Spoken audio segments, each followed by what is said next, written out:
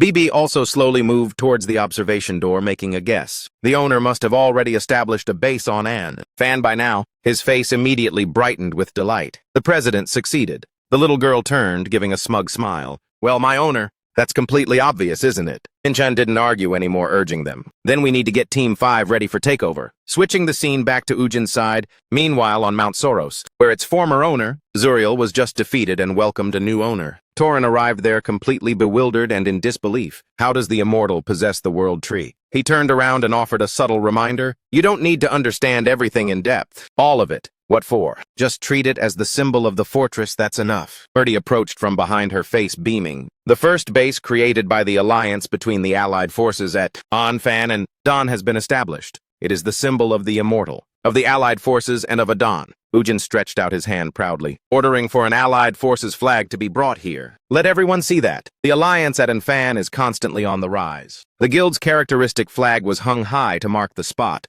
Then he excitedly pulled a flag out of his pocket. Now for Adon. But even Ujin was dumbfounded and surprised. What is this? Itasia stepped forward and broke out in a cold sweat upon seeing it. The terrifying symbol of Adon. The thing that once made everyone panic. She looked at the symbol, unable to believe it. It's a cat again. Ujin sighed wearily, realizing the reason BB used her own cat form as the symbol. This is just too much. He was incredibly angry. Thinking of that wretched little girl. Ujin could only look on wistfully, hoping that she was still operating the base properly right. Nosum was continuously making repairs with a hammer. There is nothing I can't fix. Bibai stood behind, cheering with all her might. Keep it up, Nosum. The tree grew large and glowed at the camp. Ujin looked up, staring intently in one direction. He looked up at the two flags, contemplating internally. So right now, Anfan and Adon have finished establishing their alliance and base. Ujin returned his focus to the plan. What I need to do now is complete Thras equipment set. Then he suddenly turned around, curious and wondering. Murdy is the high priest of Latius, still alive, but she immediately became flustered and stammered. He noticed something unusual. Ujin immediately urged her on. What is it? Hurry up and tell me.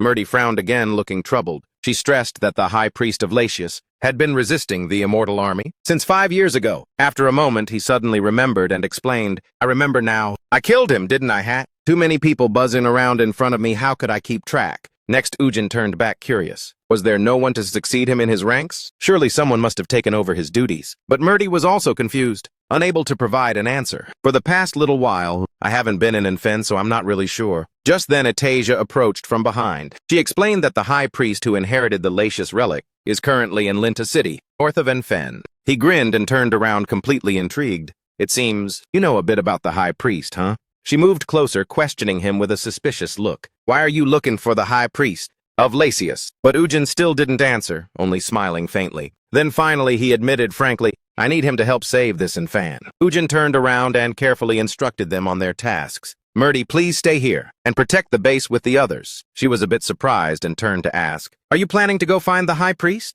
He didn't hide it and confirmed, that's right.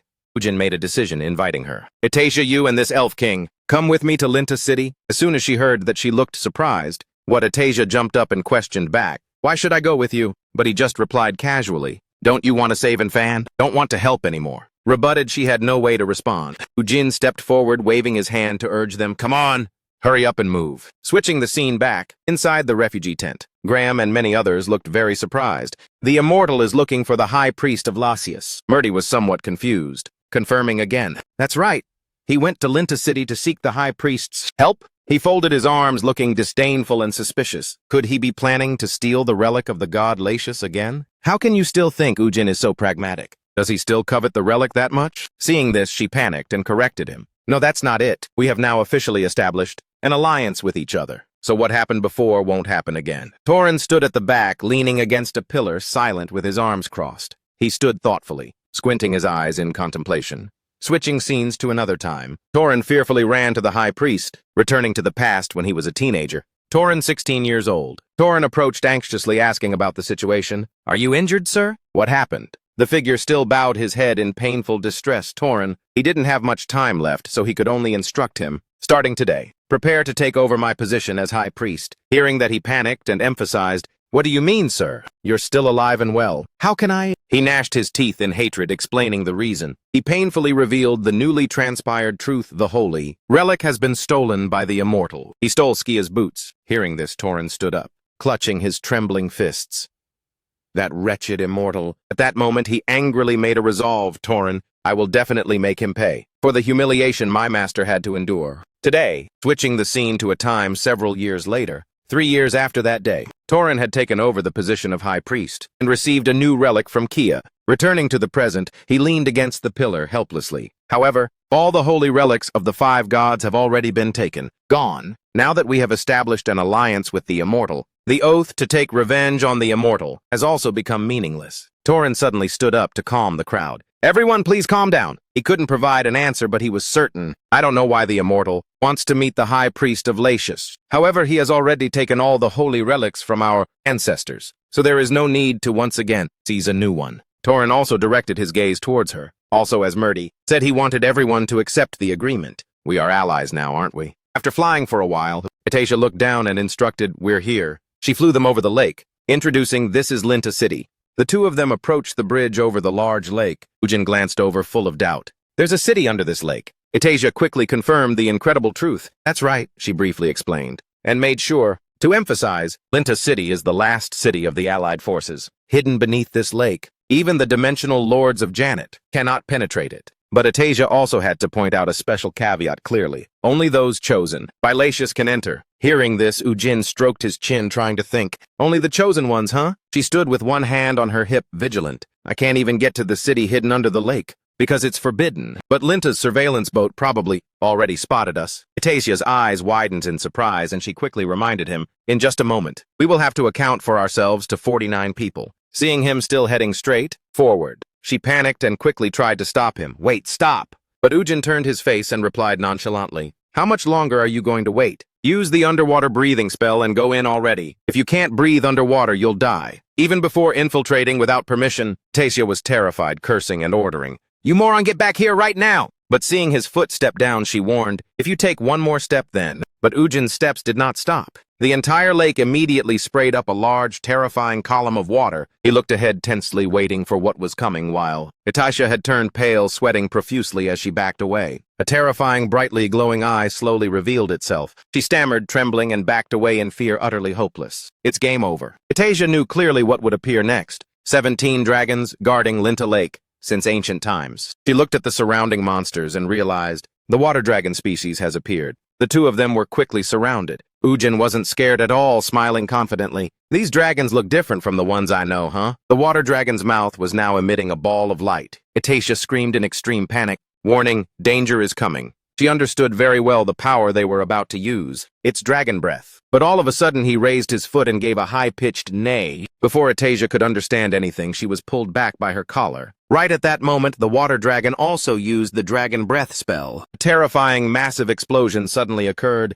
A gigantic depression appeared right in the middle of the lake. Atasha was drenched in sweat, shouting in disbelief. She looked down, utterly shocked and unable to believe it. We're still alive? Ujin was arrogant now, giving a smug smile. Even the dimensional lords have a hard time getting into the city, huh? There are such creatures underneath that lake. Lurking, though, no wonder. But Atasha still couldn't calm down. She screamed in frightened shock, urging the immortal, we have to get out of here right away. Those water dragons are coming soon. But then Ujin turned his face, looking completely nonchalant. What the heck are you talking about? Can those water dragons even fly all the way up here? Atasha quickly confirmed it and then urged him again. Yes, they can, so we have to hurry. He still gave a scornful smirk. I don't believe they can fly. Otherwise, why would they be called water dragons? Just call them dragons and be done with it. She became even more powerless, only able to shout immortal. Right then it also flew straight up into the sky, with its mouth wide open. The two of them were lucky to quickly dodge the attack. Ujin furrowed his brow, his face twisted in worry. The water dragons had now flown up and surrounded the two of them. The only way was to quickly fly up and escape. After a while, Ujin looked back down, exhausted. They're charging at us like they're nuts. They must be the overlords of this water region, huh? With that amazing power, too. He continued to smirk, thinking in his head, if I turn them into death knights, then... But all of a sudden, a water dragon appeared right below them. Now Ujin's eyes widened in surprised horror. This is... A huge surge of power attacked straight towards them. The scene shifted back to the refugee camp. Sungu leaned on his hand, looking up at the tree, calculating Big Bro has been gone for a day now. I guess the base must be almost finished, huh? Murdy lowered her face uneasy. I'm so worried. I hope he doesn't run into the situation the goddess talked about. He maintained his calm and asked again, you mean that death prophecy, right? Her face was tense as she confirmed, that's right. The goddess has never made a wrong prediction. Sungu was still very confident, waving his hand and stating, "Let's be positive, come on. If it's my big bro, nothing will happen. He's really strong. He's gonna save Anfana and Earth too." He looked up full of confidence. "I have more faith in my big bro than even the gods. The person we're talking about is still my big bro after all." Murdy turned back looking a bit surprised, staring intently at Sungu. "You really believe in the immortal?" He burst into hearty laughter, thinking simply, more importantly, constantly thinking about those things gives me a headache. When she realized the reason, she was immediately frustrated. He just has a simple mindset, that's all. The scene cuts to a secluded forest,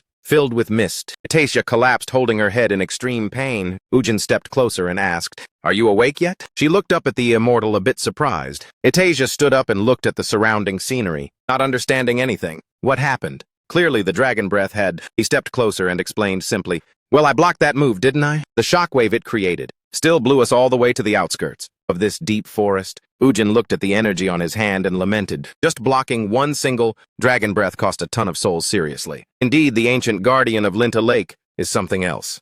Tasia shouted angrily, demanding an answer. "I already warned you about that. Wouldn't it have been better to just wait for someone from Linta to appear?" But Ujin remained completely calm, urging her, "If you're ready, let's get moving." Seeing him draw his weapon, she stopped short. "Wait, don't tell me that?"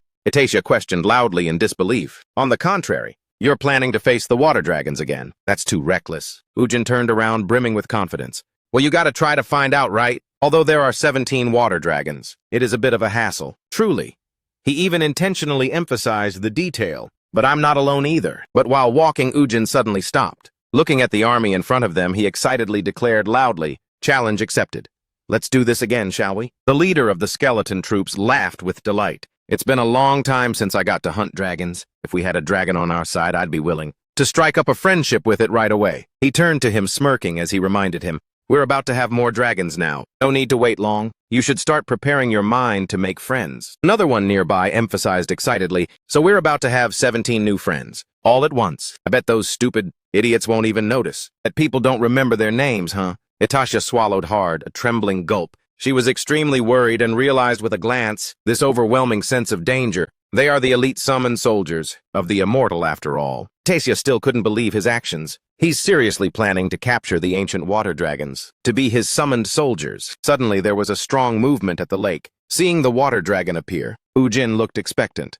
"What is this? Are you guys planning to attack first?" But Tasia quickly noticed something unusual. "No, there is a person standing and observing on its body." At this moment he spoke up, questioning his identity. "You are the immortal, right?" Ujin smiled and quickly recognized him. "You're the high priest of Lachya, aren't you? I haven't even called you yet, and you've already shown up. So proactive." Immediately after he jumped off the water dragon's body, he stepped next to him and declared without hesitation, "If sacrificing only myself can protect Linta, then I'm always willing." Ujin narrowed his eyes and also showed his own goodwill. "I don't have any intention of killing anyone," but he was tense, clearly expressing his thoughts and stance. "Losing a holy relic is a massive deal for a high priest like me. It's no different from death." Then he offered an item to Ujin. "These are Lacia's gloves, please accept them." He smirked, looking pleased. Taking the gloves. "You already knew about this." Right after the system sent 2 consecutive notifications. "You have obtained Lycia's gloves." Lycia's gloves. These are the gloves of Lycia, the goddess of plenty. They possess a mysterious power that can make seeds sprout and help harvest crops. Ujin put the gloves on his hands.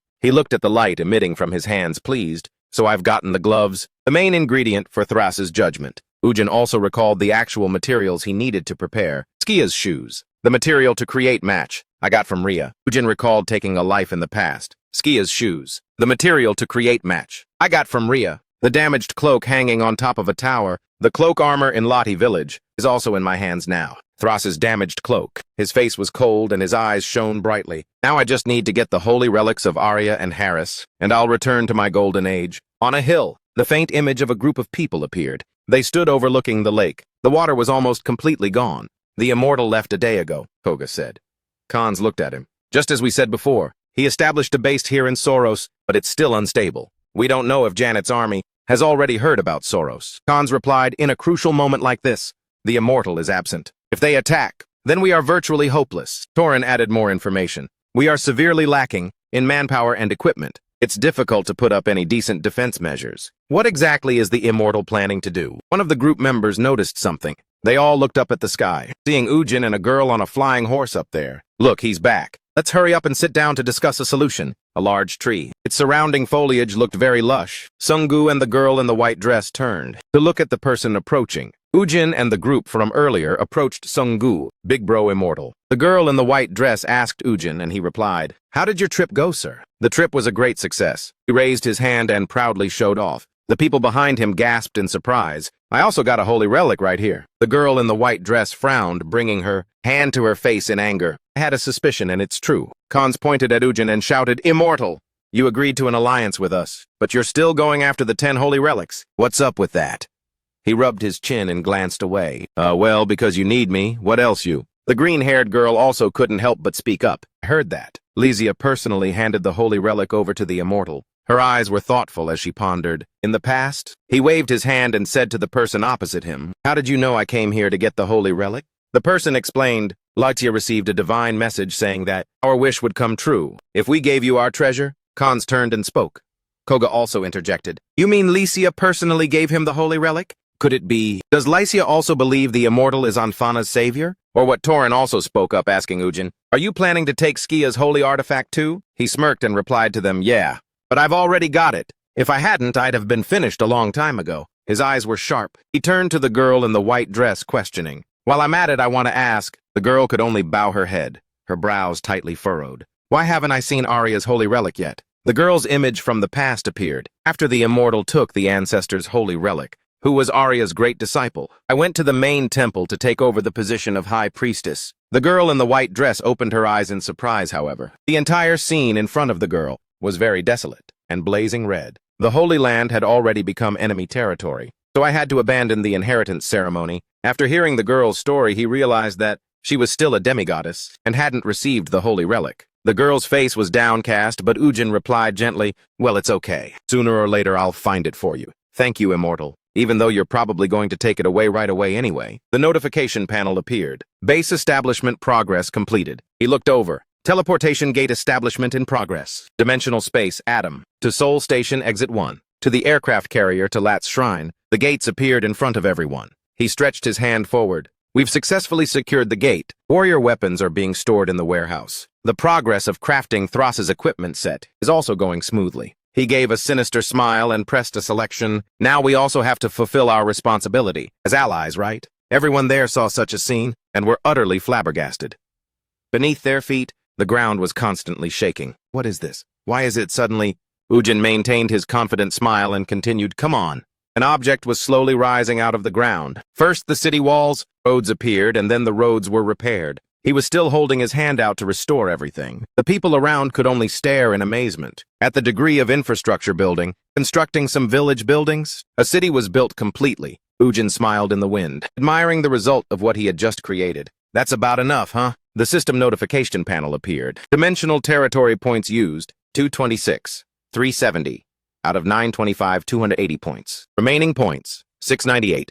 910 points. The group of people from earlier spoke up loudly again. He was now bowing deeply. He said, "What are you doing?" Hans could only scream in admiration. "This is truly the miracle of the Creator. The Immortal? No, a god." After speaking, he continued to bow to Ujin, while he stood there trying to speak to everyone. "Get up, all of you. Please forgive me for doubting you all this time." Since talking gently didn't work, he had to shout loudly. "If you don't want to fall behind, get up now." "Yes." He sighed and explained, "This is not a miracle of creation, or anything divine. It's just the ability of a dimensional lord within the base." The system notification panel appeared again. Territory points. Dimensional space used, 321, 280 out of 698, 910 points. Remaining points, 377, 630. Ujin put his hand to his chin, looking seriously at the panel. "What is this? Why were the points suddenly cut in half? Like that I clearly didn't use anything." He turned around and looked at the gate. 3 people stepped through the gate. One of them spoke up, calling out to the president. Ujin asked them. They explained the situation to him. "You guys got here fast, didn't you? Is everything all right on Earth?" "Yes, sir. No dimensional rifts exploded. It's very peaceful. We were waiting on the aircraft carrier and arrived here as soon as the teleportation gate opened, sir." He once again put his hand to his chin, thinking, if the Earth's dimensional rifts are safe, then those points must have been used in the dimensional territory. He recalled the image from the past. Was the situation there so critical that the 3 people responsible for defending the base had to use such a large amount of points? The guy added, "Oh, that's right.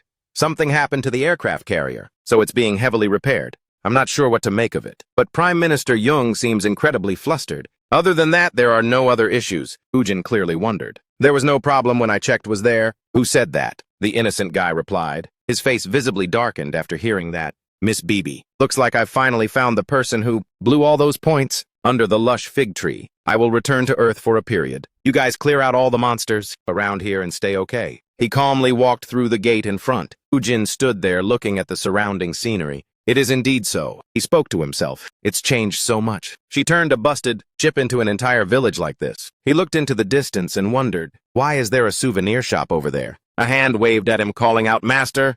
A little girl wearing a Lolita dress with wings cheerfully ran towards Ujin. "How do you like it, sir? It's awesome, isn't it?" Look how proud she is, I knew it. The two of them talked to each other. "What's this about the aircraft carrier being broken?" "Oh, that thing, go! Go!" She proudly gave a thumbs up and said, "Let me show the master. Follow me." At a massive, huge-looking ship, he stood on the deck with her and looked down. "What do you think, sir? I worked my butt off to fix it. Please say something." He frowned, sweating profusely. "What the heck is this?" He and Bibi were still looking out at the aircraft carrier. A ship was flying over the city. He thought in surprise, "It's flying in the sky." Ujin turned back to ask her, and she replied cheerfully, "What did you do to it?" "Because Nosum is not from Earth. He said it was really hard to fix this. I had to attach floating stones to get it to fly. Is that right?" He frowned in genuine surprise. "I didn't expect floating stones could be used this way." Bibi suddenly looked angry, grinding her teeth as she spoke to Ujin. "Also, I'm not going to let those scumbags who dared to sell broken goods to our great Aden off the hook." "Are you talking about those Anquuk guys, Bibi? Where did you get that misunderstanding?" He changed the subject. She also excitedly replied, "Anyway, where are we flying now?" "It's a city called Durong, sir. We're heading straight to Seoul." A dragon appeared on the deck. His face was astonished as he exclaimed, "That's a group of people riding a dragon flying past. It's the Lati tribe from the planet Yaku, right?" One of them turned back and nodded at Ujin. Bibi explained to him, "The Lati tribe is really skilled at riding dragons, so I gave them the mission of protection and scouting in exchange for the right to migrate to Adan." "Master," she excitedly ran off. "Master, come over here." Bibi turned back and smiled. "I still have more. I have so many things I want to show my master." A notification popped up, identification complete. Suddenly, the door in front of him automatically opened. He stepped inside. She introduced the room.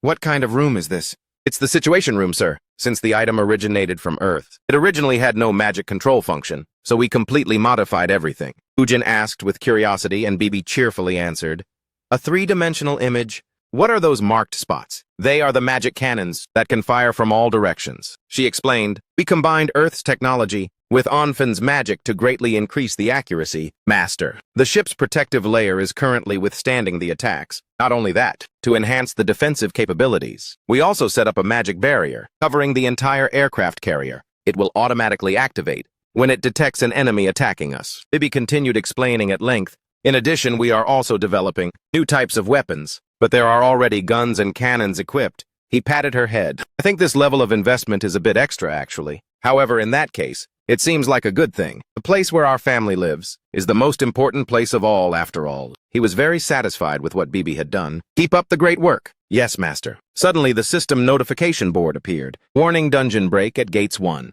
2 and 4 of D-Zone Station." He glanced behind him. 2 people rushed over to report Miss Bibi. "Something major has happened. A dungeon break just occurred at D-Zone Station." One of them was surprised to see Ujin. "President, you are here." He smiled confidently.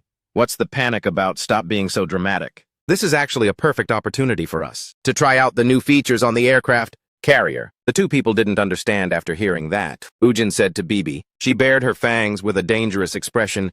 "You can handle it, right?" "Of course, sir. Everyone just wait and see." The ship was still flying in the sky. "I will show them the true power of this Bibi fortress." The ground shook violently, causing the car windows to crack. Gigantic foot crushed the road, destroying many vehicles. A monster resembling a turtle with sharp teeth was roaring. Beside it, there were many other monsters, shaped like crabs, with incredibly strong pincered arms moving. The man's face showed extreme panic. He saw a military vehicle ahead, so he quickly dashed towards them. "I'm saved. The rescue vehicle is here," the man said breathlessly as he ran. "Hey, there's someone over here. Please take me along." While pleading, he suddenly tripped over a rock. Afterward, the man fell sprawling onto the road. He sat up and immediately grabbed his foot, crying out, "My ankle!" The soldier shouted the announcement. "If everyone has boarded, let's depart." The man trembled with fear. Tears started flowing. He raised his hand and spoke weakly, "No." The crab monsters had arrived and were standing behind him. With a scared look in his eyes, the man ignored his painful ankle. He struggled to run away and escape the monsters. A person holding a spear that emitted a blue light thunder, dragon spear. That person struck the monster head-on with the spear, lightning blade. The man saw the monster was defeated and quickly said, "Thank you for saving me." The person who performed the rescue was from the Danjiro tribe, but the man had mistaken him. "Get up, I'll take you to safety." A monster. The ship was still centrally positioned, flying in the sky. Ujin and Bibi were looking at the map and discussing. The soldiers responsible for guiding the evacuation have all retreated, Levito. What about the evacuation of the remaining humans? The Danjin people are flying over the affected area to assist the victims. We have proceeded to rescue them, according to the given orders. The injured will be brought back soon. Bibi grinned smugly. Well done. She looked at the monsters on the screen. Just leave those crab monsters to the humans. The turtle monster was still wreaking havoc and destroying things, burning many buildings. How about we go and catch that turtle? The turtle monster said gleefully. The humans on Earth are indeed interesting. It looked up at the sky. In a world without magic like this, they can still reach this level of firepower and technology. The turtle opened its mouth, creating a ball of light. However, its mouth shot out a long spark that looked terrifying. The fighter jets were immediately shot down.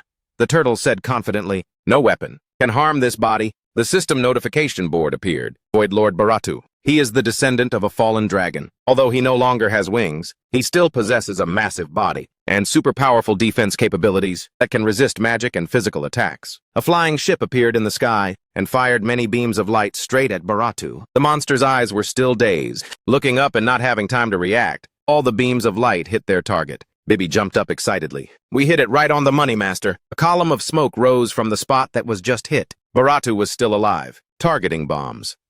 Was that a magic attack? I can't believe they were able to create such things. His eyes shone brightly, looking directly at the ship. That's slightly better than those buzzing flies from before. But that's all it will ever be. On a large ship, there was a bomb barrel on it. The monitoring screen on the ship showed Baratu. Bibi, what the heck? That guy is completely unharmed. Ujin rubbed his chin, proposing a solution. To penetrate that shell, we need something as strong as dragon breath. It looks like the thing he's in charge of is quite big. Bibi's face darkened after hearing him speak. "Well done, Bibi. Now let me finish this off, okay, Bibi?" She was furious, a person emitting yellow light. "That damn turtle. How dare you insult my Bibi fortress?" He frowned, grinding his teeth as he looked at Bibi. "What is this magic shockwave?" A giant magic circle appeared, with the flying ship as the center, spreading across a large area in the sky. She screamed loudly, "You are dead for sure." Seeing the large yellow circle with patterns in the sky, the turtle monster looked up and spoke. I knew they would pull another trick. It stared intently at the large circle, wondering to itself, what are they planning this time?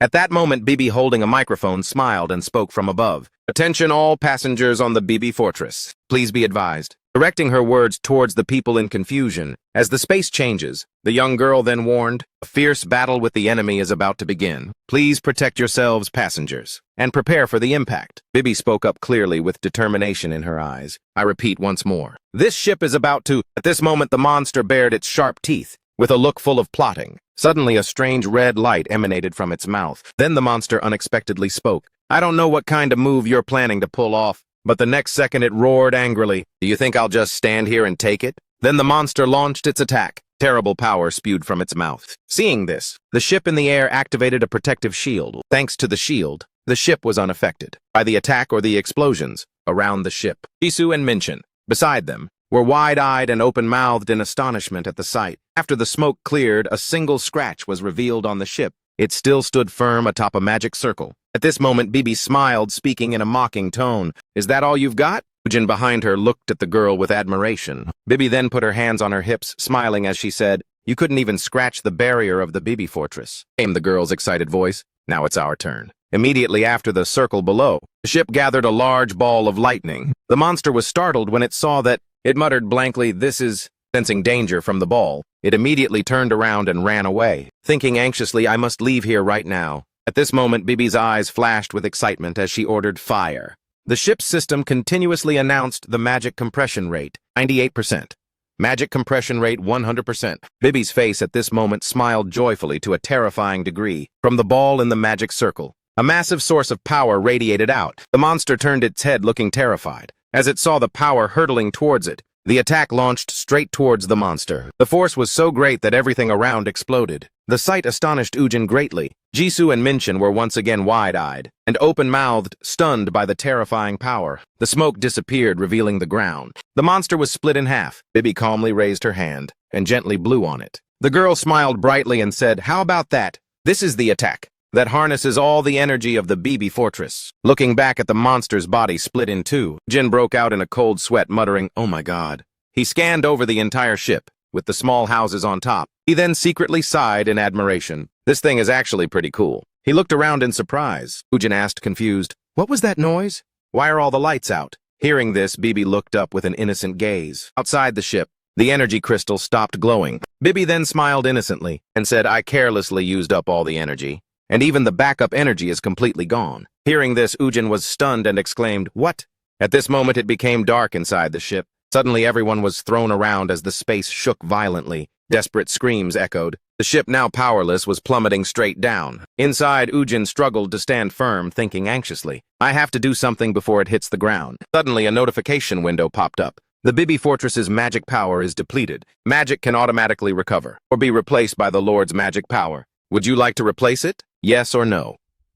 Ujin was extremely surprised when he read the notification. He immediately spoke up. Of course, yes. As soon as he finished speaking, the stone outside was charged with power and lit up. The ship was now surrounded by a red source of energy. The crystals on the ship glowed, helping it regain balance and continue to fly up. Seeing the space light up again, Ujin felt relieved, slowly letting out a breath and muttering, "We almost bit the dust." The ship returned to its normal state, flying over a ruined city. Inside the cabin, Ujin stood in front of Bibi, speaking seriously. "Bibi, what would have happened if I hadn't been here? If we hadn't recharged the magic in time, we would all be dead." Hearing this, the girl stood obediently and replied, "I'm sorry, master. From now on, I will act more carefully." At this moment, he turned his head back and saw Minchan and another person sitting on the floor. Their heads were spinning, and the man asked, "President, are we screwed?" Ujin thought helplessly. "No need to look. I already know what the situation is." On the deck, suddenly the screen connected to the Lati tribe's location. A person spoke up announcing, "My lord, all members of the Lati tribe have returned." The sky returned to its beautiful clear blue. The space was quiet outside the ship. At this moment, many refugees appeared running. Ujin then stepped forward. He looked at those people and asked, confused. A Lati tribesman spoke up and explained, "Who are these people?" "These are humans who were injured and couldn't evacuate in time. We brought them here, sir." Hearing that, his eyes turned cold, and he remained silent, looking gloomy. He glanced at a man in pain, clutching his shattered arm. Minchan spoke up. "It's not surprising that some people with severe injuries suddenly drop dead." Then he turned to Ujin, asking anxiously, "President, is there any way to use the magic of the Lord of Chaos to restore them?" Hearing that, Ujin's face darkened, and he replied in a deep voice, "If we wanted to restore them, we couldn't use the power of the Lord of Chaos or anything similar. We'd need a miracle from a god." At this moment, Minchan's gaze was full of determination, and he spoke anxiously. "Then we must take them to the emergency room in Seoul. Right now, we can't afford any more casualties to occur." Seeing his drastic reaction, Ujin glanced and asked, "What are you talking about? How did you interpret what I just said?" Hearing that, he stammered, "Huh." Then Ujin spoke up to explain, "Did you forget that we have the god of earth on our side?" Only then did Minchin slowly understand. Ujin turned his head, smiling cryptically. "It's almost time." Looking towards Bibi, who was pulling Sua, Ujin whispered, "Let's see the miracle of the gods." Bibi was cheerfully saying, "Hurry up. Everyone is waiting for your power." The sky changed to night with bright moonlight in a large apartment complex, with many rooms still lit. At this moment, in one room, a man appeared, sitting lost in thought in front of a computer. He was searching for something on the search bar, searching everything related to holy power. Then he shouted angrily, "Damn it!" A familiar face appeared. Sangho was grimacing at the computer, thinking, "Why the hell did you tell me to look for the god of earth? You think I can find the god among countless people like that? How the heck am I supposed to do it now?" Flashback to the past. In a dark cave, suddenly an ear-splitting shout echoed. "You idiot!" followed immediately by the scene of Sangho being attacked by ice rays, which sent him flying far away. He slammed hard into the large rock behind him, and his face crumpled as he cried out in pain. Standing in front of him at this moment was Elo, who was aggressively yelling, "How can there be no god? The synchronization process is about to happen. There's no way the god hasn't awakened yet." Hearing that, Sangho immediately turned back, knelt down, bowed his head in fear, and pleaded, "I apologize, master. Please give me another chance. I will search very carefully again. But Ilo grew even angrier, gritting his teeth and speaking. I took the trouble to come back to Earth like this. How can there be no God? And there's no password either. That can't be right. His rage erupted. Ilo roared. Find him, find the God for me, and bring him back here. Returning to reality. Sangho clutched his head, thinking grimacingly, but if I'm going to search, I should at least have some kind of clue. At this moment, his subordinate walked in, handing him a computer, and said, Boss, look at this. Sangho asked, confused, What is it? After handing him the computer, the man explained, Didn't Kang Ujin's aircraft carrier participate in the recent disaster relief effort at the river dike? It seems that the injured people at the scene are all being healed right now. Treatment right on the aircraft carrier. But the situation there was anything but normal. The computer was playing a video. A young man appeared surrounded by reporters. He nervously recounted it was truly a magnificent scene. That little girl knelt down and prayed, and that person's arm was clearly severed. Yet that arm in the blink of an eye was restored just as it was before. The young man exclaimed and affirmed, If there are angels in this world, that little girl is definitely one of them. Hearing those words, Sangho froze, thinking, an angel praying. Looking at the video, Sua was helping a man heal his arm. He wondered, that kid can even regenerate a severed arm. After watching the video, the sound of crying suddenly echoed in the room, followed by laughter. Sangho now wore a dangerous smile. His eyes were calculating, and he thought to himself, I finally found the God of Earth.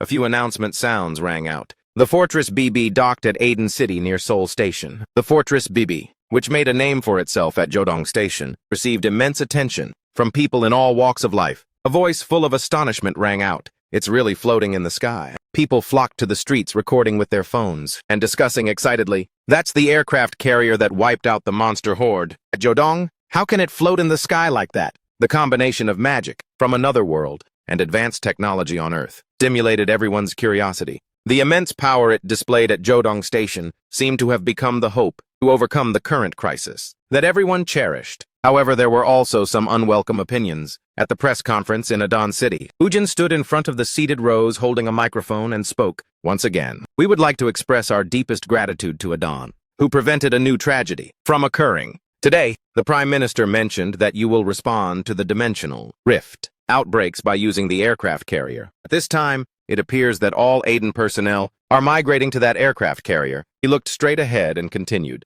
Some people suspect that Adan, by using this aircraft carrier, is intending to abandon Seoul to fend for themselves. That aircraft carrier is like a modern version of Noah's Ark.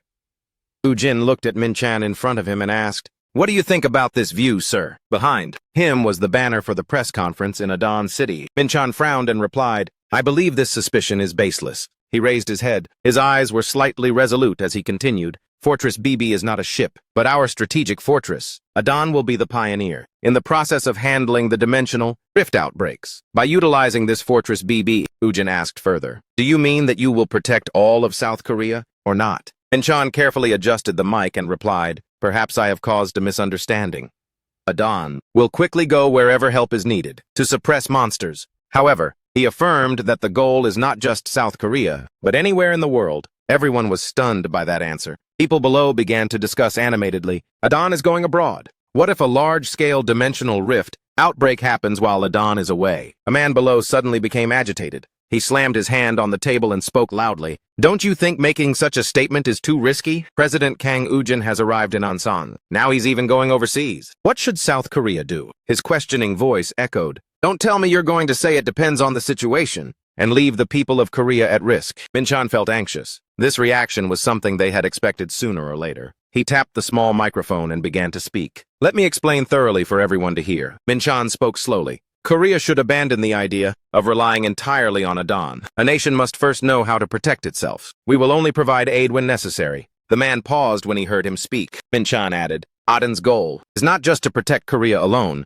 but the entire Earth. On that large and splendid ship, a person looking at the news on their phone sighed and said, This press conference indeed stirred up public commotion again. Min-chan noticed the person speaking. You've worked hard. Seong-hoon handed Min-chan a cup of coffee and said, Take a break for a bit. Min-chan replied, Thank you, Seong-hoon. While drinking the coffee, Min-chan leaned back and started a conversation. People just don't understand Adan's good intentions. It's truly annoying. We are clearly trying our best to save the Earth, aren't we? Seong-hoon looked at him and asked curiously, But what does that matter? Seong-hoon voiced his doubt. Have you forgotten what the president said? A world without national divisions where even morals have collapsed is about to appear. Hearing Seong-hoon mention also felt a bit worried. Will the future be okay? Humanity is slowly falling apart. When faced with the impending disasters, Seong-hoon smiled and continued. Since when did I start talking about protecting humanity like that? Prime Minister, we just need to focus on doing our job well, like the president. He put down the hot coffee cup and said, my abilities are only so much. Min-chan sighed. You really are something. Min-chan leaned back, looked at him and replied, thank you. It seems I unconsciously let the sense of responsibility weigh on me too much. Min-chan began to recount, just as Minister Gu said, we just need to trust and follow our king. On the way to find the Arya shrine, a young man poked his ear and said irritably, my ear is so itchy. Who is talking about me? The girl sitting behind spoke up and asked, would you like to rest for a bit, sir? Ujin turned his head and replied, no, it's still far. We see Mori's pale face. He suddenly remembered, speaking of which, we've been moving all day long. Thinking that he looked at her and said, let's rest for a moment, Mori replied. Thank you, sir. Ujin calmly sat down and started a small fire. He turned his head and ordered, Gabby, please check if there are any bases or dimensional rifts nearby. A flash of light zipped away and replied, yes, master. He looked at the electronic screen and muttered, let's see. Then to Mori's astonishment, a table appeared. He looked at her and urged, why are you standing there? Hurry up and eat. Ujin bit into a piece of sausage and chewed. Mori looked at him and spoke, even though this is not our base, it seems that the undying being is still trying to utilize the power of setting. Right, Ujin chewed his food and replied, this is actually not setting but shopping. He thought to himself, speaking of which, Mori probably knows nothing about the shop activation feature of his achievement. She asked again, a person who can simulate a miracle of the gods, then isn't that person also considered a deity? Ujin's face was serious as he gave a humph. He asked back, in your dreams, do you think a deity is a being like that? He added, a person who can create bread and buildings with just a snap of the fingers, or one who can predict the future with extraordinary insight like Arya. Keep dreaming. Silence. Seeing her not speak, Ujin explained, listen, I'm not a deity or anything. Perhaps the beings we consider deities are merely strange entities, just a little different from us. Her face was full of worry as she exclaimed, Morty, you are being so disrespectful to the deities. He slammed the plate down on the table as he spoke. Just try and think about it carefully. He smiled and continued, then you will personally meet the saintess you revere. Hearing him say that, Morty's body suddenly stiffened. 2 days had passed since Ujin and Morty departed to search for Arya's relic, Thoros, the base city. Jimin stood high up silently gazing down at the city. Looking at the bustling scene, he sighed. This place is unexpectedly peaceful, Jimin thought to himself. Even though we wiped out all the monsters in the area around Thoros.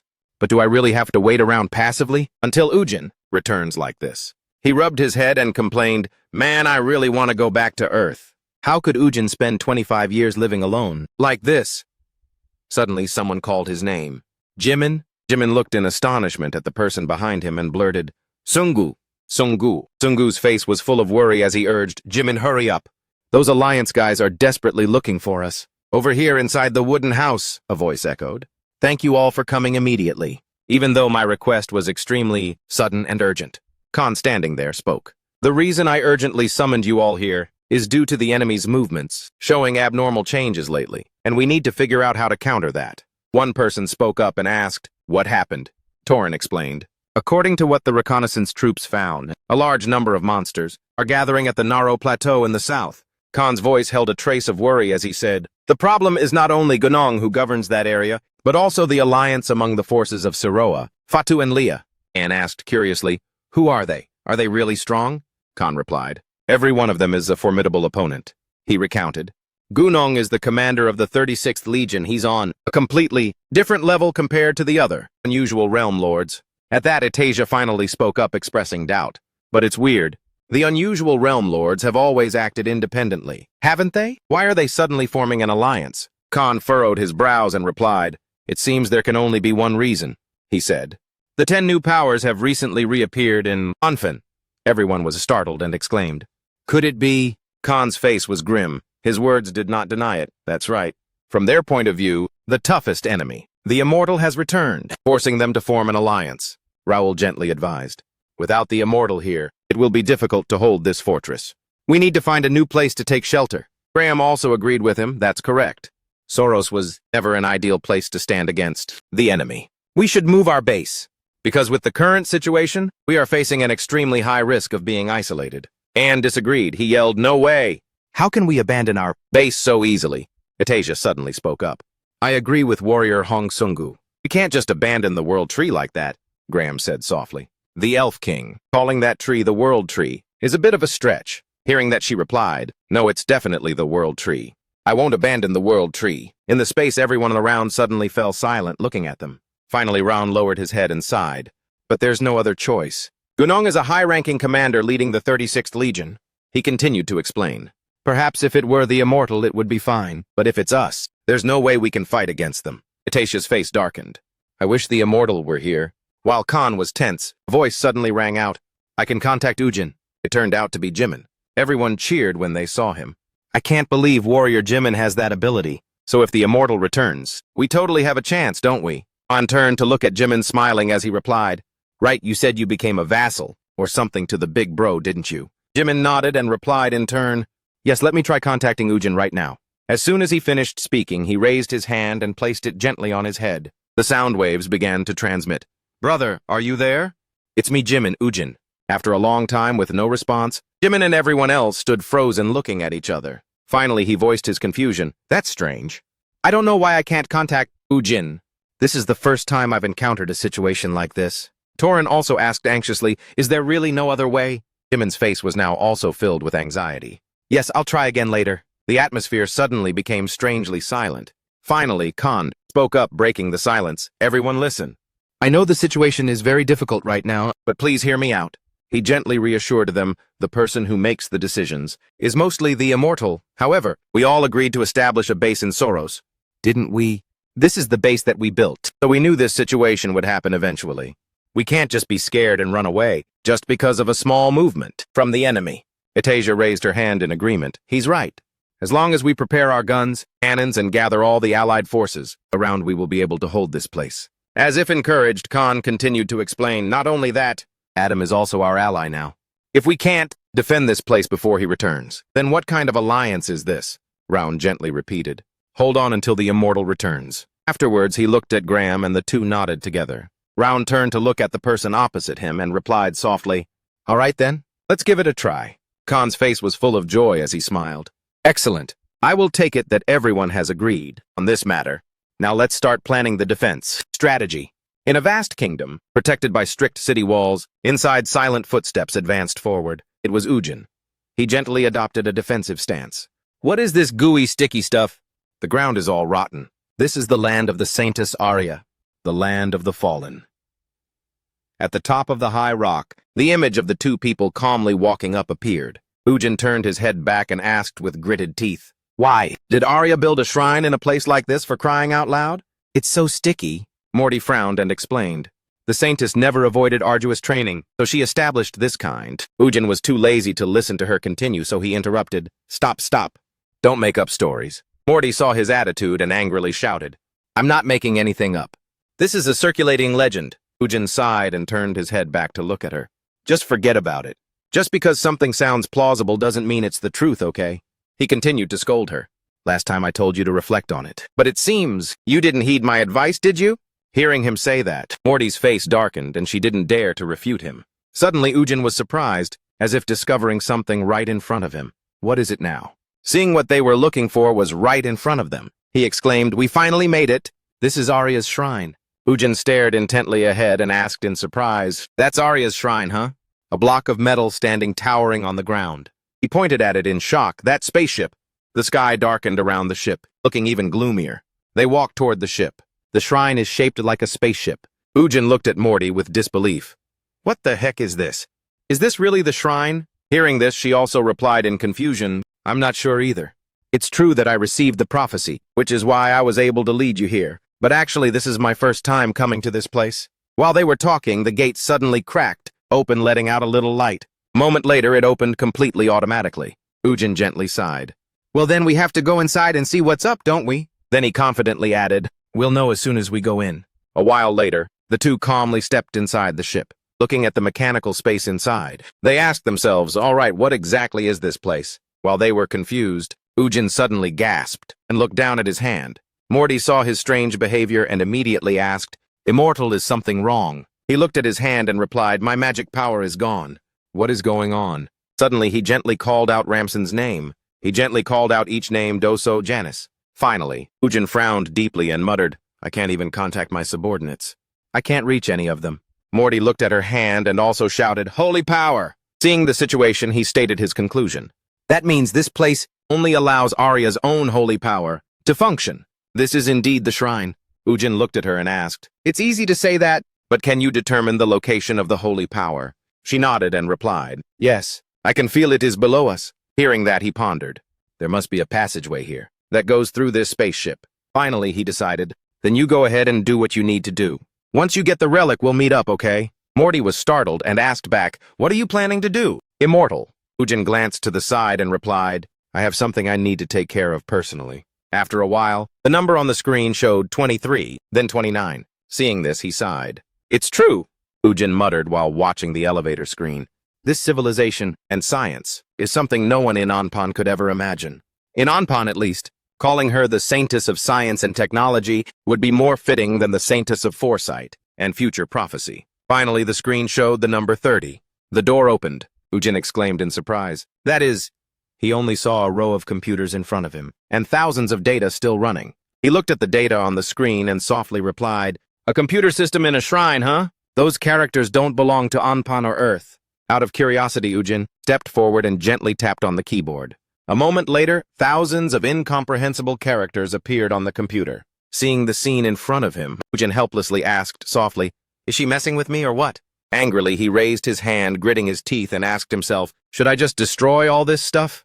Suddenly, a beam of light appeared next to him. The blinding light startled Ujin, who glanced over. A voice unexpectedly rang out. Long time no see, immortal. At the same time, human-shaped phantom slowly appeared. He wasn't panicked. On the contrary, he turned and replied with a smile. Look at you, have you been eavesdropping on me all this time, huh? You're such a creep. Ujin raised his head to look at the phantom in front of him and continued. It's been exactly 25 years since you suddenly jumped into my dream. And now, you appear in 3D form on a spaceship like this. What on earth are you really? It was Arya standing above him with a face full of confidence, surrounded by a faint mist. Ujin asked in confusion.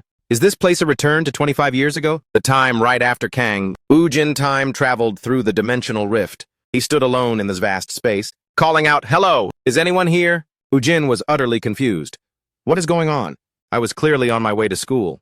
Suddenly, an ethereal voice was heard. You've arrived at the perfect time. A woman greeted him. Welcome to Anpan. The words startled and frightened him. Heaven sent savior Kang Ujin. This person was Arya, who introduced herself as the Saintess of Anpan. She had provided him with some abilities and knowledge to survive on this planet. After a while, with her help, Ujin had adapted to the harsh life on Anpan, but in her current appearance, she was... Arya smiled, not looking very happy. Returning to the present, he asked, What on earth are you really? You pretend to be a saintess, but are you actually just an observing AI or something? She replied, Perhaps. But is knowing whether I am a divine being or not really that important? Shouldn't the most important thing be to find out if I can answer your questions or not instead? Ujin exhaled deeply. It looks like it doesn't matter to me whether you're pretending to be a god or not. He reached out, cautioning, almost threateningly, But you better answer properly or else this shrine is going to be completely wrecked. Arya accepted. All right, what do you want to know? Ujin made his request. Everything about the code and also how to get it. She didn't answer. The corner of her mouth curved into a faint smile. After a moment, Arya spoke. Normally a code is the right to live on a certain planet. She held out a galaxy-like ring and continued. Anyone who lives in this galaxy will have one. You already have a code called Earth. Hearing that, he questioned with some confusion. Is that all? Those dimensional overlords are making a huge fuss just because of that. Arya replied, No, it's not just that. She said coldly, What they are looking for is the master code. The master code which was tossed up high with the pursuit of the monster beasts. That is what is hidden deep within each planet. It grants the possessor the power to control the entire planet, Arya recounted. The dimensional overlord who obtains the master code will hold supreme power over the planet. With this master code, she turned to Ujin and asked, Kang Ujin, are you also interested in becoming a dimensional overlord? He replied, No, I have no interest in that whole thing. I just want to kick those jerks' asses so they stop messing with Earth. Ujin asked, Is there a way, Arya? She scoffed. It will be a bit difficult, but there is indeed a way. She hinted that is to use the erase code. It is a type of hidden code sealed away by the dimensional overlords, Arya explained. Because of the absurd power it brings, you can use it to sever the connection with Chanel. He quickly realized and asked, doesn't it also go by another name? Is it the Judgment of Thras? The answer is, of course, yes. Arya confirmed. There are 5 keys that activate the erase. Code here on Anpan? Ujin asked further. I suppose the keys you speak of are the holy relics of the 5 gods here on Anpan. She replied, exactly. However, the last key is not on Anpan, but on Earth. He asked confusedly to himself. A part of the judgment is on Earth, Arya added. I have no further information on it, as I am, after all, only the guardian god of Anpan. Ujin's expression was quite tense now, because, knowing that the final key to the judgment was on Earth, was already a huge step forward. He warned him. Many competitors have already started to watch your back. Heard that, he looked up, and casually replied, so what? I'm already way too used to being the center of attention. Arya held out her hands to explain. That's not what I mean. Right now, your base Soros has become a target of attack, and is facing immense peril. Ujin heard that and led the way. Oh, you're talking about Soros. I just need to return there using the warp gate. And that's that. She shook her head. No, you do not possess the code of Anpan, Arya informed him. The reason why you can open a warp gate anywhere on Earth is precisely because you possess the code of Earth. This means that you won't be able to use the warp gate on Anpan. Hearing this, his eyes tensed up as he realized this is a major screw-up. Then Ujin asked, did the prophecy that Mori mentioned refer to this situation? His subconscious recalled the words, you will find the answer, but then you will be lost. She replied, that's right. You should have looked for the holy relics earlier. He rubbed the back of his neck and chuckled softly. If you were going to tell me about this, you should have explained it clearly to me from the start. Suddenly, Mori was standing by the door looking in. Arya observed. I'm sure she has successfully retrieved the holy relic. On her head now was a circlet with glittering crystal stones. Ujin turned around. I must return quickly. See you later, all right? She agreed. Understood. He walked over to Mori and urged her, the base is in danger. We need to move right away. She immediately obeyed. Yes, immortal lord. Mori's eyes looked back at the ajar door, her gaze lingering on Arya's silhouette. Then the door slowly closed, and then shut completely, hiding the view inside. She prayed. I pray for your success. Kang Ujin. Scene shifts to Soros base. Inside a house, murmurs could be heard. The enemy's forces have reached over 100,000 already. Damn it.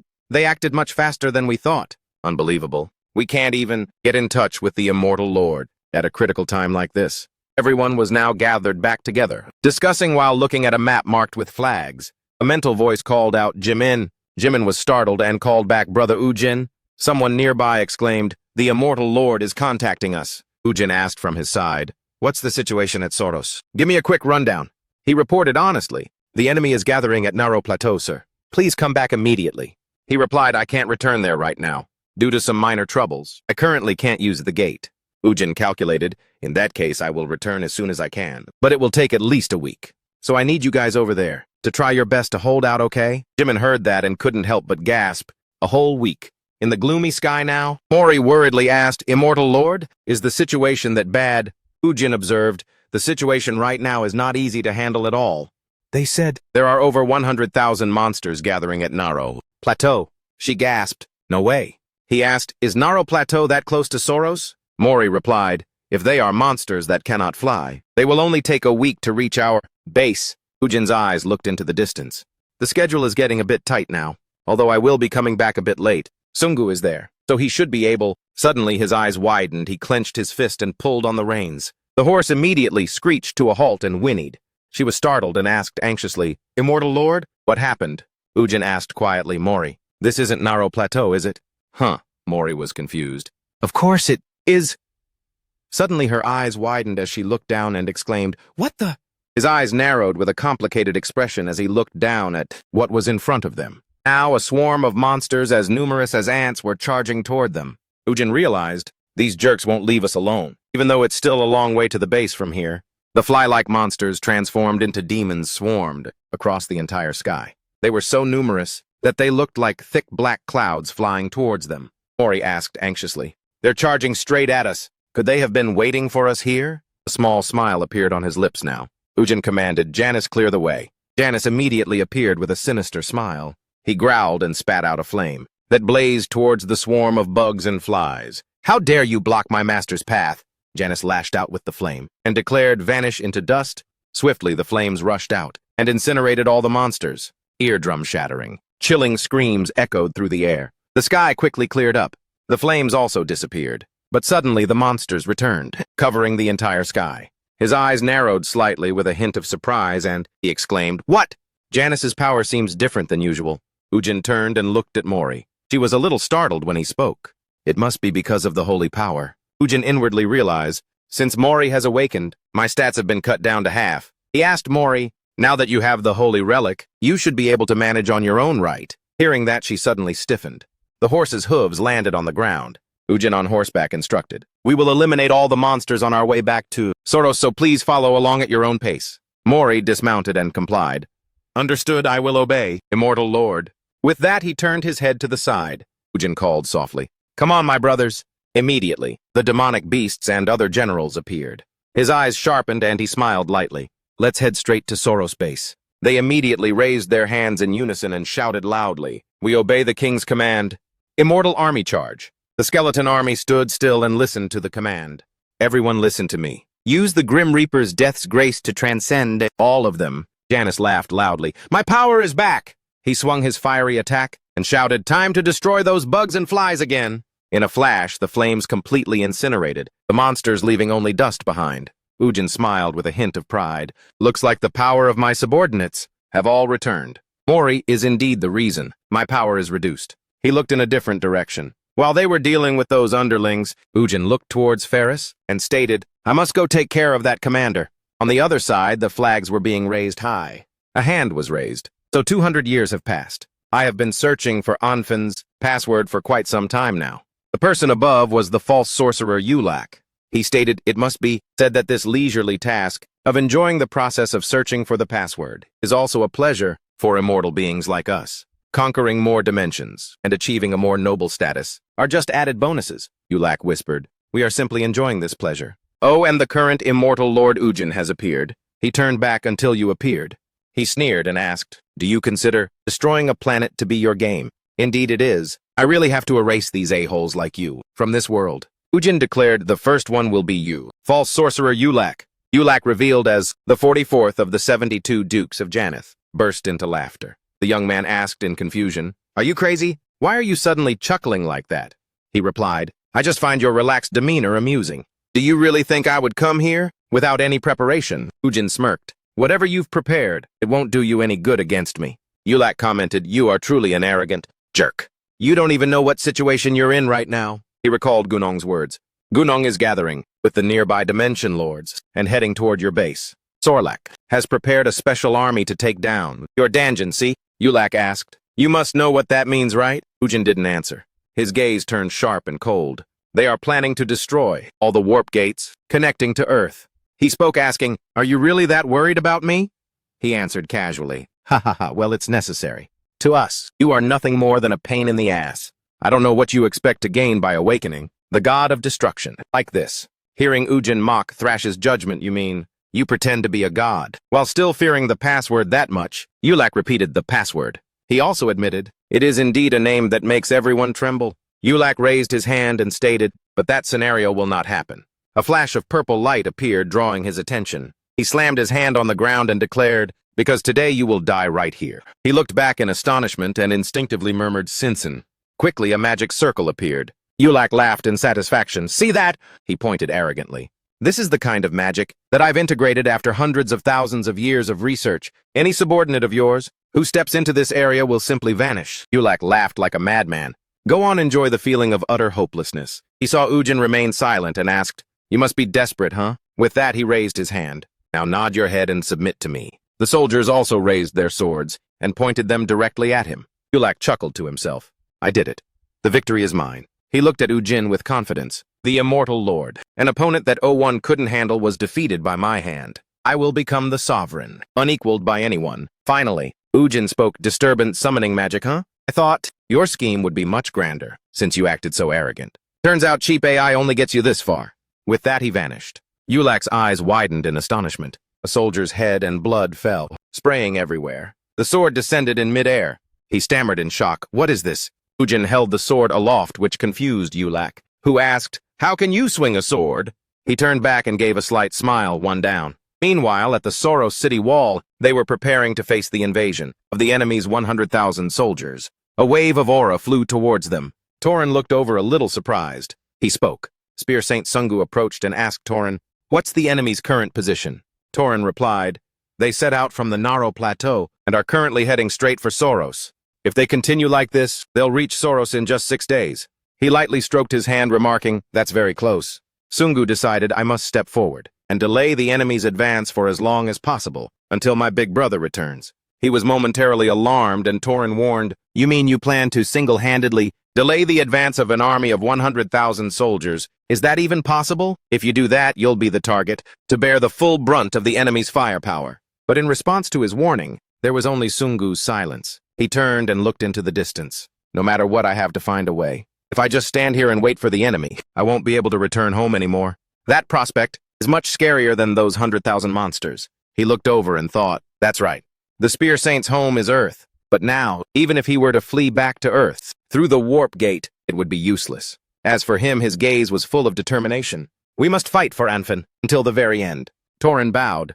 "I would like to express my sincere gratitude for your courage and benevolence, Spear Saint." Sungu waved his hand and asked in bewilderment, "Why are you suddenly thanking me?" He replied, "We have a lot to prepare for the upcoming battle." He heard that and questioned. "Prepare," Torin advised. "Go meet Ron the Dwarf King.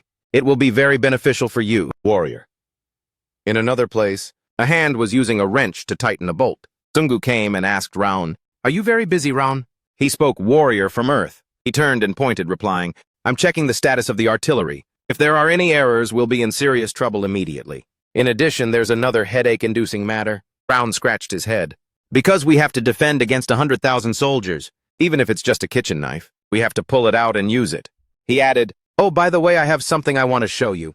"You're perfectly timed." Raun turned, prompting, "Follow me. I found something extremely exciting." At this time, at Soros's magic research facility, Sungu asked Raun in confusion, "What is this?" He chuckled lightly. Raun explained, "I found a way to amplify magic in the magic research facility built by the Immortal Lord. I've since made adjustments to increase the magic amplification rate even higher." He affirmed, "You just need to stand there and cast the amplified firepower, and it will be an incredible weapon." He stepped onto the platform.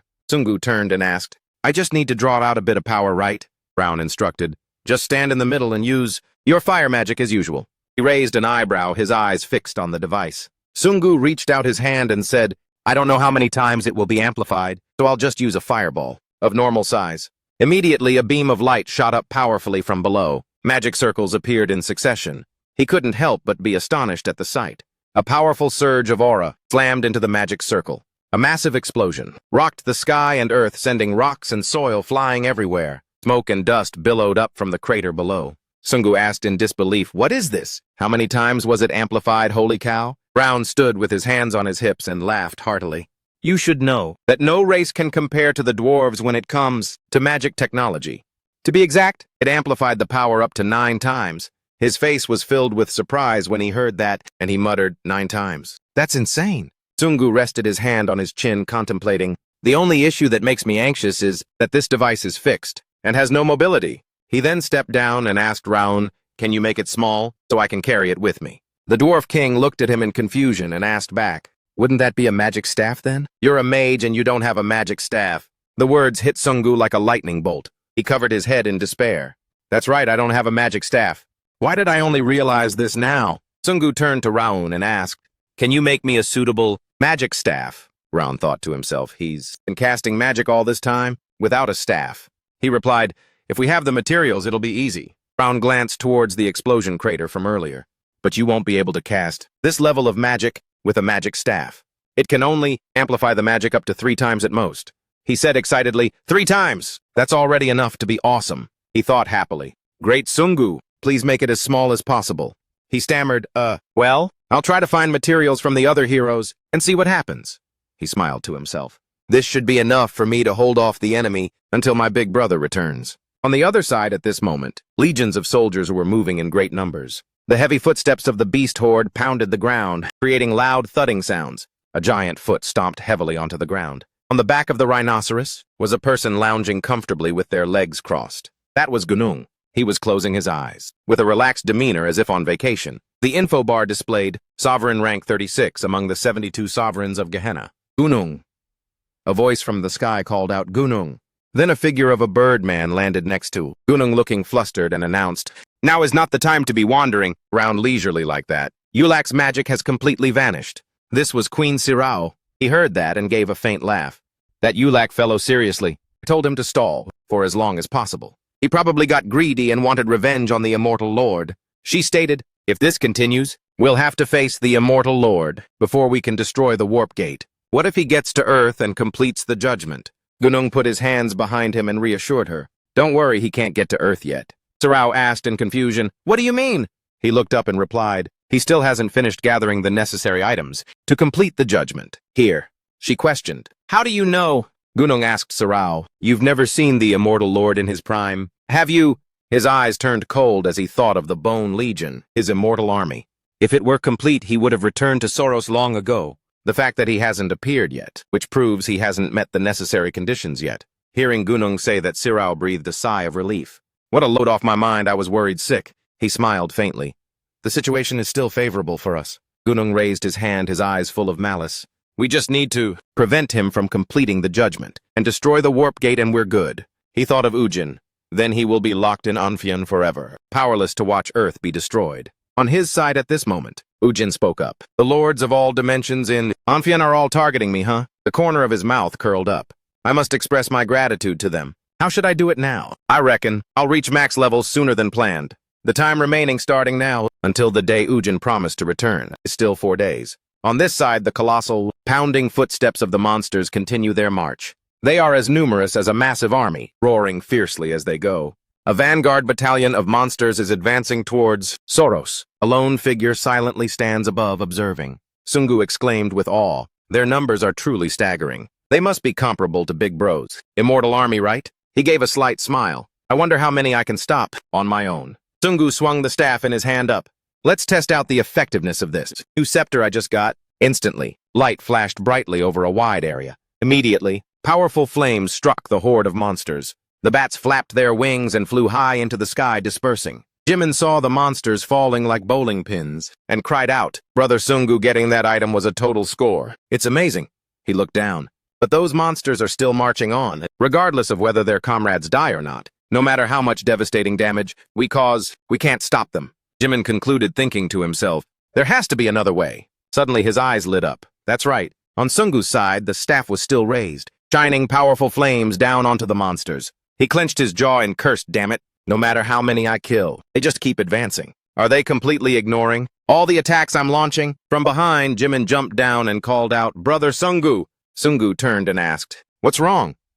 Has the Dimension Lord appeared? He replied, no, it's not that. I don't think our current attacks can stop those monsters. We have to try a different approach. Hearing this, Sungu immediately asked, you have another way?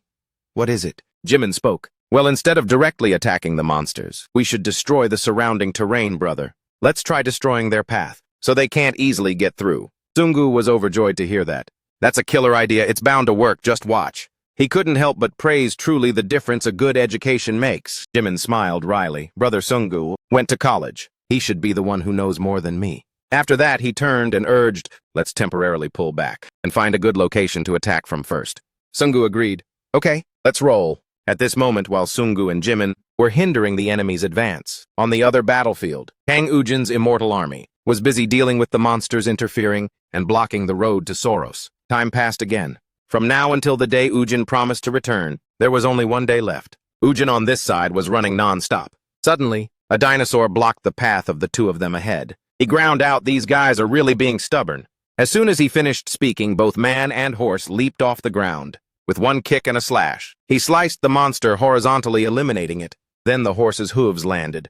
Ujin turned back, assessing. But if we keep running at full speed for the rest of today, we probably won't be too late to arrive. Suddenly a laugh echoed. There you are. A person standing on a nearby rock ledge asked the Immortal One, King of Death. Have you received my gift yet? Ujin, with eyes full of disgust, spoke coldly. Yes, I received everything.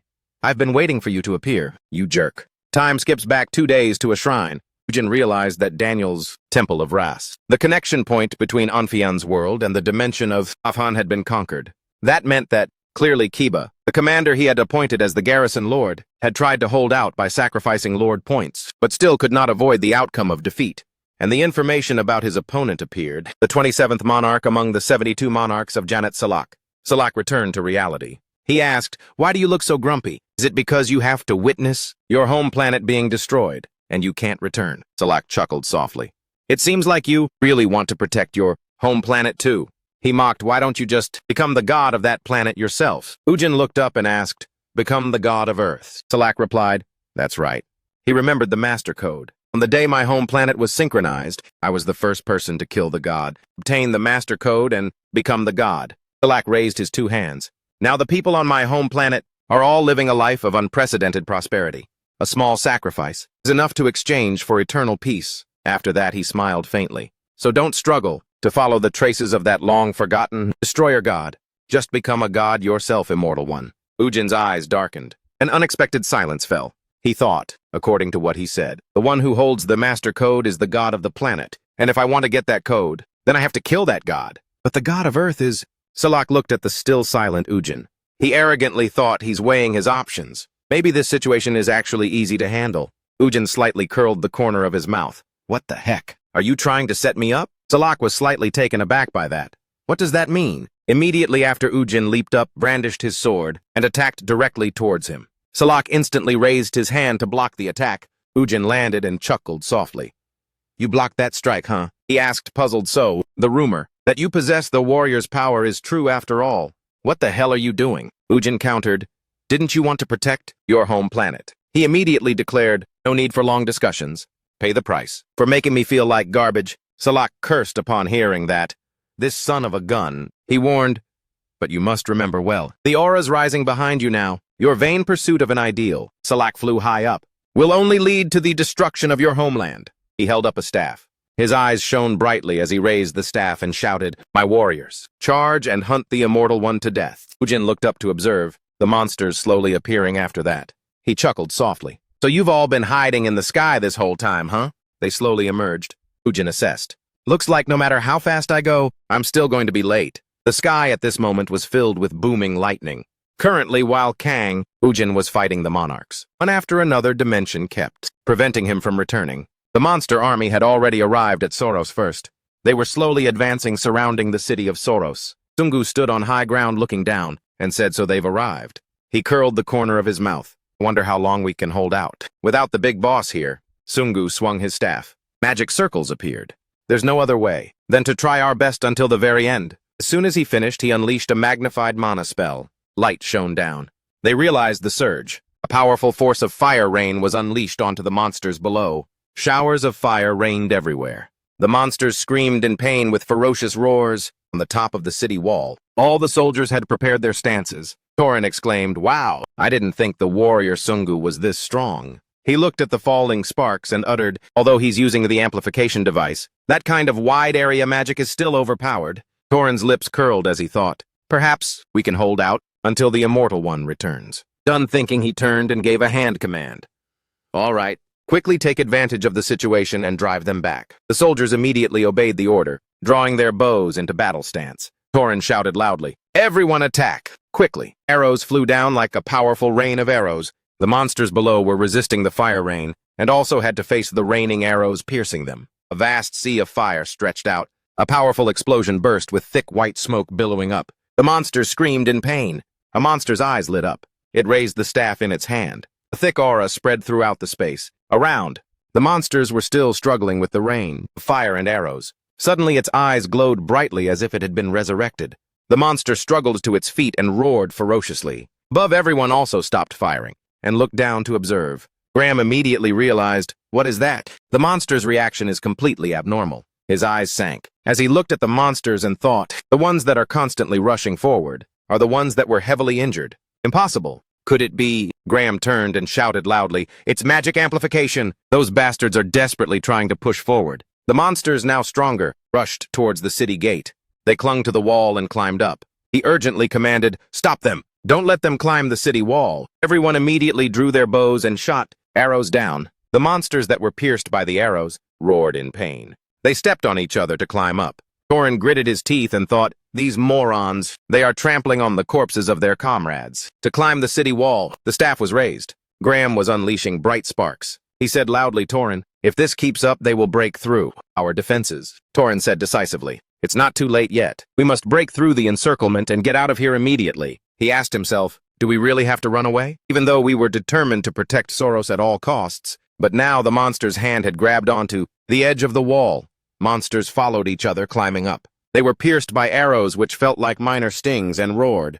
Torin fiercely bellowed, "You damn bastards!" At that moment, a figure shot straight down from the sky. Jimin appeared, slaughtering all the monsters that were climbing up. It was the warrior Jimin. He landed and knelt down. Jimin shouted loudly, "It's too early to give up now!" Ujin said he'll be back in 10 minutes. Let's try to hold on for a little longer. He let out a joyful cry. The Immortal One is finally about to return. Torin turned and shouted, "Graham." The Immortal One said he's almost here. He urged, "Let's raise our morale and try to hold on for a little while longer." Graham looked up. 10 minutes. That's enough time for Soros to be completely ground into dust. Torin asked Graham, confused. He pointed forward. Everyone turned their heads to follow. Suddenly, 2 monsters were flying in the sky. Those are 2 dragon monsters, ferociously heading toward the city of Soros. Torin quickly recognized and was shocked. Those are the dragons Fatu and Leah. They've arrived here too. Jimin gritted his teeth and thought. Just one dragon was strong enough to almost destroy all of Seoul. And now there are 2 of them coming. Now powerful streams of dragon fire were surging fiercely, making both of them unable to stop gaping in astonishment. Suddenly a voice called out, "Sungu, Sungu." Jimin appeared and reported, "Something's happened." Although Ujin said he'd be right back, now there are 2 dragons coming. Sungu raised his hand to stop the talk. "I see them too." He turned to ask Graham, "Can you block the dragon breath of those dragons with defensive magic?" Graham replied, "No, you can't. No single mage can block dragon breath." Hearing that, Sungu looked up and gave a light humph. He spoke, leaving everyone stunned. "So if I can block it, I'll be the first, right?" Jimin asked Sungu, startled. "Don't tell me you're planning to block it. All by yourself." Sungu smiled lightly. "Well, what other choice do we have?" He looked into the distance, hesitant. It would be great if the big boss came back earlier. But now the dragon was flying towards them, attacking. Sungu looked up. "If he can't make it back, I'll have to step up." On this side, the monsters were constantly making growling attacks. They were all aimed at Ujin. He looked up and quietly asked, "So, is it your turn, Sarah?" "Huh." At this moment, Gunung and Sirao had appeared in front of him. Gunung spoke. "I didn't expect you to make it this far. Immortal One. Iraq and Senra weren't weak opponents either." Uji's eyes were full of anger. Gunung continued, "But it looks like you had a tough time, huh? Because you haven't regained your full power yet." He stood straight, smiled lightly, and asked, "Why so many questions? Just taste it yourself and you'll know." "Hurry up and attack both of you," he arrogantly asked. "You seem pretty impatient, huh? Worried about your comrades, are you?" Gunung chuckled. Phew. I thought you were a cold-blooded bastard who didn't know how to shed tears. Who would have thought I'd see this side of you one day?" He quickly warned. "But I advise you to just give up. Fatu and Leah are about to reach your base." Hearing that, he couldn't help but be surprised. He reflected on those 2 dragons and asked himself, "Those damn lizards?" Gunung was now provoking him. He spread his arms and calmly declared, "In just 10 minutes, they'll be there. And your base will be completely destroyed by those 2 dragons. Not even a handful of ashes will remain." He looked at the silent Ujin and mocked. "Worried even more now, aren't you? Because if you weren't dealing with me and the army behind me, you would have already gotten there sooner." After speaking, Gunung's lips curled into a slight self-satisfied smirk. A strong aura of light erupted, shining around him. The question popped out of his mouth. "I wonder which scenario will happen first. Defeating me and the Minato army?" Immediately, Gunung was encased in a layer of armor. He looked up and asked, "Or rescuing your base from annihilation?" The sky was still gloomy, with dark clouds continuously gathering. Ujin did not reply, only giving a cold light humph. He glanced at the monsters and exclaimed with some surprise, "I didn't expect you to prepare this much, just to catch me." Ujin asked, "But how should I repay you now?" The question left both of them dumbfounded. He said coldly, "Thanks to you, I can save everyone you see?" Gunung asked in confusion. "What the heck are you talking about?" There was no further reply, only a fiercely blazing fire. He and Sirao were completely terrified, their mouths wide open. Gunung looked up at the sky with a light shining like the sun. He wondered silently, meteorite summoning magic. Could it be Janus, the king of the plague? Now Janus appeared. He wore a devilish smile.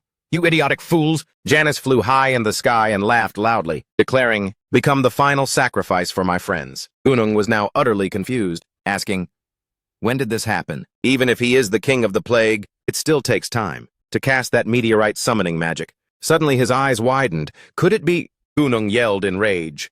"You bastard! You came here early and waited for me," Ujin said coldly. "How could I miss the party? You prepared for me?" Anyway, I still needed 58 more experience points. After that, a strong aura of energy rushed down, extremely fierce, attacking the monsters. He spoke, Thanks to you, I've reached level 90 now. Immediately, he raised his hand towards the skeletal soldiers and commanded recall summon. As soon as they were recalled, the powerful aura rushed down and attacked. A massive, powerful fireball descended.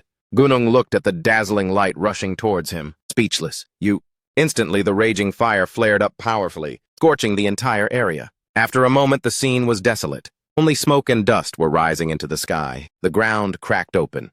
Ujin praised, "Well done, Janice." As for him and Sirao, they successfully escaped that powerful attack, thanks to a defensive barrier. He chuckled mockingly.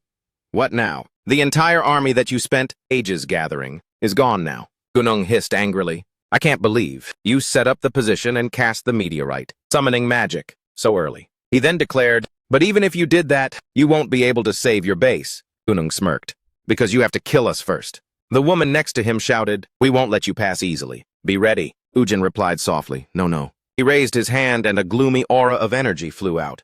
"The one fighting you isn't me, okay?" Ujin waved his hand and shouted loudly, "Summon Yong!" Instantly, within the surging aura of energy, a figure appeared. A wing flew in, deep-set eyes, with unfathomable depths, a mouth full of sharp fangs. He exclaimed in shock. Then a massive Yong immediately appeared.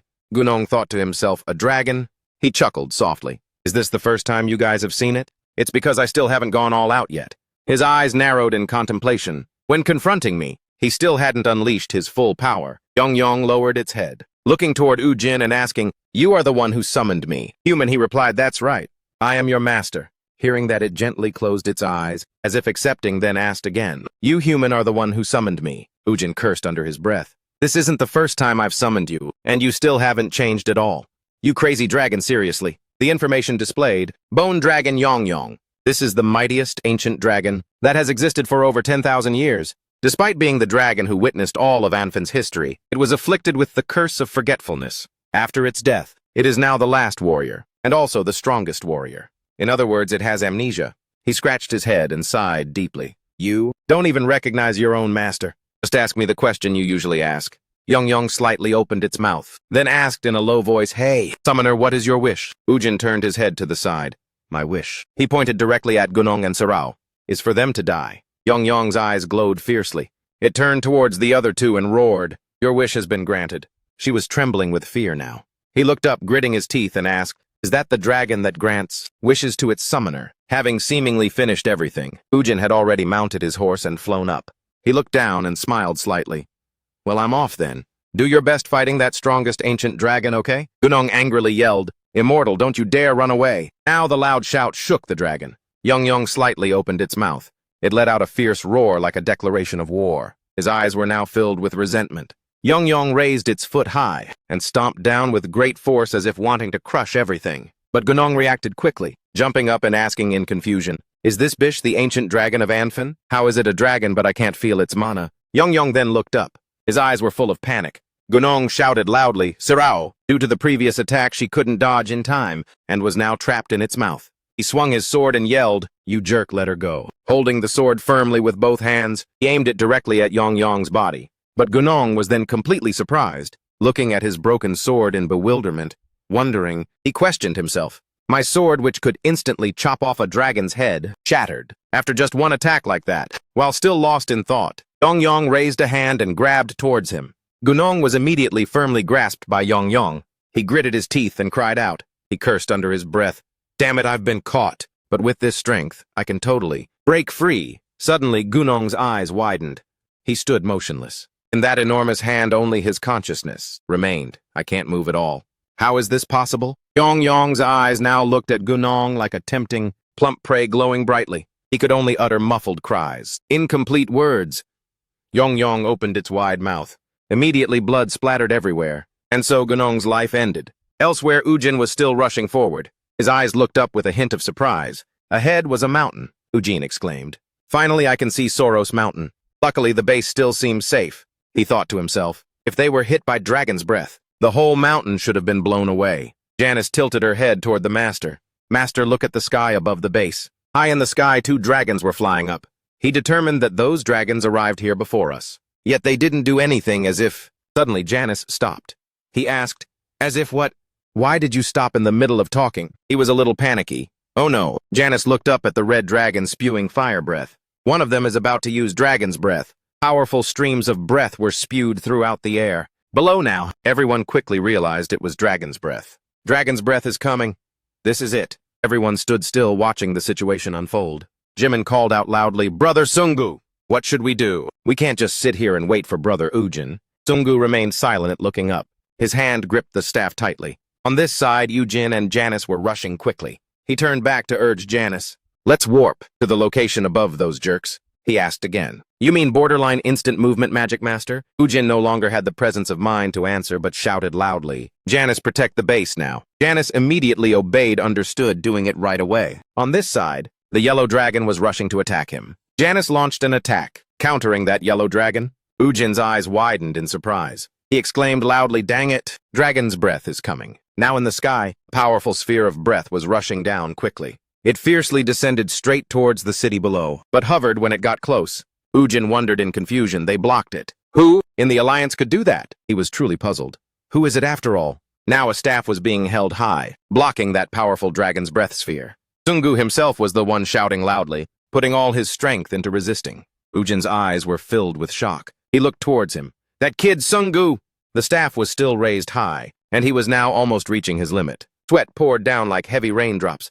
His teeth were tightly clenched. Sungu's eyes widened. "It's so hot. My whole body feels like it's about to melt away." Now the heat of the fire breath had also melted the staff, blocking Dragon's Breath. By myself like this is indeed a bit too much. He gritted his teeth and endured, but looking at everyone he pondered, "If I don't keep going, everyone at the base will die. I have to do it no matter what."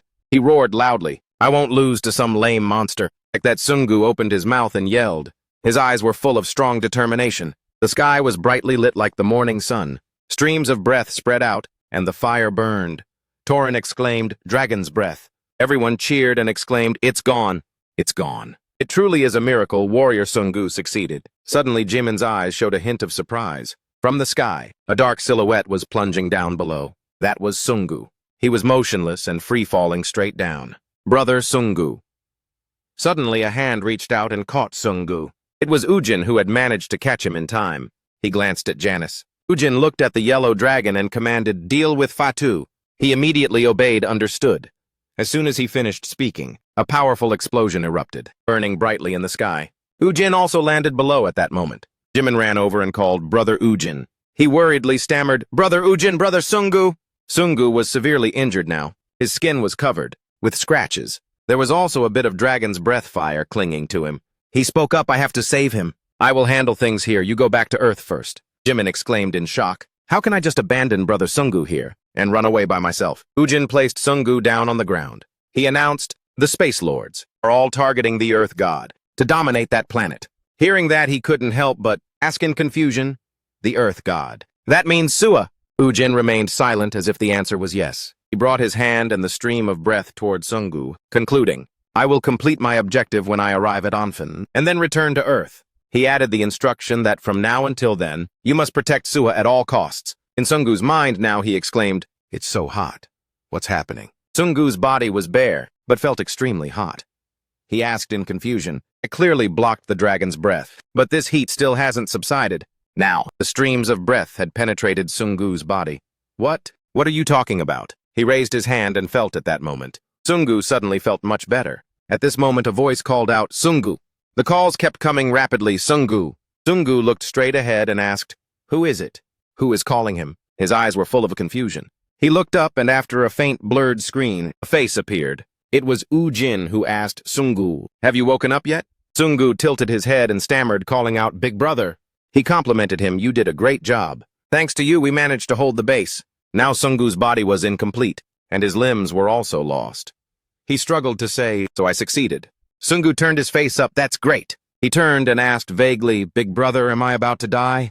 Ujin lightly scolded, "No, you little punk. Did you think I would just leave you like that?" Sungu's eyes drooped slightly, and he gave a satisfied smile.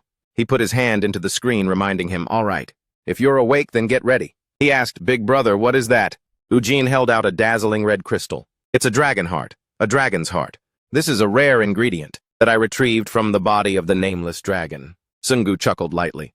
"Thank you, big brother. I feel like I can only accept your help right now. Come to think of it, the first time we met was like this too, right, big brother?" He chuckled softly. Relaxing now is still too early. The curse that you are afflicted with, just one of these, dragon hearts won't be enough to resolve it. He heard that and asked in confusion, then his two hands quickly ripped apart Sungu's shirt. Ujin placed the crystal and reminded him, the most important thing is still your will to live. He stood up and asserted, and a soul that is strong enough to withstand the dragon's curse. Sungu's eyes widened as he listened to Ujin continue. If your will wavers even a little, the dragon's breath will instantly burn up all, the remaining part of your soul. He reached out his hand and instructed, prepare yourself. Sungu. I'm starting now. Instantly, the crystal on his chest flashed and glowed brightly. Sungu thought to himself, I must try to withstand the dragon's curse and be reborn as a dragon human. Time passed after that. 20 days later, when everyone was stopping the advance of the forces, under the command of the Spatial Lords Association, fierce battles occurred. The Alliance and Adan's Shadow Team defeated the remaining orcs, and all the destroyed fortresses were restored. On this side, flames were raging fiercely. Meanwhile, to help Sungu complete the dragon-human ritual, Ujin remained faithfully by his side, completely cutting off contact with the outside world. And then one day, man lamented traveling alone. Such a long distance must not have been easy at all. Miodai frowned and replied, meeting me must have reassured you somewhat. We'll reach Soros in 2 hours. The man asked, Goddess, are you okay? If you are too tired, we can rest for a bit. Her complexion was now much paler. The crystal headband was no longer shining, with light. Miodai replied, I'm fine. There are still many injured people at the base. We must hurry up. He obeyed the order, yes, Goddess. The horse's legs continued to move very quickly and they both arrived. The man commented, we finally see Soros. The heroes will surely be overjoyed to know that the goddess is still safe. Her eyes looked up, containing both excitement and anticipation. Miodai was troubled, thinking to herself, the world tree is the symbol of cooperation between the Anfen, Alliance, and Adan. But what should I do now? She bit her lip tightly. Why did the saintess make such a prophecy? In her subconscious, a voice called out, Miodai, my child. It is time for you to make your decision to save Anfen. Miodai asked in confusion, Saintess, what do you mean by that? Arya, whose eyes were completely white, said to save Anfen as we wish, she commanded. You must burn the world tree on Soros Peak. The scenery of Soros City has now returned to a time of peace. Jimin and Sungu were standing on the wall, observing the situation. Suddenly he heard a sound. Torin looked up and said, it's the goddess Miodai. The goddess is back.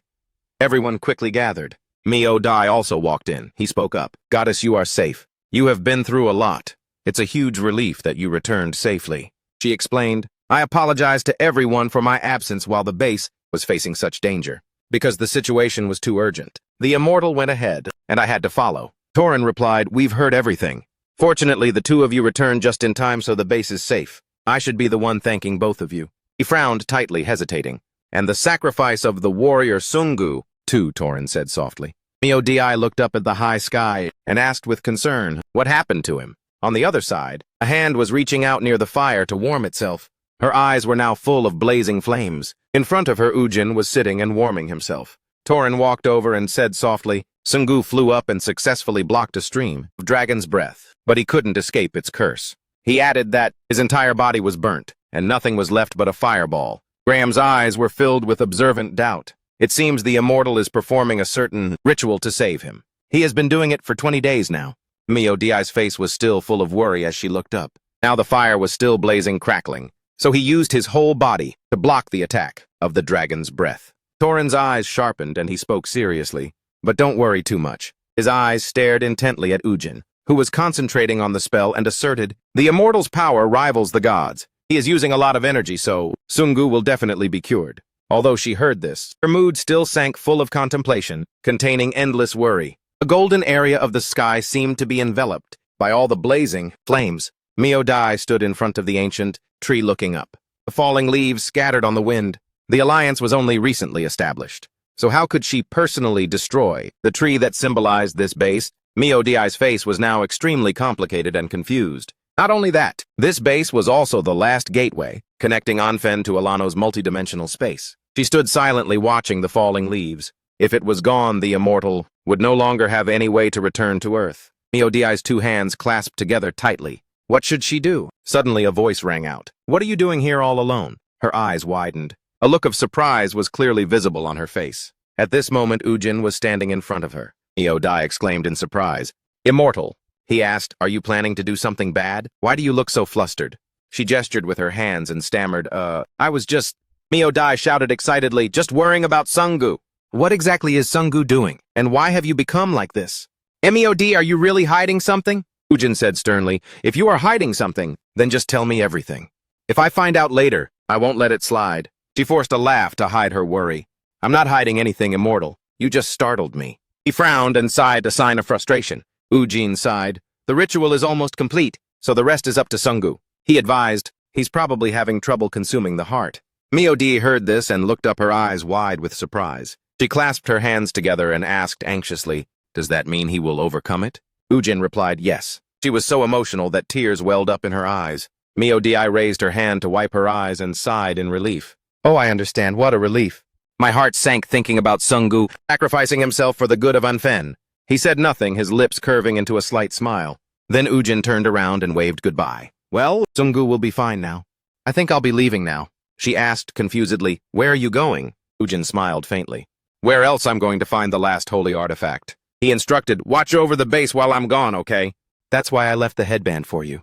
It will help. Ujin walked away, leaving one last sentence, I trust you, Mio-Di. Then he just left, leaving Mio-Di standing silently by the tree. The sky no longer blazed with fire. It returned to a misty night. At this moment from the sky, a figure was speeding at a terrifying rate. A ferocious dragon was flying away. It was immediately caught in a trap. Atasia, slightly unwilling, shouted, no way! Why do I have to go with you? There are plenty of other heroes. Ujin, sitting behind, smiled faintly. Because you look like you don't have anything on hand, that's why. What do you mean I don't have anything on hand? She asked. Are we going this way? He pointed in front of them, that way. We have to cross that mountain. Sharp-eyed elves truly are the best guides. Ujin noticed Itasia's distraction and reminded her, hold on tight. We are going to maximum speed to get to Harit's shrine right now. Finished speaking, he shot off like a rocket. Now Harit, the god of time, appeared. After all, even though people in the modern era have almost forgotten this god, this is a god from the ancient times, who existed when Anfen was born. And only a few priests knew about Harit's existence. And these priests traveled across the Six Lands, only passing down this knowledge to those who would inherit their priestly position. The place where this god is believed to reside is the northern Six Lands, the land of eternal frozen ice. Coldness permeated the air. Each breath exhaled. Ujin looked up at the northern Six Lands, asking confusedly, it's so cold. Humans can't possibly live in a place like this. Arya's shrine was already in a harsh place. So why is Harit's even worse? She turned and replied, Harit's shrine is located in the most distant, coldest area of the north. That makes sense. Itasia reminded him, anyway, we are almost there. Ahead, a palace stood up like a mountain. She announced, this is Harit's shrine, the god of time. The sound of the snowstorm whizzed continuously around this mountaintop space. Very quickly, they both reached the entrance of the mountain cave. He chuckled softly. It looks like an entrance, but there's no doorknob or keyhole, or a key. Itasia stated, Harit's shrine is more mysterious than all the others. Just like Lake Linta, we have no choice but to wait until someone steps out from inside. Ujin placed his hand on the door, making her confused. Immediately, the door shattered, with fragments of stone flying everywhere. Itasia exclaimed in shock, what? He turned back and smiled slightly. If they like to play that exclusive game, what do you want me to do? I told you I was definitely going in. She warned, Harit will punish you. Just you wait. In contrast to the exteriors, primitive and frigid scenery inside, red equipment lit up the entire room. Suddenly, a piercing alarm went off. Alarm! Intruder alert alarm. Intruder alert. The two leisurely walked inside. The alarm continued to blare. Activating shrine defense system. Would you like to eliminate the intruder? At this moment, two hands appeared clasped together. A deep voice resonated, silence. The system immediately fell silent again, without any further alarms. A man chuckled softly. There's no need to make such a fuss. The image of Ujin appeared on the screen, his eyes full of caution. He continued, as this is happening according to history. Outside, the wind continued to howl. Chilly gusts of air snuck through the door. Inside the cave, Atasia closed her eyes, held out her hands, and chanted, O spirit of light, come to me and light up this dark night. But the space remained completely silent. Nothing changed. She raised both hands, looking around confusedly and asking, why isn't the spirit responding to my summons? He observed, it seems we can't use holy power inside the shrine. Then Ujin turned, it was the same at Arya's shrine. Ujin's eyes held a complicated, hard-to-read glint. The similarity between the two shrines isn't just that. He looked at the modern technology machines. The science and technology here are extremely advanced, far exceeding Anfen's technological level. Could it be that Anfen originated from an alien civilization. Ujin glanced at the dark passage ahead. He chuckled softly. I'll get the answer as soon as I meet Harriet. Then they both moved and walked inside. Atasia, full of caution, asked, Immortal, don't you find it strange that we stormed in here so loudly, but no one showed up? He turned and replied, I'm wondering the same thing, who knows? Perhaps the tradition of handing over the responsibility to the next high priest here was cut off a long time ago. Suddenly, a room ahead lit up. Something finally showed up. Ujin's eyes flashed with delight. His feet quickly moved towards the light. His eyes widened in utter surprise. There was no one inside the room. Objects were arranged all around the room. In the middle of the room, there was a billiard table with a cue stick resting on the scattered balls, as if someone had just finished playing. Beside it, there was also a refrigerator. Ujin asked confusedly, What the heck is this, a billiard table and a fridge? He chuckled faintly. Harriet seems very concerned about the life of the priests who serve him. Ujin walked over and reached out to open the refrigerator door. Inside 4 cans of Coke were scattered on it. He picked up one can. This is so ridiculous I can't even crack a smile anymore. Atasia, not knowing about Coke, asked curiously, What is that red thing? It must be valuable, right? Since it's kept in the shrine's treasure chest. Ujin asked, Do you want to drink a little? Because if we speak in your language, it's called holy water. She was quickly tricked by him and picked it up like a treasure. Holy water, this is truly too precious. While Atasia was struggling with the Coke can, how do I open this? Ujin glanced around. His gaze sharpened with caution as he observed the row of cabinets lined up continuously. He asked, Are those the priests' lockers? But immediately denied it, because the names written on the cabinets were Soli Hielo Gang. No, they look more like personal lockers for a flight crew. What's more, everything is written in English. Ujin smirked slightly. Now I can be sure of one thing. He thought of Arya and the god of time, and concluded the gods of Enfen are connected to Earth. Meanwhile, Itasia spat out a mouthful of the liquid. The can fell to the floor, and the liquid spilled out. She screamed loudly. What the heck is this? Due to the carbonation fizzing in her mouth, but it was Atasia's first time drinking it, so she didn't know and rolled around on the floor, thrashing her arms and legs, screaming loudly, Something is boiling in my mouth! This is not holy water at all. It's poison. Atasia yelled, Immortal, quickly give me the antidote. He sighed. It's not like that. You'll be fine in a moment. She looked displeased and said, I feel like my insides are burning. If there's no antidote, we need to quickly leave and use healing magic. Suddenly, as she spoke, Itasia's eyes widened and looked up. She pointed to the camera mounted on the ceiling and cried out in panic, Immortal, something is moving on the ceiling. Ujin looked up at the camera and smirked. So, he's been watching us all along, huh? What a despicable jerk. He called out softly, Stop playing hide-and-seek. Come out, guests. Have arrived and you're not welcoming them. The camera kept rotating and following him. He warned, If you don't come, doubt I'll smash everything until... Just then, a door slowly opened. An arrow pointing to the passage appeared. Ujin scoffed. See, wouldn't it have been better to come out earlier? A notification bar appeared, confirmed. The door slowly closed again after the two entered. The two froze when they stepped inside. A man appeared. He was now standing inside a glass cage. Someone's locked inside that thing. We have to save him quickly. Ujin's face darkened as he asked, Can you just wait here? He thought, You're really annoying me, and I don't want to explain everything to you. Then Ujin stepped inside and asked, Are you Harriet? Harriet chuckled softly. Yes, I am the god of time and the guardian of Unfen's long and noble history. He curved the corner of his mouth, a mocking smile on his face as he listened to him speak. Harriet. Ujin asked, Did your servants all abandon you and leave you behind alone? Or did they have to catch a flight? Harriet replied in a low voice. Both of your guesses are incorrect. The reason no one is here is that they have never existed. He listened and laughed mockingly. What kind of nonsense is that? I saw the names written on the lockers in the waiting room. Hearing that, the man chuckled softly. Humans often fail to see the truth because they are deceived by what their eyes see. He scratched the back of his neck and sighed. I find your tone exactly like Arya's. Ujin's eyes sharpened. So let me ask you this. Is Enfen's ancient civilization somehow connected to Earth? Harriet's voice deepened. I have nothing to say about that. I simply record history. I don't have the authority to read it. As soon as he finished speaking, a cue stick flew straight at the glass cage and went right through it. A shattering sound rang out along with falling glass shards. Ujin mercilessly aimed and threw the cue stick. The cracking sounds of the glass cage rang out. He reached out his hand and asked, Do you want to die? This man was Harris. The stick was stuck straight into the glass panel. He said in a cold voice, Even if you do that, you can't touch my physical form. Ujin paused for a moment, then waved his hand. Forget it, just hand over your holy relic. I'll just take that and leave. Harris declared, I can give it to you, but now is not the time. You'll have to wait a little longer until that time comes. Harris stood straight, hands clasped behind his back, looking at Ujin. He lifted his head, looked at the man, and asked again, "Not the time, how?" Harris gave a meaningful smile and replied, "You should wait a little longer. Then we will give you the holy relic." Outside, the strong wind kept blowing fiercely on the tall mountains. The mountaintop was covered entirely with gravel. Not a single tree existed. Azim looked at the gate in front of him and exclaimed, "We've been here for a while, but the reinforcements haven't arrived yet." He turned his head to Hyacinth and asked, "Didn't many guilds show interest in exploring on Fen? Did they all give up?" She looked straight ahead and replied, "Probably. After all, it's another planet. Of course, exploration wouldn't be easy." Hyacinth noticed a flash of light nearby and shouted loudly, "Who's there?" In her line of sight, the hem of Modi's skirt appeared. Hyacinth immediately froze, uttering a sound of doubt. She stared at Modi, who was holding a torch, and asked the goddess, who was holding a torch, "What are you doing here at this hour?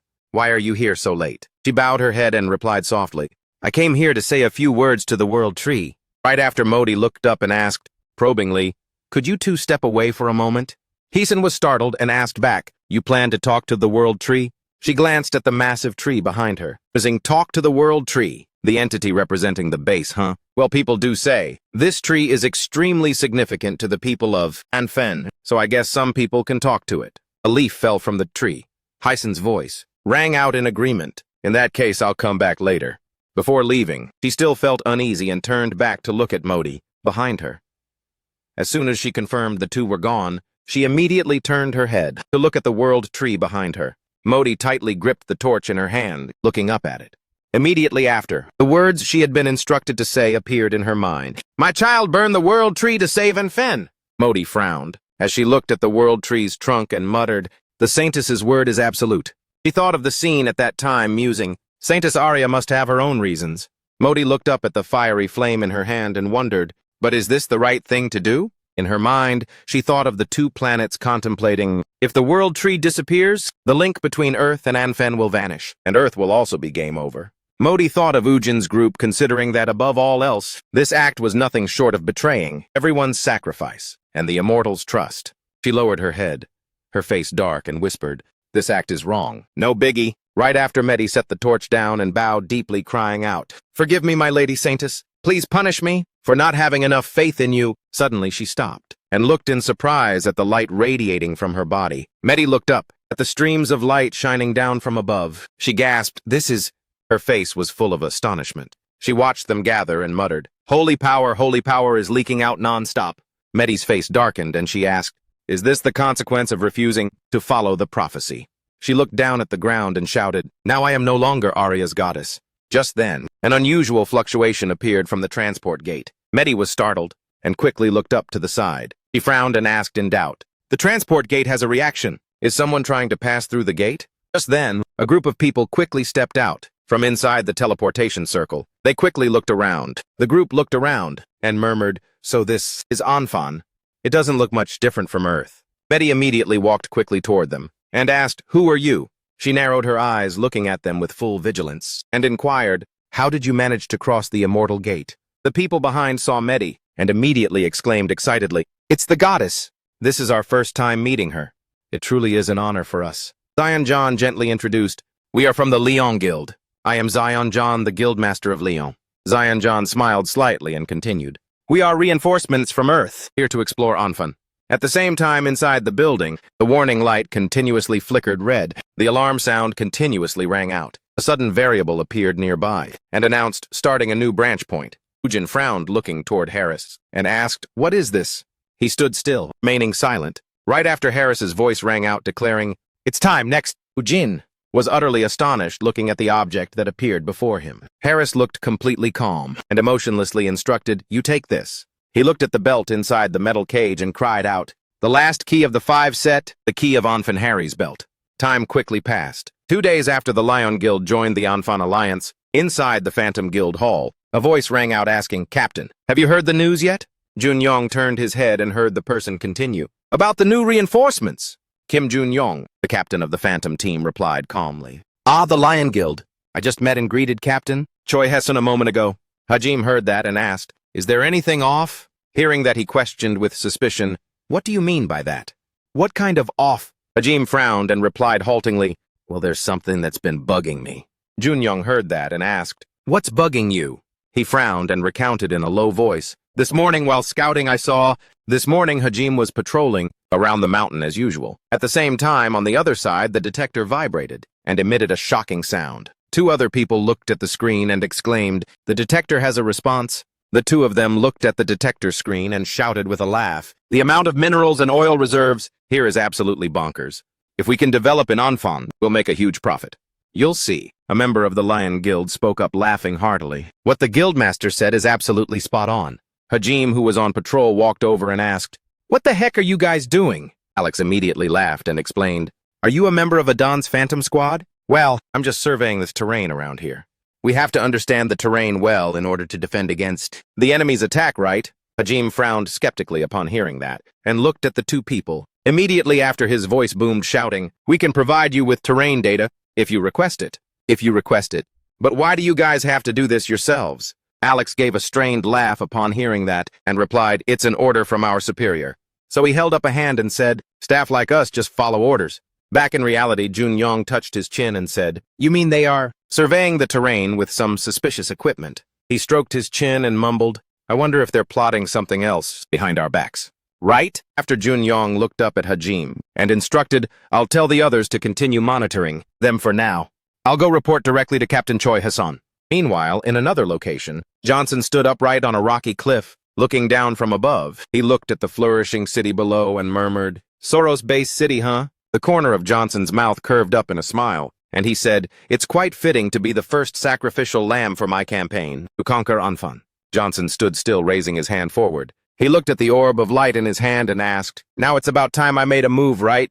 Immediately after, the system screen displayed options. "You have found an currently unoccupied base. You may choose to destroy or occupy it." Destroy, occupy. A few days ago, one beautiful morning in Seoul City, inside the large high-rise building at the headquarters of the Lion Guild, John clenched his fist and violently pounded the table, shouting, "Everything you've achieved over the past 6 months is utter garbage." He looked at his subordinates below and questioned loudly, "How could you let things turn out like this, huh?" The members sitting below immediately spoke up to explain, "Lately, the amount of bloodstones collected in the dungeons has decreased dramatically. It's because the synchronization rate between the dungeons and Earth has increased." Another member immediately chimed in, "So the situation inside the high-level dungeons is also a bit better. But those dungeons are tightly controlled by the guild's real Big Hammer and CA Hat." Then John pointed his finger at the group of people and roared furiously, "Do you think I want to hear your excuses?" He raised his hand and shouted, "Find a way to boost the sales for me. You must do it at all costs." Just then, Gujun walked in from outside and whispered in John's ear, "Guildmaster, the person you contacted a while ago has arrived." He was surprised to hear that and looked up at him. Inside the large hallway, footsteps echoed non-stop. John led Jun and quickly walked toward the room. He looked straight ahead and asked, "Did he bring it?" The young man heard that and replied softly, "He said he would let you see it when you meet him in person." John immediately reached out and twisted the doorknob. The room door opened. He looked at the person in black inside with surprise. John sat down on the sofa opposite him and asked, "Thank you for coming all this way. But are you the messenger for him?" He stared intently at the man in black and asked, "Or is it his avatar?" Right after that, he immediately reached up and touched the mask on his face. He gently placed the mask on the coffee table. Johnson was startled when he saw his face and cried out, "You're Lee Sang-ho of the Warang Guild?" Sang-ho smiled faintly and stared at him without saying a word. Johnson, full of doubt, asked, "How could you be here? I heard you were killed by Kang Ujin." He immediately raised his hand and said, "You don't have to be so surprised. I was merely resurrected, thanks to my master's power." The man frowned and thought, "Resurrected? Does that mean the Dimension Lord he serves can even resurrect the dead?" Right after that, Sang-ho placed 2 items on the table and said, "Here are the Dimension Token and the Dimension Fragment as I promised." He gave an evil smile and said, "With this, you and I can both get what we want." John's eyes widened upon hearing that, and he stared intently at the 2 stones. He silently looked at them, thinking, these 2 stones are the key to becoming a Dimension Lord.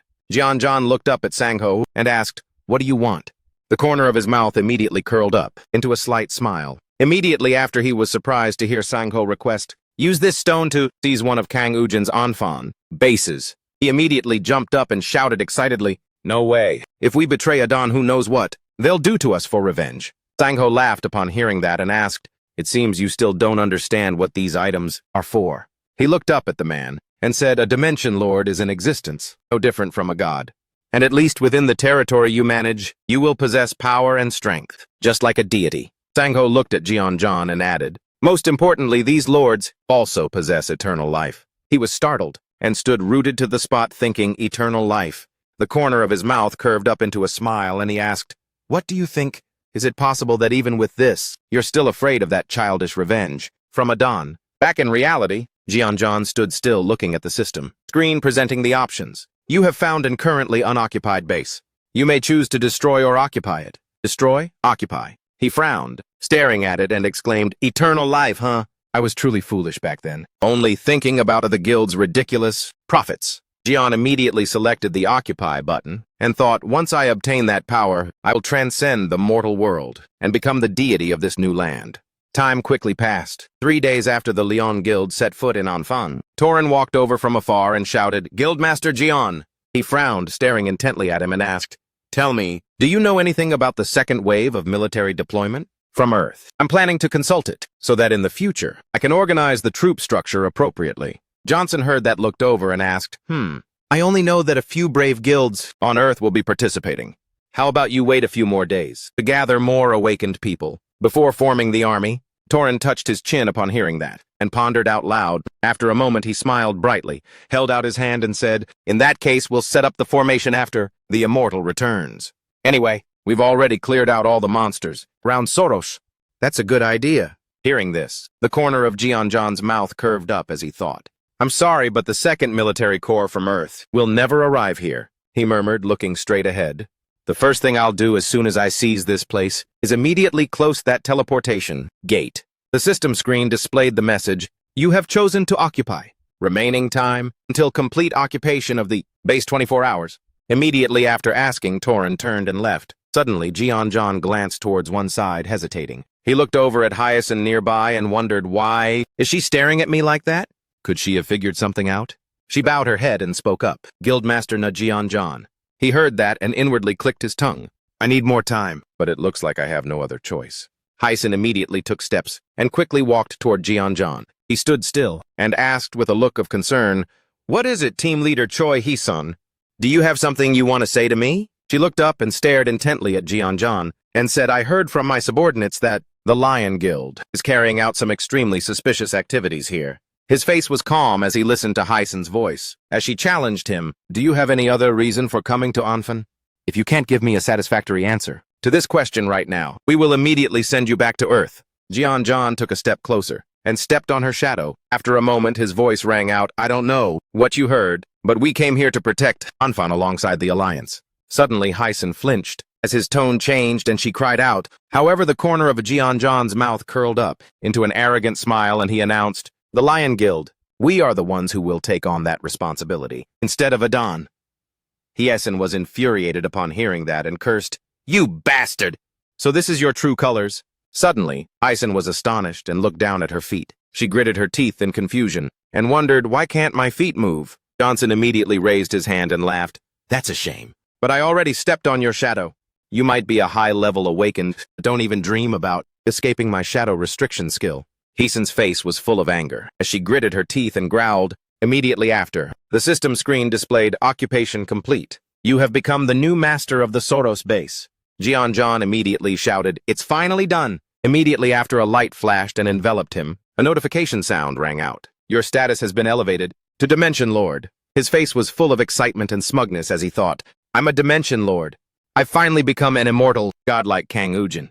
Immediately after, that beam of light shot straight up into the sky. Torin, who was standing still, was also startled and looked toward that direction. He looked up and shouted excitedly, that light! Blue rays of light flashed from above and scattered everywhere. Jeonjon immediately raised his fist and gently clenched and unclenched it. He frowned, staring intently at his hand and muttered, it seems my appearance hasn't changed at all. Just then, Hyacinth immediately asked in shock, what was that light? What have you done? Jeonjon glanced over, smiling smugly as he asked, you're very curious, aren't you? He immediately held out his hand and said, all right, this is perfect. Hyacinth was surprised and astonished, staring intently at his hand. Immediately after, a figure with feet slamming down on the ground appeared. The corner of Jeonjon's mouth curled up as he laughed and said, Behold, the divine miracle I bestow upon this land.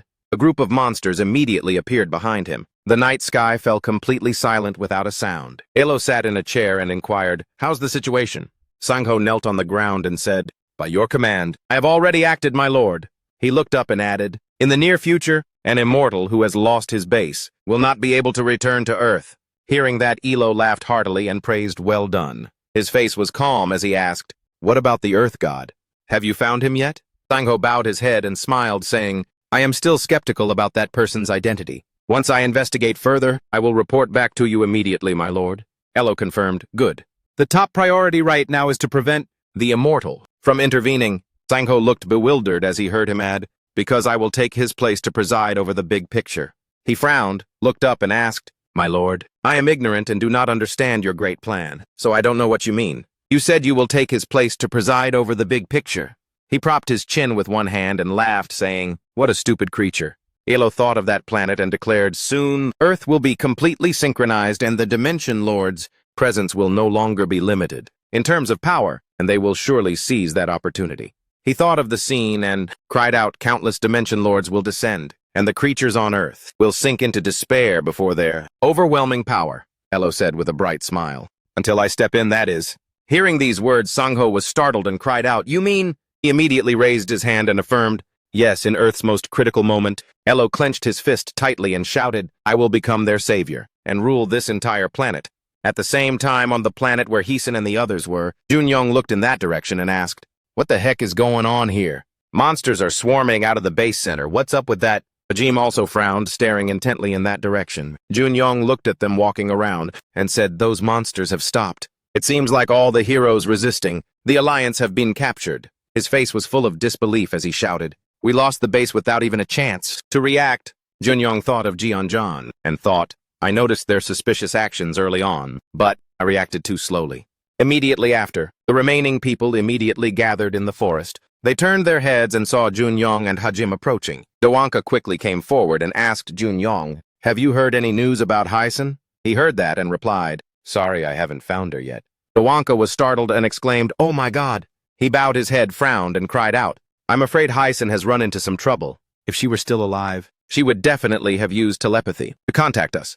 Junyoung, standing next to him, spoke up and analyzed, "Perhaps her movements are restricted somehow, and she can't use magic. Let's observe the situation a little longer. Then we'll plan the rescue." Dawanka's face was angry, and he remained silent. Just then, Ujin approached from a distance and asked, "What are you guys doing here?" Junyoung and the others immediately turned around and looked at him in surprise. Then they looked at Ujin and shouted excitedly, "Lord!" Dawanka's face was tear-stained as he excitedly ran over and shouted, "Boss, we missed you so much." He pushed the man's head away with his hand and looked to the side, asking, "Why is he like this?" Dawanka kept sobbing, "Boss, boss." Junyoung heard that and replied, "Have you heard that we lost the base, my lord?" Ujin calmly replied, "Yes, I know. Tell me who the culprit is." He looked straight ahead and recounted, "It's Najun-John of the Leon Guild, the one who just arrived here as reinforcement, my lord." He frowned and asked again, "Najun-John, the reinforcement from Earth." Ujin thought back to that moment, contemplating when he received the news of the base's loss. "I thought the perpetrator was one of Chanaker's kings." The screen displayed a warning, a notification that the base had been captured by the enemy. The corner of his mouth slightly lifted as he said, "This is seriously hilarious. You dare to stab me in the back." Next, Ujin looked straight at the two and ordered Junyoung, "Blanca, lead those kids and follow me." He took the lead and walked forward saying, "We're taking back our base right now." On the other side, the fortress stood towering and straight. The fortress gate was also closed. A group of monsters was gathered guarding outside the palace. Inside the building, Jeonjan's laughter echoed everywhere. He sat on a chair, shouting excitedly, "A Dimension Lord, huh?" So that's why Kang Ujin was so strong. Jeonjan looked at the sixth colored light flashing in his hand, thinking, "Not only can I summon soldiers with an abundance of territory points, but I can also enhance the abilities of others too." A bright golden light flashed in one of his eyes, claiming he could sense a power that no ranking system could measure, constantly boiling inside his body. "I really want to go on a rampage." Just then the gate from outside opened, and a soldier rushed in from outside shouting, "My lord, Kang Ujin has appeared. Right now, he is fighting the monsters inside the palace." The corner of his mouth slightly lifted, letting out a sarcastic laugh. Jeonjan clenched his fist tightly and shouted, "Awesome!" just as I wanted to test out my new power. He smiled brightly, looking straight ahead, and said, "Let's go meet the former king of this place. I will personally kill him, and firmly establish my position on this throne. Outside, a monster fell to the ground. Fresh blood, continuously flowing out. Their corpses lay scattered everywhere. Jian saw this and was startled, asking, "What is that?" He looked at the bodies on the ground and asked again, "My summoned monster army, has it already been wiped out?" Junyong turned his head and looked at Ujin, shouting, "My lord, he's here!" The corner of Ujin's mouth immediately curled into a bright smile. Ujin turned his head and looked back, smiling. "It's you." He stared intently at Jian, questioning, "The one who dared to backstab me while I wasn't here?" Ujin took quick steps forward. With a face full of smiles, he looked at Jian opposite him. Jian clenched his teeth, thinking, "Calm down. I'm at the same level as him now." The corner of Jian's mouth curled up in a self-assured smile. "No, actually I have the dominant advantage, thanks to my unique skill." Ujin frowned, staring intently at him, and asked again, "Dude, why aren't you saying anything?" He let out an arrogant laugh and shouted, "It seems you still don't know much about me, do you, Kang Ujin?" Jian declared smugly. "I already won, Ujin." Hearing that, Ujin asked suspiciously, What are you rambling about?" Next, Ujin looked down in surprise, when he found himself unable to move forward. Jian, face full of excitement, laughed loudly. "Finally realizing it, huh? My shadow has touched you, so you won't be able to do anything else." Jian stared intently at Ujin and said, "Oh no, you still have one choice left." Doanka and the others were startled to hear him elaborate. "That is to obediently follow my command. As long as you become my subordinate, I will generously spare your life and the lives of your henchmen as well." Ujin heard that and couldn't help but chuckle, saying, "Are you for real?" Ujin looked up at him, questioning, "Do I look like the type of person who would do that, especially for someone weaker than me?" Jian immediately frowned, staring intently at him. He glared at Ujin and shouted, "It seems you still haven't grasped your current situation, huh?" Immediately after, Jian immediately raised his hand and summoned the Lotto sword. Then he quickly thrust the sword towards the boy. "Lotto, die along with your henchmen." Ujin immediately raised his fist and punched Jian in the face. With a look of disbelief, he fell back. The boy stood still, watching Jian fly far backward. Dust instantly rose high, obscuring everything. He sat up, his whole body trembling, and let out a painful cry. Jian raised his head and looked at Ujin standing in front of him, asking in disbelief, How are you moving?" Hearing these words, the corner of Ujin's mouth lifted into a slight smile. Ujin looked down from above and said, "It seems you still don't know much about me, huh? Did you think that move of yours would work on someone who possesses the shadow sprite like me?" Jian's eyes immediately widened in surprise. In his mind, he thought about it. Shadow sprite. The boy offered an arrogant smile and added, "More importantly, that thing on your hand." He immediately looked up and glanced upward. Next, Ujin immediately raised his hand and forcefully grabbed Jian's head, slamming it hard into the ground. The boy frowned and asked, "Where did you get the Dimension Lord token?" Ujin stared intently at him, asking, "The 3 fragments needed to create a token are things an earthling couldn't possibly find alone. Which bastard gave it to you?" Jian, pinned down by his hand, said, "I can't tell you." Ujin heard that and asked with interest, "Oh, is that so?" Right after his hand forcefully pressed down. "Then pay the price for daring to stab me in the back." John reached out and grabbed Ujin's hand, pressing down on his face, letting out a cry of pain. He stared intently at the boy, wondering, how much did he raise his stats to be this strong? Jian struggled relentlessly, begging, "I'm sorry. I was blinded by power, which is why..." His eyes widened, veins of blood visible inside. The boy looked down from above, calmly saying, "I know." Next, Ujin squeezed hard. Fresh blood instantly splattered everywhere. The system screen immediately appeared. "You have conquered a base. You can choose to destroy or occupy it." Destroy, occupy. The boy looked at the notification and exclaimed, "So, I have to wait until the next day to complete the occupation of the base." Just then, Junyong walked up and shouted excitedly, "Kang Ujin!" He looked at the boy and asked, "Have you found the one behind this, my lord?" Ujin replied with a calm face, "Not yet, and it's not really necessary either." He looked at the flashing blue light and said, "Because he's just one of those bastards in the Chanel anyway. I'm going to deal with all of them eventually." Ujin heard Junyong's reply and said, "The more important thing right now is to find where they're holding the hostages." Inside the prison cell, there was silence, not a single sound. Ujin quickly used the key to open the cell door. He looked at the people inside, quickly stepped in and asked with concern, "Is everyone all right?" Mahdi immediately jumped up and exclaimed, "The immortal!" Torin also stood up and shouted, "You've come to rescue us." Suddenly, Ujin let out a cry of confusion upon seeing the scene inside. He saw Hesiod passed out on the ground and asked with concern, "Why is Hesiod like that?" Mahdi turned her head towards it and explained, "Everyone from Earth was injected with some unknown drug, and because Hesiod kept resisting so, Ujin heard that and asked Madi doubtfully, "Couldn't you heal her?" She immediately bowed her head and replied, "No, sir." He asked in astonishment, "What do you mean?" Inside the prison, Madi quickly recounted everything. In the end, she bowed her head and concluded, "And then I was abandoned by the goddess, sir." Ujin heard this, frowned, and let out a sound of contemplation. He put his hand on his chin, thinking of her, and wondered, Arya, to actually give that prophecy, does she want to keep me here to save Onfen? Ujin thought of those things and said, "Whether you burned the world tree or not, wouldn't the final outcome still be the same? We were going to lose the base anyway." Madi immediately burst into tears and said, "So I lost my divine power for nothing." The corner of his mouth curved up slightly in a smile. Right after Ujin's voice of praise rang out, "But you did well." She exclaimed in confusion, "Huh." The boy's face was full of joy. He added, "If you had burned the world tree, I probably would have been ticked off." Madi cried out, bewildered. Right after Ujin turned his head and called out, "Junyong," he quickly replied, "Yes, my lord." His voice rang out, giving orders, "Go and capture all the hiding members of the Leon Guild and bring them back here. They might have the antidote." Then Ujin looked at her and called out, "And Madi, from now on you will be the one in charge of the base." She was startled and asked back, "Me take over your base, sir?"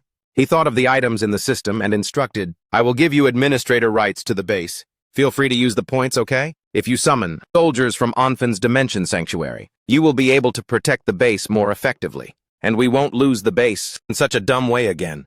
Madi asked excitedly, "Does that mean, my lord?" The boy, full of pride, declared, "That's right. I have somewhat dealt with Onfen's Dimension Lords, and I have also collected all the necessary materials for Thrash's item set." Ujin thought of that place and shouted, "I'm heading back to protect Earth." One day after retaking the base from Naijian-jan, Ujin and the others immediately gathered at the teleportation gate. He turned his head and looked behind, asking, "Are you guys really not regretting this?" Junyong affirmed with a serious face, "No, sir. We will return together as soon as Captain Cho Hesion recovers." Ujin thought of the interrogation, seen back then, and sighed. Too bad those jerks in the Leon Guild didn't have the antidote. But the good news is she will recover gradually. He looked at the group, smiled brightly, and instructed, "All right, if that's your decision, then go ahead. When Hesion wakes up, tell her to come here, okay? Tell Sungu to come too when he wakes up."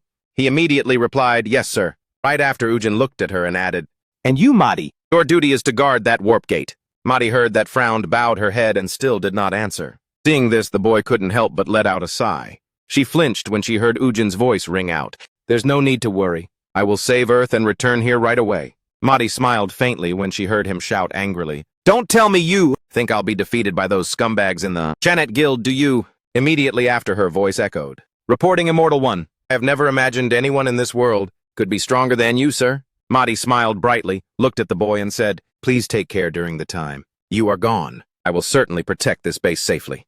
Ujin smiled when he heard that and said, "That's good. Finally, you look somewhat trustworthy now." He immediately turned around and reached out his hand towards the warp gate. Ujin raised his hand and waved goodbye. "Well, I'm leaving everything to you all then. I'm off." Madi looked at his receding figure with a serious expression, silently praying in her heart. "Please return safely, sire." Just before Kang Ujin returned to Earth, Bibi Castle was still continuously providing support to the areas where the dungeon explosions occurred, after receiving requests from countries all over the world. Minchan looked at the red dots on the screen in front of him and shouted, "I'm going crazy." He frowned and spoke. "The rate at which the dimensional lords appear is getting faster and faster. Bibi Castle cannot withstand this alone forever." Minchan put his hand on his head and sighed deeply. He mumbled, "At times like this, I wish the king were here." Just then the room door opened. He immediately turned his head and looked at Minchan. Seeing Bibi and the others enter, he asked, "Is that you all?" "What happened?" The girl looked up and asked, "Are we going to Beijing now?" He quickly confirmed and replied, "Yes, we are working with the Chinese government to take over the authority of the base there." Bibi frowned and loudly denied, "No, we can't go there." Minchan was startled and asked back, "What?" He listened to the girl's explanation with a shocked expression.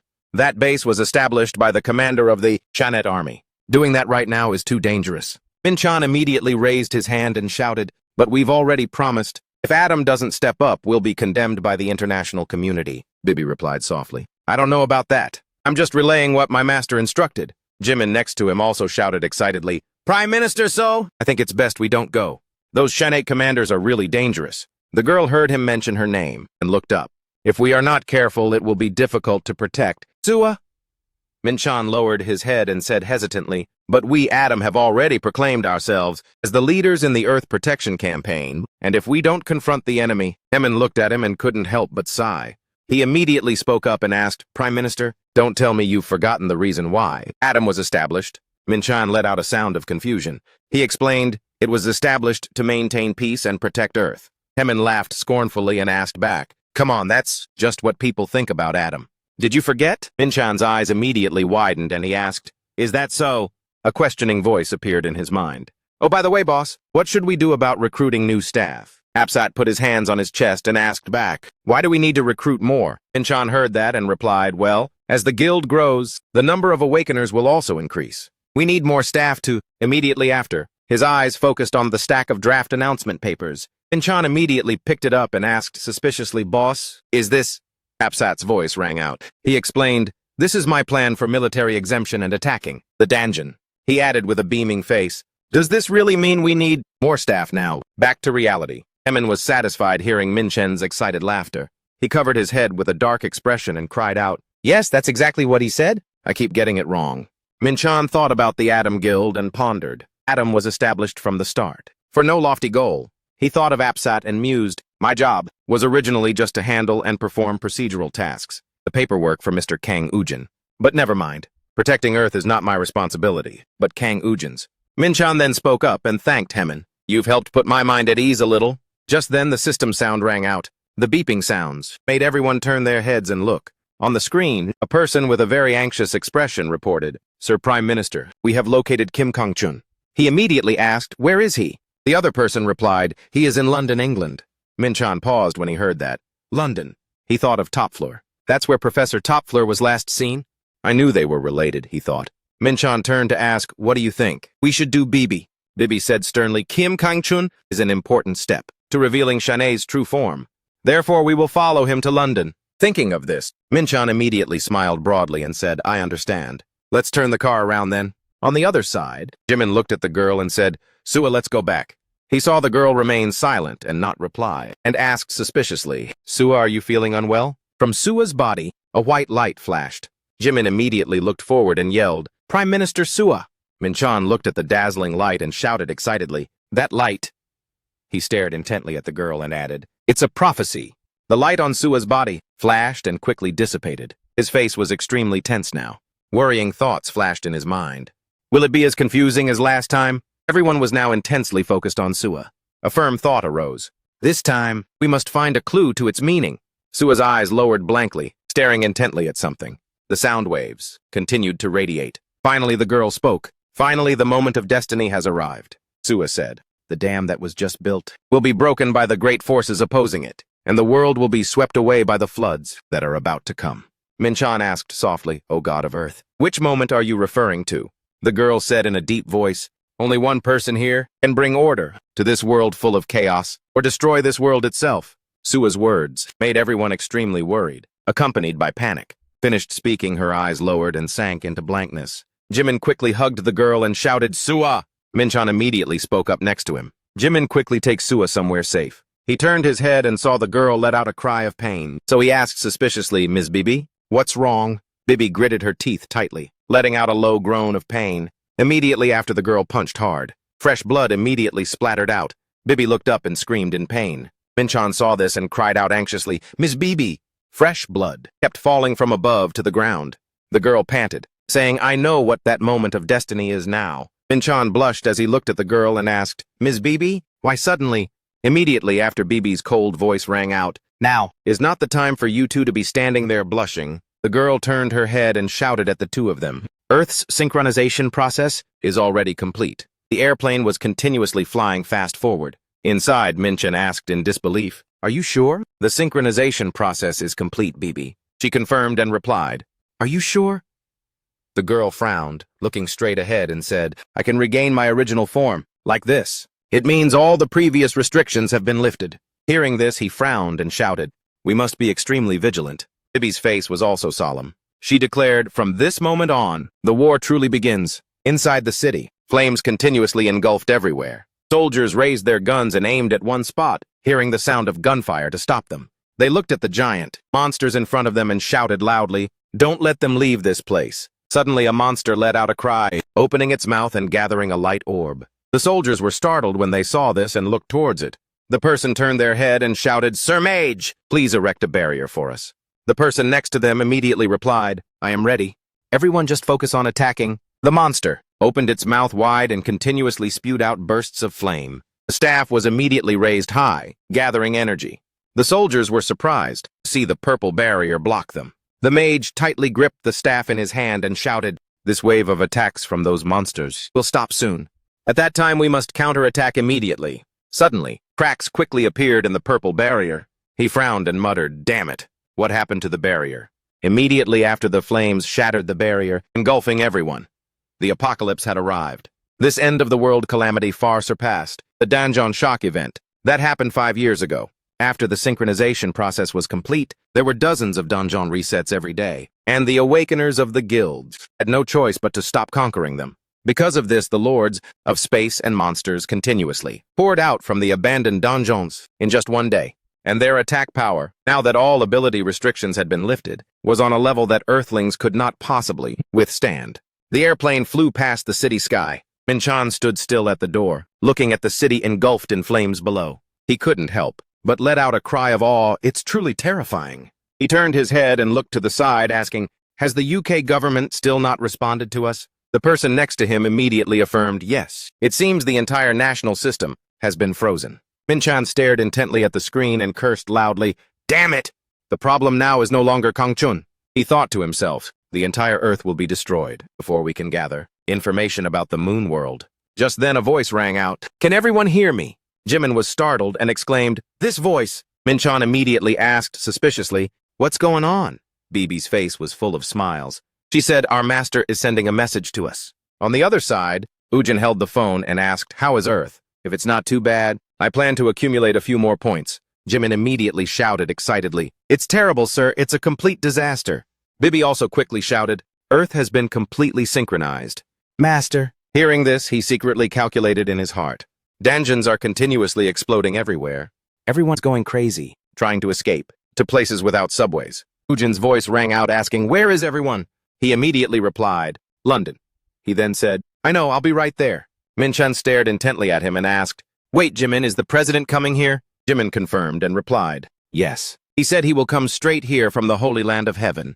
No, right after that, he immediately shouted excitedly, "No, the president needs to go to Seoul Station instead of coming here. Instead of coming here, the president needs to go to Seoul Station right now. Who knows when the Seoul Dungeon will explode?" Hearing this, Ujin asked suspiciously, "What, is there still someone at Seoul Station? Who is it?" Min-chan's voice answered, "It's Minister Gu Seong-hun." He thought of that person and couldn't believe it, and confirmed again, "That idiot Seong-hun." Ujin put his hand on his head and sighed. "Now why is he still there?" Jimin immediately spoke up, "Well, it seems like it's to maintain relations with Korea, sir." He closed his eyes and replied, "All right, I understand." Immediately after, Ujin's voice announced, "I will go to Seoul first and then come to you all. So everyone handle those monsters over there, okay?" Jimin frowned and exclaimed, "But the UK government hasn't allowed us to enter yet, sir." He was startled and shouted, "The situation has come to this, and you guys still plan to follow the law?" Ujin with a serious face said, "I allow it." The sound echoed inside the plane. He gave the order, "Go kill all those monsters over there." Immediately after, Ujin arrived at Seoul Station. He looked at the surrounding scene and muttered, "This place has been swept before, but with this desolate atmosphere, it seems the Korean government has somehow successfully prevented the disaster." Nearby, the wind quickly inflated the blue rain shelter tent. Seong-hun opened one eye when he heard Ujin's sigh. "You look quite relaxed." He suddenly opened his eyes wide and shouted in surprise, "Boss, no president."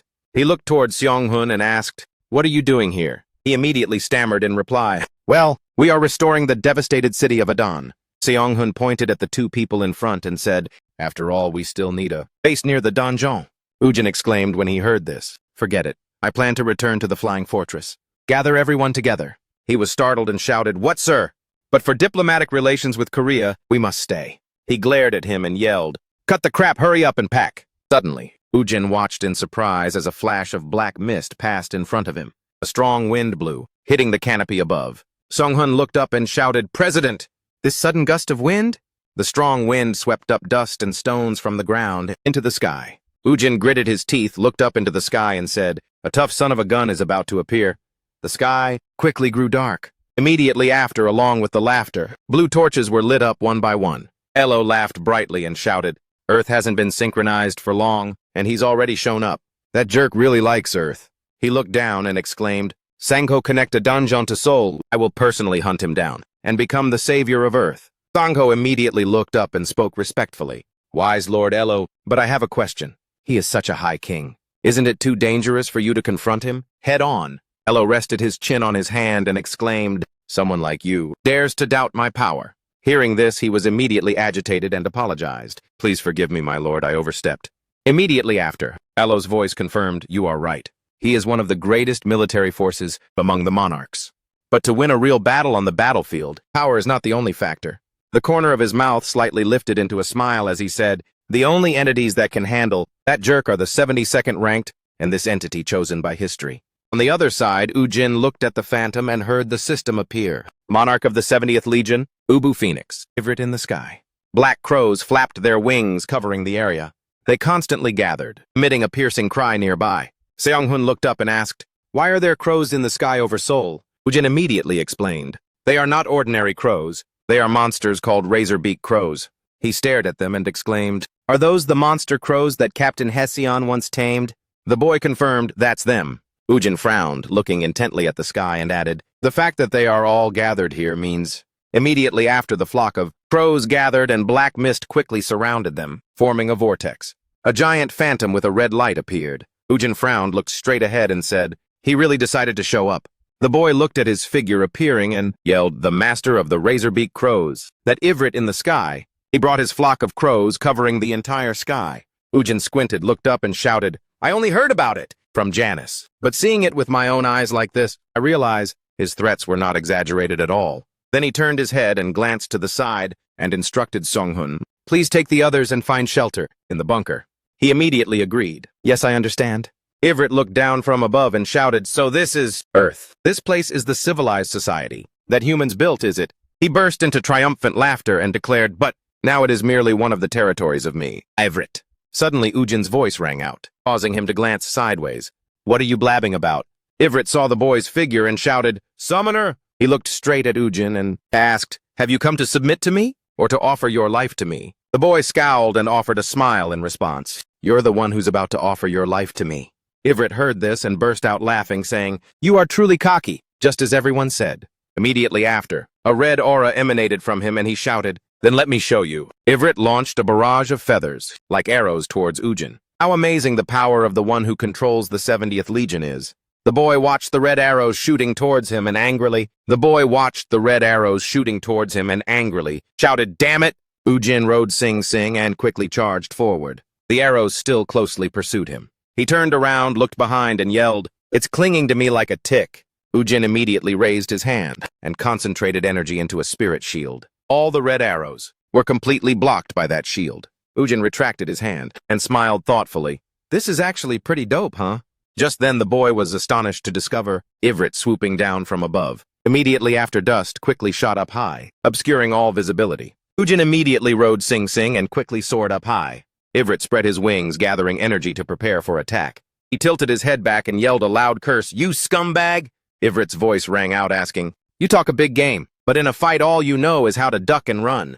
The boy heard this and laughed, denying it. Of course not. Ujin looked at the skeleton, trooped below and loudly called out, Go on, everyone! Immediately after, Ivrit's body continuously burst with strong explosions. The skeleton troop rushed forward, shouting, Let's go, guys, it's time to hunt some crows. A skeleton soldier raised its sword and quickly charged at him. It used blue energy to powerfully stab Ivrit. Next, the skeleton soldier forcefully pulled out the broadsword. Then, it powerfully stabbed him again.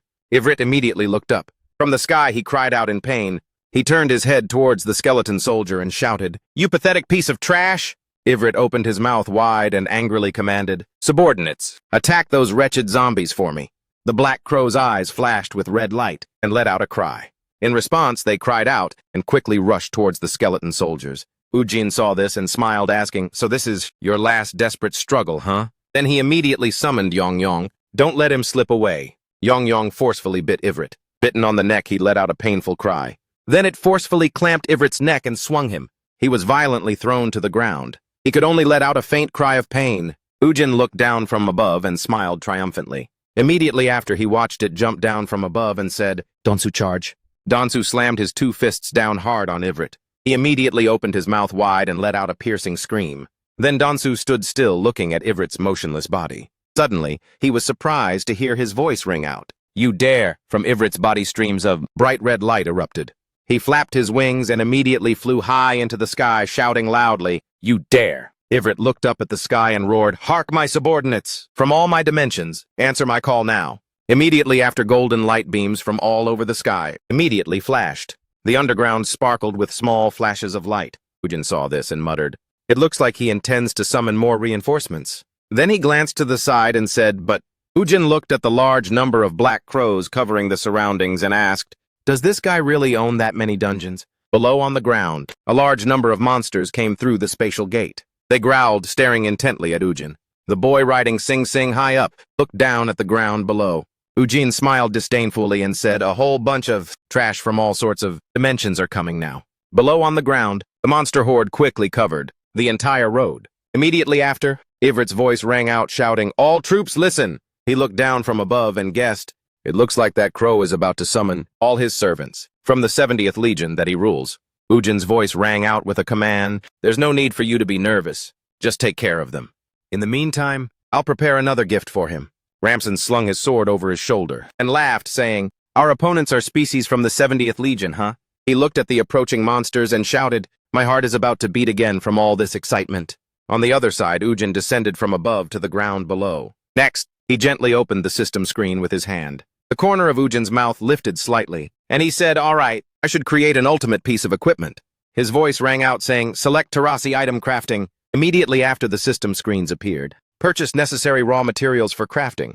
Select Terasi item at achievement store. A system screen flashed. His whole body was covered in golden light. Combining the 5 holy relics of Onpoen with the raw materials, the system sound rang out announcing, "Terasi armor successfully combined. You can now possess an infinite number of subordinates. The soul power of the subordinates you possess will be increased 3 times. The shoes on Ujin's feet changed to the march of Terasi successfully combined. Every step you take will leave behind a deadly aura, doubling the attack power of the undead army. The land you pass through will be contaminated, causing enemies to be poisoned." Immediately after, the system voice announced, "Terasi's dignity shoes successfully combined. The number of subordinates who bow before the dignity of the destroyer god will double your authority." Ujin looked at his palm and said, "That's great, the items are being crafted one by one now. Now all that's left are glory and punishment." Next, he was surprised to see the system screen display. Terasi item combination succeeded, 3 out of 5 failed, 2 out of 3. 3 out of 5, 7 failed, 2 out of 3. Due to insufficient achievement points, the crafting process of Terasi's glory and Terasi's punishment has failed. Remaining achievement points 0. He put his hands on his hips and said in confusion, "What, I used up all my achievement points?" Ujin raised his hand to touch the system screen and said, "I have Holy Land points, but I still have to use them for the base defense. I can't risk rushing and using them up. It seems I can only make these items for now." Immediately after, he lowered his head and commanded, "Activate invisible mode." Ujin stood high up, looking down at the monsters below, and said, "All right, let's start now." In the blink of an eye, his figure had disappeared from the rooftop. Ujin quickly swooped down towards the monsters below. Then he used his feet to gain momentum and stopped on the wall. He strongly kicked the wall and jumped up. Devil's Leap. The system screen displayed the description. In this world, there is nowhere the destroyer god cannot set foot. Thanks to the effect of Terasi's march, the Devil's Leap skill is activated. Mid-air, the monsters looked up and were startled to see the boy. Ujin raised his hand to summon a weapon. The warrior weapon changed form. He quickly swung the whip towards them, thinking to himself, "Whip?" The screen displayed a notification, "Warrior Weapon Whip." A whip with its restrictions removed upon reaching level 90. It can whip and slash everything in the area it reaches, thanks to its easy transformation characteristic. Ujin glanced towards one side. His voice rang out, causing a squad of skeleton soldiers to rush towards the monsters. Summon skeleton soldier. A skeleton soldier raised its weapon and forcefully stabbed a monster in the chest. They looked up at Ujin and shouted, "He is a summoner. Attack that summoner." He slightly curled his lips and asked with a smile, "So what if I'm a summoner? Do you think attacking me can change anything?" Immediately after, beams of light flashed high up within the city. Janice immediately let out a loud laugh. "So you have gained a part of the destroyer? God's power. You are becoming more and more worthy to be my master." He immediately raised his 2 hands and looked down, summoning, "Rejoice all you pitiful puppets wandering through all the other dimensions today. You will be saved by the Destroyer God. Immediately after, the monsters were startled and looked in the opposite direction. From the piles of corpses just now, an army of skeleton soldiers appeared. Ivrit flew high up and looked down at the battle situation below. Seeing this, he murmured, one of the forces that divided Anpoen into three, the summoner. The ability to use the enemy's corpses as a medium for summoning. I didn't expect the situation to be this troublesome. Ivrit looked at the continuously growing army of skeleton soldiers and thought, the speed at which his troops increase surpasses the military strength I possess across all dimensions. Then he stared intently at Ujin, pondering, but his mana must have a limit too. The mere act of controlling an army with such a huge amount, it's enough to make him absolutely exhausted. Ivrit, with a triumphant face, shouted, this battle is about to come to an end. He faced the flock of black crows and yelled, oh my minions! Ivrit summoned all the crows back into his body. Return to where you belong. Meanwhile, in the city, streaks of yellow light continuously emerged. Skeleton soldiers continuously raised their weapons and stabbed the enemies. Mages raised their staffs to control them. The monsters, enveloped in yellow light, screamed loudly. Ujin, holding a long whip, hovered in the air, silently waiting. The corner of his mouth curved up into a smile as he said, I wonder when they will all die. However, it seems they can't hold out much longer. Ujin's gaze flickered towards one side. Now there's only... He looked up at Ivrit's figure high above. Ujin, with a bright smile, retorted, what did you just gobble up that made you gain so much weight all of a sudden? He let out a self-satisfied laugh and boasted, not only has my size increased, I have absorbed the mana of 10,000 subordinates under my command. Ivrit's voice rang out, unlike you, who have used up almost all your mana to deal with my soldiers. Ujin smiled brightly and asked, what, you were waiting for me to use up all my mana, huh? He took a step closer to him and said, well, what you said is partly true. I actually used up quite a bit of mana. Immediately after, Ujin immediately canceled the summoning below. The monsters immediately pointed at him and roared. Ujin looked down below from above. That summoner is out of mana, grab him. The corner of his mouth slightly lifted as he said, but what should I do? The crowd of monsters immediately collapsed simultaneously. Their eyes wide open, they lay motionless on the spot, turning into dry corpses. Ujin looked down below and said with a smile, there's so much food for me down there. Immediately after, a massive stream of energy radiated from him. Then he said, all the corpses beneath the ground were instantly swept away by the energy and disappeared.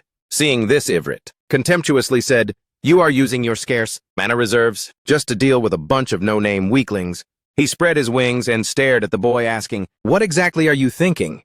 Don't tell me you plan to fight against a magnificent being like me without using mana.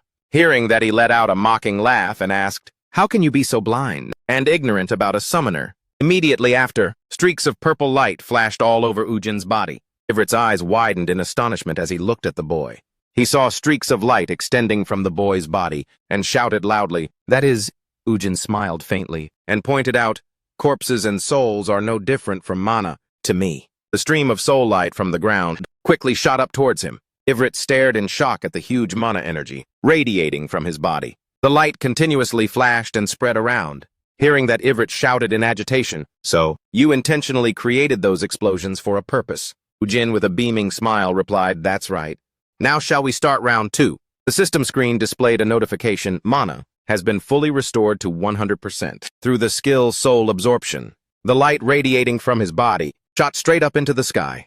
Ujin immediately raised his hand and exclaimed, summon! Ivrit looked down and saw the figure of Yong below. He laughed contemptuously and asked, after fully restoring all your mana, you only summoned a single dragon that can't even fly. Do you think that piece of garbage can catch me? Hearing this, Ujin laughed and replied, just wait and see. His voice rang out, and he quickly used Blood Summon Deep Dragon. Blood from all over the city quickly gathered. Ivrit was doubtful upon seeing this. He wonders, is he trying to summon a blood golem? Why did he only summon these soldiers? I guess they can't fight in the air. Ujin stares in that direction, breaking into a smile. Next, his voice rings out, come on, my dudes, it's time to merge. Hearing that, he asks in doubt, merge. The figure of Yong and the bloody ones quickly approach each other. Waves of bloody color quickly rush forward, wrapping around Yong. They quickly blend together, continuously merging with each other. After a long while, the bloody color has completely covered Yong's body. Fresh blood continuously covers its skeleton, revealing its eyes flashing with golden light. The bloody color permeates inside the skeleton, quickly filling up the whole thing. They continuously cling on, wrapping around Yong's skeleton. In just a moment, the fusion is complete. The blood dragon lets out a roar, Ujin sees that his face full of smiles and commands, "Fly up." He stares intensely at it and shouts, "Ancient blood dragon." The bloody color all over the city is still being absorbed by Yong. Ivrit sees that is agitated and yells, "You jerk! This is totally bogus. A blood dragon. What kind of bullcrap is this?" He raises his head and looks at the giant blood dragon figure in front of him. Yong's voice rings out asking, "Tell me, what is your wish?" Ujin stares intently at the opposite side. "I wish, you say? It is to hunt that crow." Ivrit across from him is also full of vigilance looking over. Yong immediately opens its mouth and agrees. "Your wish has been granted." Saying that, it opens its mouth wide and snaps toward Ivrit. Yong's figure immediately flies past him. Ivrit immediately gets agitated and lets out a roar, "You." After that, he immediately spreads his two wings and cries out, shooting out feathers. Each feather is like an arrow, plunging straight down into the city below. The building hit by a feather immediately collapses to the ground. Ujin immediately uses his strength to land on Yong's back. He rides on its back, rushing forward. Ujin looks up high and commands, "If we keep dodging now, Seoul will turn into a pile of rubble. Yong. Let's end this fight." Its eyes immediately flash with a bright golden light. Next, Yong immediately raises its head and rushes quickly towards Ivrit. He immediately screams in terror, "No way! I must quickly increase the distance." Suddenly, a long chain appears and strikes towards Ivrit's neck. Ivrit. In just a flash, his neck is tightly constricted by the chain. Ujin holds the other end of the chain with one hand and asks, "Where do you think you're going, summoner?" Immediately after, he lowers his head and loudly commands Yong, "Bite him to death." Ivrit, his face filled with horror, opens his mouth wide and lets out a scream. Yong opens its mouth wide and bites down hard. Fresh blood continuously spills out of its mouth. Ivrit's body also falls from above, to the city below. Ujin sees this and smiles with praise. "Well done, you killed him." He looks at the corpse lying on the ground and sighs, "Well, then Seoul will be safe for a while." Immediately after, Ujin looks up in a certain direction and says, now he thinks of that person and asks, "Should I go and catch that son of a gun, Kangchun?" Inside, the basement door opens. Seonghun leads everyone out quickly. He looks at the surroundings and thinks, this place is completely quiet again. Seonghun asks in disbelief, "Is it all over?" Immediately after, he is startled and looks at Yong descending from above. The group hears its roar and quickly turns around and runs away. Dust and smoke are whipped up and flying everywhere. Seonghun covers his mouth and lets out a cough. Ujin looks down from above and asks, "Is everyone okay?" The group immediately cries out in excitement. President, his face is calm as he commands, "Let's go. I plan to fly straight to BB Fortress." Hun hears that and asks, shocked, "On the dragon's back, sir?" Ujin, with a calm expression, confirms, "Yeah, since you guys haven't awakened yet. You can't use the teleportation gate. Come on, get up here." Yong also looks towards the group. He opens his mouth wide. Seonghun is shaking all over, letting out a screeching cry and thinking to himself, "Maybe I should just stay in Seoul, right?" A helicopter arrives in Seoul, where Kang, Ujin, and the Adon members have just left. It films the scene below and asks, "Can everyone see this?" The announcer's voice rings out, "You are witnessing the current state of Seoul, which has just been destroyed by the largest monster army in history. This is an overwhelmingly terrifying sight, reminding everyone of the dungeon incident that occurred 5 years ago." The helicopter films the people below and reports, "The restoration team, including the military and the guilds, has been dispatched to the scene." Immediately after, Mr. Kang Ujin left following his battle against a large-scale dungeon outbreak, using his incredible power. Elo lifts his head and looks towards the helicopter flying high above. His eyes flash with light as he demands, "What is this? Didn't you say Kang Ujin was still stuck in Onfen?" Sangho immediately bows his head and apologizes, "Please forgive me, master. I also didn't expect him to be able to return so quickly." He bows his head, clenching his jaw tightly. He curses the Leon Guild guys in his mind. In his head, Sangho thinks of Jeon and furiously wonders, to hold him up for just a few days, they couldn't even manage that. Elo immediately raises his foot and steps hard on Sangho's head. He clenches his teeth hard and demands, "You fool, do you know what you've caused?" High up in the sky, the helicopter circles, continuously broadcasting the news. Elo looks up at the sky and shouts, "Given the current situation, now that Ivrit has completely vanished, my appearance here means—" Just then the reporter cries out in surprise, "There's still a monster at the scene." He turns his head towards the person next to him and urges, "Quickly contact the military." The staff next to him replies, shocked, "Yes." Elo clenches his jaw and lets out a growl. Immediately after, a loud shout rings out in the sky above Seoul. On the other side, Yong carries the group and quickly flies to the BB Fortress. Ujin looks at the aerial fortress right in front of him and says, "We've arrived." Seonghun sees Yong releasing its grip in midair and shrieks in panic. Immediately after, Ujin gently steps onto the floor. He immediately turns his head when he hears BB's voice. Calling out, "Master," the girl rushes forward under his astonished gaze and hugs Ujin tightly. "I missed you so much." He gently pushes the girl away and asks, "BB, did you return to your original form like this? Because the synchronization process is complete." BB replies with a bright smile, "Yes, sir. Now I can use my full power." Min-chan walks out from behind and greets President. "You've worked hard. Did you get everything you wanted from Anfen?" Ujin calmly replies, It's decent, but why did you guys bring the Leon Guild to Anfen?" Hearing that, he exclaims in shock, "What a—" Because they said they wanted to use the teleportation gate to send reinforcements. So Min-chan asks suspiciously, "Did something happen?" He hears that and answers, "Nothing, just forget about it."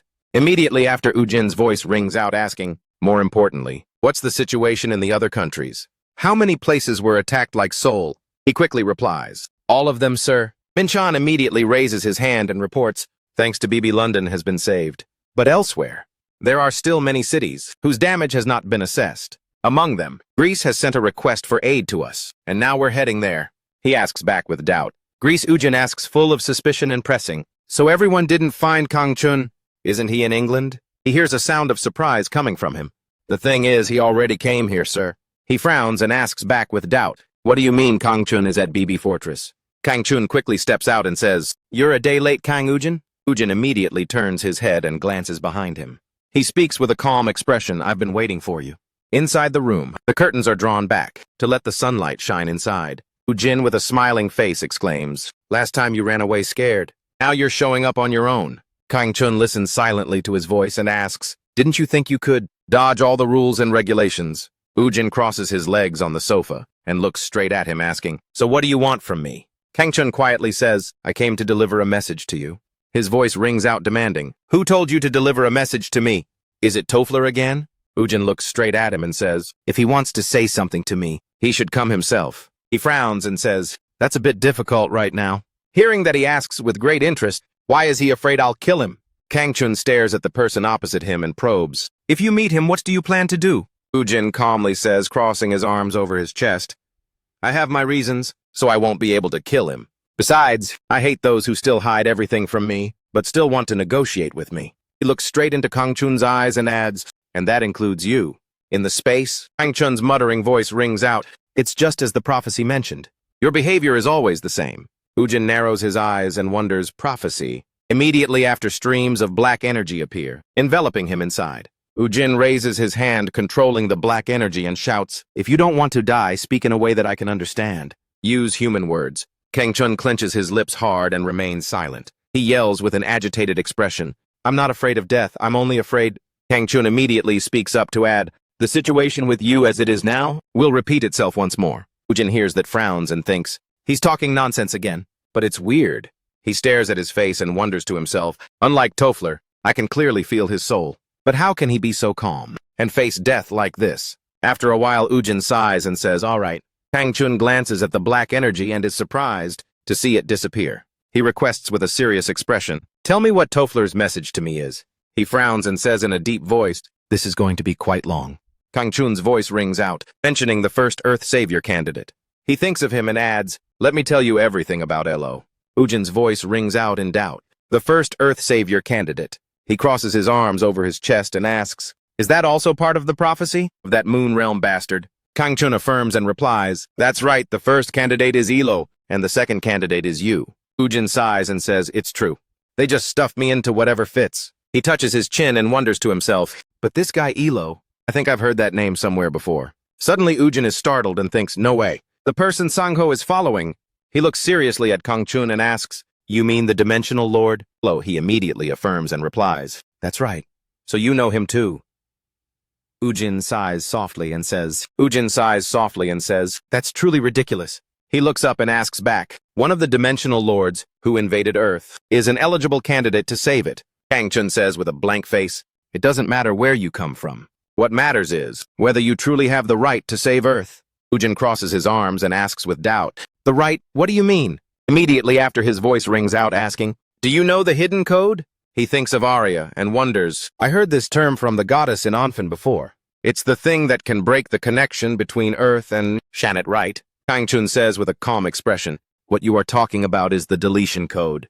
Ujin hears that and probes with doubt, Aren't the deletion code and the hidden code the same thing? He explains softly. In terms of principle, the hidden code is a concept that encompasses both the deletion code and the modification code. Hearing Kangchun say that, Ujin can't help but ask out of curiosity, what is the recovery code? His eyes sharp and full of unpredictable calculation. Kangchun thinks of the two codes and answers. The recovery code and the deletion code are two opposing extremes. Depending on how they are used, they can destroy everything or create anything. He adds, you and Elo are the two individuals who are eligible to complete and use these special codes. Ujin rests his hand on his chin and muses, so that means the Dimensional Lord's search for Thras's defense has been eliminated. Thinking that, he immediately asks, but why Elo? And me, what makes us eligible? Kangchun says sternly, I can't give you a reason. There is only the result. Ujin hears that and looks up with a confused expression. He crosses his arms over his chest and asks bluntly, okay, let's say I accept what you're saying. What exactly do you want from me? Ujin says coldly, are you telling me not to kill Elo? Kangchun immediately replies no. He states that even if he is eligible, he is still a Shanet Lord. He is an enemy who must be eliminated. Kangchun thinks of Tofler and asserts, Tofler has placed his hope in you, not Elo. Therefore, there is no reason to spare his life. He pauses, but Kangchun sternly reminds him again, for now, you must avoid any direct confrontation with him. He immediately asks back, why is that? Kangchun looks up with an extremely sharp gaze. He declares, your conditions are not yet complete, and that means you are not ready to face him yet. Ujin's lips twitch slightly. That sounds hilarious. Are you saying I can't beat him? Kangchun says softly. Please complete your conditions first. If you can do that, everything will be resolved naturally. He asks, are you telling me to seek out Thras's compulsion? He quickly replies, yes, and you're close to it. Kangchun asserts, I believe you've already guessed the final keys necessary to find it. Ujin hears that and thinks to himself, if the way to obtain the hidden code is the same as obtaining the regular codes. He recalls Arya saying, that's right, but the key is on Earth, not in Anfen. And Chelok stated, the first thing I did, when my planet was synchronized, was kill its god. Then I obtained the code and became the god myself. A god thinks about Suha. Ujin implicitly confirms, then it belongs to the Lord of Earth. Suddenly a dark force zooms with a whoosh very quickly toward Kangchun. He declares sternly, tell me another way. You will die if you don't. Immediately after, Kangchun is agitated and shouts, just kill me. As far as I know, that's the only way. Hearing that, he remains silent, not saying a word. Kangchun looks at the surrounding dark energy and thinks, the journey recorded in the Book of Destiny will end here. I have no feeling for this repeated life at all, of repeated life anymore. Immediately after, his voice rings out, adding, this is the last thing I have to tell you. Kangchun immediately speaks up and asks, haven't you ever thought that all of this is super weird? Hearing that, he asks suspiciously, what do you mean? Kangchun's mouth curves as he mentions leveling up. Monsters or mana, or whatever. He looks up and asks directly again, don't you think this life resembles a kind of game? Kangchun's gaze is extremely sharp as he looks directly and challenges him. Do you have any sense of reality or not? Ujin silently stares at him, saying nothing. After a long time in the courtyard of the Bibi Castle, Minchan is talking when he is startled to see Ujin walk out. He is full of concern and asks, President, how is the situation? He walks quickly forward and replies, we have nothing to say to each other. He is currently detained. Minchan probes with doubt, but will he be able to get out and flee again? Immediately after, he is astonished when he hears him reply, he's not an ordinary person, so if he wants to, he'll find a way to escape. Ujin frowns and ponders to himself. I feel like I've eaten a fly right now, but killing a messenger doesn't benefit me at all. He thinks of Tofler and muses, until I discover the truth, that they are hiding about this world. I still need some sort of connection with them. After that, Ujin looks up and asks, when will we get to Greece? Minchan quickly replies, about 3 hours from now. He turns his head to look at the others and gives an order. Then from now until then, please reinvestigate the personal information of all the staff members again. He is startled and demands, what, why, suddenly? Ujin turns his head and glances over. I heard some guys with dark-smelling souls snuck in here. There is definitely a spy in this place targeting Suha. Minchan is startled immediately. His face becomes serious. Then he turns around and quickly runs off. I will go investigate right away. Ujin glances to the side and calls out, Bibi, and everyone immediately after. A stream of dark energy immediately flashes and appears. Bibi places his hand on his chest and says, Master, you called for us.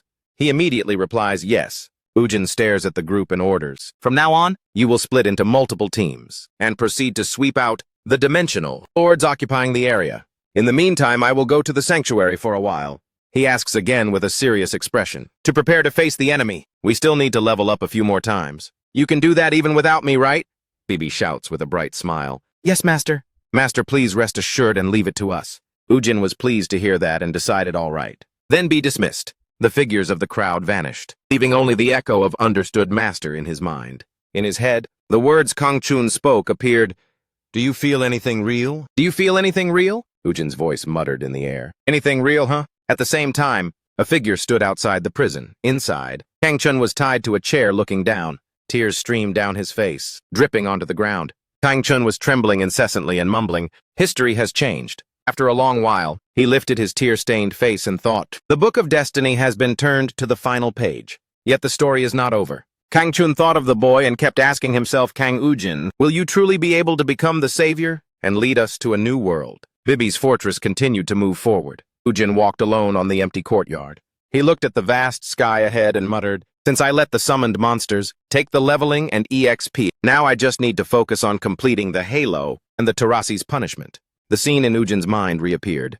In other words, give it to me now, otherwise you will die here. Kangchun calmly said, kill me. As far as I know, that is the only way. He immediately scratched his head, telling himself to stop dwelling on useless things immediately. Ujin looked straight ahead, determined that he needed to complete other conditions to obtain the judgment. The system screen appeared in his mind, and he pondered, and if I reach max level and complete the item set, I might just get a new clue. Current level, level 97, Tarasi item set. Immediately after Ujin used telepathy to call Jimin, he inquired with a serious look on his face, yes, is something the matter, Hyung? He touched his ear and said, I need more points, a lot more, actually. Jimin asked doubtfully points. He also touched his ear and asked, so what do I need to do, Hyung? Ujin's mouth curved into a smile, saying, what else? Do what you do best. Immediately after the system sound appeared, the Sanctuary battle is starting. Please choose. Avoid Lord, you wish to challenge the Sanctuary battle. He looked straight ahead, saying, with the gaming skills of a Korean high school student and the mechanic skill you possess after becoming the Vampire Lord. Speaking of the Sanctuary battle, you are the GOAT. Are you confident you can do it? Jimin's mouth couldn't help but curl up slightly. He touched the screen with both hands and shouted, compared to fighting directly on the battlefield, this is easy peasy. Ujin looked straight ahead and decided, excellent. Now let's snatch everything those Void Lords have in their treasury. Jimin looked at the sunlight ahead and shouted, I got it, Hyung. Immediately after the system screen appeared, you are being moved to the battlefield. He looked at the sunlight ahead and thought, so I'll soon have enough points to combine that item set. A world tree swayed its body in the wind and rain. She stood straight, silently looking at the gigantic tree in front of her. Torin approached from behind and asked with a smile, Divine Lady, are you here again today? She turned her head, smiled, and exclaimed. Torin Meru offered a gentle smile and said, you don't need to use honorifics and be so formal. I'm not the Divine Lady anymore anyway. He was flustered, waving his hands and feet and shouted, oh my gosh, I made a mistake again. Torin looked straight ahead and said, I apologize, but you must be feeling a lot of pain right now. She heard that, smiled, and replied, I'm okay. I'm used to it now, Marudi whispered, asking, but why did you come looking for me? Is there any news? He was startled and remembered, ah yes. Torin looked straight ahead and said, according to the messenger's report, the number of Void Lords across all 6 continents has significantly decreased today. They must have all run off to Earth. Marudi bowed her head and spoke softly. That's to be expected. Void Lords would naturally be interested in newer colonies. She looked at the spatial gate and said, thanks to that, the situation in Alfie has become much better. But I'm still worried whether the Immortal can handle this alone. Just then the gate flashed with light. Ujin quickly stepped out from inside the gate.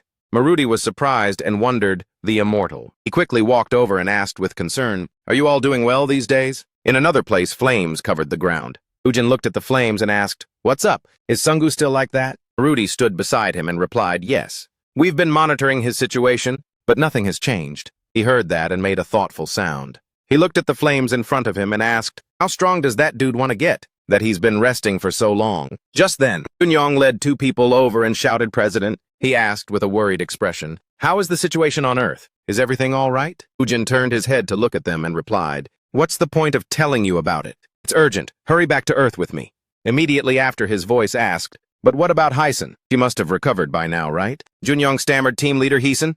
He held out a letter and said, left this letter and left. Ujin let out a surprised sound and asked, where could she have gone? The letter read, in my current situation, I am nothing but useless. I'd rather die than be a burden to everyone. When I become stronger, I will definitely return. Ujin sighed and said, this girl too. It didn't have to be this way. It seems the incident with Bang, Leon was a big shock to her. Then he turned to the side and shouted, Maruti, when Hyasen and Sungu return, tell them to come to me immediately. Ujin's expression turned serious and he said, and you guys hurry up and pack your things. We're leaving right now. Junyong immediately exclaimed, yes. Maruti softly said, immortal. He heard that and asked with doubt, what is it? She bowed her head, looked ahead and asked, could you perhaps absolve me and bestow upon me Tarasi's grace? Ujin heard that, frowned and asked, what the heck? I'm not a priest. How can I absolve? Maruti silently lowered her head and said nothing more. After a long while, he scratched his head and said, anyway, if you want that, let me try. Immediately after on the square, his voice echoed, the summoner of Tarasi. Appoint you as the priestess of Tarasi. Next, Ujin placed his hand on Maruti's head. He looked at his hand and exclaimed, sure enough, it didn't have any effect. Ujin frowned and comforted her. But don't be too sad. Maruti heard that, smiled and exclaimed, no, I'm not. Thank you for your time, immortal. Just then, Junyong led the group over and shouted, President, we are all ready. She looked at him and said, may you all take care. Ujin calmly said, all right, I'll leave the base to you. Immediately after he turned and quickly left. Maruti stood still watching his retreating figure. She remained standing where she was and muttered softly to herself, please come back with a victory, my god. In Seoul, South Korea, while Kang, Ujin was restructuring the sanctuary in Alfie, Sangho stood on a floating piece of ice in midair, shouting, oh, citizens of Korea, your savior, and life has finally descended. The crowd looked up and buzzed. This is the one who will forever care for humanity, us. The one who turned his back on those alien monsters and was the first to reach out and help us. Above, Sangho continued to shout excitedly. This person's wish is to end the current endless war across the entire universe for eternal peace, and only that. The crowd looked at his figure on the screen in the square and murmured loudly, what a void. Lord actually wants to join hands with humanity. What the heck is going on here? Sangho turned his head, glanced behind him and shouted, bow down and worship. Welcome, the god who has descended to save all of us. Elo stepped out. The crowd stared at the screen and asked, that creature will save Earth. Immediately after, Sangho's voice echoed, introducing King Elo. Bibi's fortress continued to advance. A transfer gate quickly appeared. The guild members looked around and shouted, it's Earth. It's been so long, hasn't it? Ujin smiled faintly, watching these people, chatting happily. Just then, Minchan ran in from outside and shouted, President. He put a hand on his hip and asked doubtfully, what's the matter that has you all out of breath? Did something urgent happen? He looked up and exclaimed, a spy? Ujin listened seriously to Minchan. We caught a spy inside the dark unlit dungeon. He looked at the figure inside and introduced, by your order, after investigating all employees, we discovered someone whose resume had been manipulated. After close surveillance, we confirmed that he is from the Kangho faction.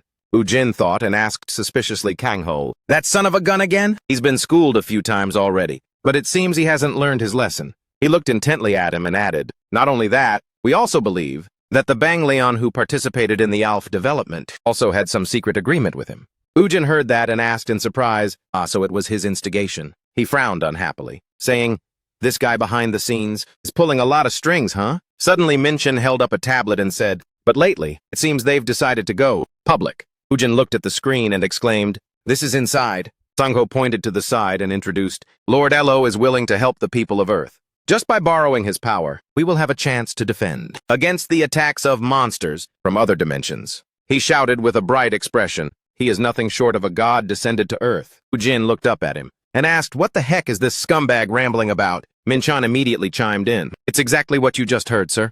He spoke with a serious expression. A void lord named Elo, whom Kangho is serving, wants to cooperate peacefully with Seoul. I heard that the South Korean government is considering signing a defense treaty with them. Uzi frowned, standing still in thought. He then looked at this tablet screen, wondering if that jerk Elo, you're planning on helping the Earthlings and saving them from the clutches of Janet. Immediately after, he instantly handed the tablet back to Minchan, saying, oh man, I'd sooner trust a cat to guard a basket of fish. Uji quickly opened the prison door and stepped inside.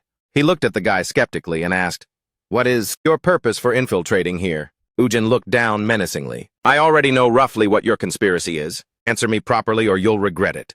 The guy heard that and immediately yelled out excitedly, I have nothing to say. Even if you threaten me, I won't tell you a single word. Just then his voice rang out. I bet you guys came looking for the god of Earth, didn't you? Ujin picked up a phone and said, no need for any long discussion. Dial your superior's number right here. After a moment, the phone line connected. A sound came from the other end of the line. Hello, Ujin left the fallen spy and said, yeah, it's me. Long time no see. Asango, full of doubt, asked, who is this? The voice rang out concisely, replying Ujin. The corner of his mouth slightly curved up, hearing the sound of the man's voice. Ujin, my memory is a bit... Immediately after, Sangho was startled and demanded, wait, Kang Ujin? Is that you, Kang Ujin? The man affirmed with a wide smile. That's right. It's me, you dog. The man heard that and immediately roared in anger. Why are you pretending to call me? Like we're buddies. This psycho too. Sangho's eyes widened, stunned when he heard Ujin continue. I'm on my way. He calmly declared, prepare to kick the bucket with that ice doll, whatever her name is. Ujin thought of the girl and muttered, you dare target Sua. If that's the case, I'll annihilate that Elo jerk in one go. On the other side, on the large ice surface, hovering in midair, Sangho ran in from outside shouting, Lord Elo, a huge problem has occurred. Elo looked up and asked, what is it? Wasn't the negotiation with those earthlings going well? He frowned and urgently exclaimed, that's not it, sir, it's Kang Ujin. Kang Ujin said he changed direction and is heading back to Korea. Elo's mouth slightly curved up, letting out a wild laugh. Immediately after, Sangho calmed down when he heard him ask, you idiot, it's just a small matter. About that guy. Why are you acting so fidgety? Elo frowned, thinking of the man and wondering, it would have been great to have a fight with him after he gained the power. But since things have come to this, I'll deal with him now. Immediately after, he calmly instructed Lee Sangho, tell my subordinates to prepare for the immortal properly. Sangho quickly replied, yes, my lord. At the same time, at the new National Assembly building in Sejong, inside the meeting room, a constant clamor rang out. A man stood up, shouting excitedly, there's no other way. First, we have to accept Elo's negotiation offer. The bespectacled legislator opposite yelled, nonsense. How can you believe the word of someone who unilaterally occupied Seoul? Byungmin immediately yelled out excitedly, besides, he's still a monster. No matter how smart he is, how can you trust them? Immediately after, an excited voice rang out, but the reality is that right now, South Korea's military forces can no longer control the situation. Since things have come to this, we are forced to cooperate with them, even if it's only a temporary strategy. Park Junpyo spoke up from the back asking, Mr. President, what should we do now? He quickly bowed his head, sinking into deep thought. In just one short day, all of Seoul has fallen into their hands. If he truly intends to use violence, I'm afraid we will be utterly powerless. The image of Elo instantly appeared in Byungmin's mind, making him wonder. But surprisingly, they proposed to negotiate peacefully and sign a defense treaty. What decision should I make to save this country? Just then, the phone in Park Junpyo's hand rang. He walked over and whispered in his ear, Mr. President. Immediately after, Byungmin's voice rang out, stopping them. Everyone, please calm down. We have just received an urgent report. He looked directly at everyone and announced, the flying fortress of Aden is heading towards our country. The people below immediately shouted excitedly, is Aden planning to fight Elo? That means Seoul will be... Byungmin clasped his hands together and said, that's right. Seoul will become the battlefield for those two forces. He looked directly at the people below and added, but from our perspective, waiting until the confrontation between the two of them ends to consider the outcome and make a decision is not too late. Right now, we should only focus on what we can do at this very moment. Byungmin ordered with a serious expression, we must try our best to evacuate all the remaining citizens from Seoul. On the other side, Bibi's fortress was continuously approaching the ice sculpture. Ujin inside the fortress smiled and said, Elo, I will personally see if what Kang Chun said about him is true or not. Elo yelled out with a smiling face, the condition for obtaining my power is bringing itself right to me. Above the streets, long lines of cars were continuously leaving. Looking down from above, those cars quickly departed the city. A person looked ahead and asked, is everyone here yet? The young man immediately confirmed and replied, yes, everyone is on the car, sir. The car door quickly closed and started to move. Good, let's go. The security staff looked at Dojin and said, Mr. President, we should hurry too. He immediately agreed, all right. Dojin looked up at the sky above. The people looked at the fortress approaching and said, Kang Ujin's flying fortress is here. He stared intently at it and murmured, I wonder. Dojin looked towards the ice sculpture and asked if it's Kang Ujin. Will he be able to destroy all of them? Ujin looked over there and said, just as I thought. He summoned all of his subordinates here. He looked at the screen and exclaimed, and there are quite a few familiar faces too. On the screen was a series of notifications. Dimensional Lord Razaki, Dimensional Lord Sartlos, Dimensional Lord Green. Minchan also frowned and spoke up. It seems they were all involved in the recent Danjin Great Explosion incident. Ujin looked at the screen displaying Monarch Elo and said, so you're telling me they still have the nerve to propose signing a peace treaty? That's even more unforgivable. Immediately after, the door behind him opened instantly. He turned his head, saw the little girl and exclaimed, Sua. Ujin knelt in front of the little girl and asked, hey Sua, what are you doing out here? I told you to stay with Mom. Sua hesitated and replied, "It's just that I—" The little girl lowered her head, staring at the face in front of her. Then Sua whispered, "Appa, do you have to go?" The little girl lowered her head with a worried expression, muttering, "I dreamed that you left and never came back. I'm scared." Hearing these words, Ujin let out a deep sigh. The little girl looked up, hearing his voice ring out. "My little Sua, it seems. Keep an eye out. You still don't know much about your older brother, do you?" Ujin said with a bright smile. "You don't have anything to worry about, because your older brother is stronger than any of that AI." He put his hand on Sua's shoulder, promising, "I will protect you and Mom until the very end. Do you understand?" The little girl replied, "Yes." Immediately after, Ujin took steps towards the outside. He looked at the people in front of him and asked, "Are you ready to get rid of all the trash from this land of Seoul?" A leading evolver smiled and said, "Speaking of war, I'm ready to rock. I've got to get my kill on." Hearing that, Ujin burst out laughing and exclaimed, "We're about to enjoy a bloodbath festival." Genis immediately stepped forward and said, "My lord, the final opportunity for you to obtain the judgment is very near." Ujin looked at him and smiled. "Yeah. After this battle, I will reach max level and get Tarassi's item set." Suddenly a voice from behind rang out, "My lord." He looked at the man and exclaimed, "Kiba." Ujin asked with a big smile, "We've been fighting for a long time. I hope your skills haven't gone rusty. At all right?" Kiba heard that and replied with a smile, "They're perfect as always, my lord." Lord Kiba, commander of the defensive force of the dimensional sanctuary Adon. He was summoned, here to prepare for the battle with Elo. He shouted with a serious expression, "I will chop off the enemy's head and present it to you. Just give the order, my lord." Ujin turned his head and instructed, "As for Bibi, go back to the fortress with Yong and focus on defense, okay?" She placed her hand on her chest and replied, "Yes, please leave it to me, master."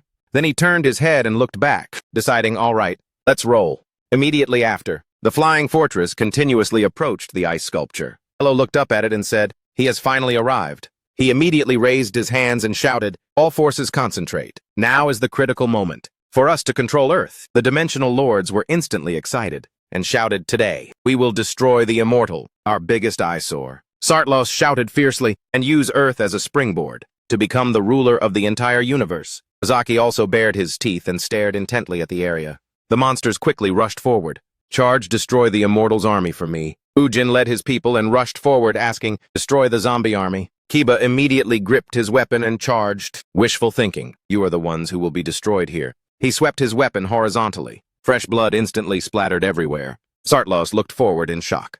Kiba powerfully struck her head from above. Sartlos let out a groan. He stared intently at her and declared, "Dimensional Lord Sartlos, I will be your opponent." On the other side, a sword quickly flashed across. Black smoke surrounded Razaki. At the same time, a voice rang out. "Hwang Tikyek, it's nice to see you again. Let's see if your power has increased at all, shall we?" Hearing that, he shouted excitedly, "It's you!" Genis immediately raised his staff and used Hellfire. Immediately after, a powerful explosion with blinding light appeared.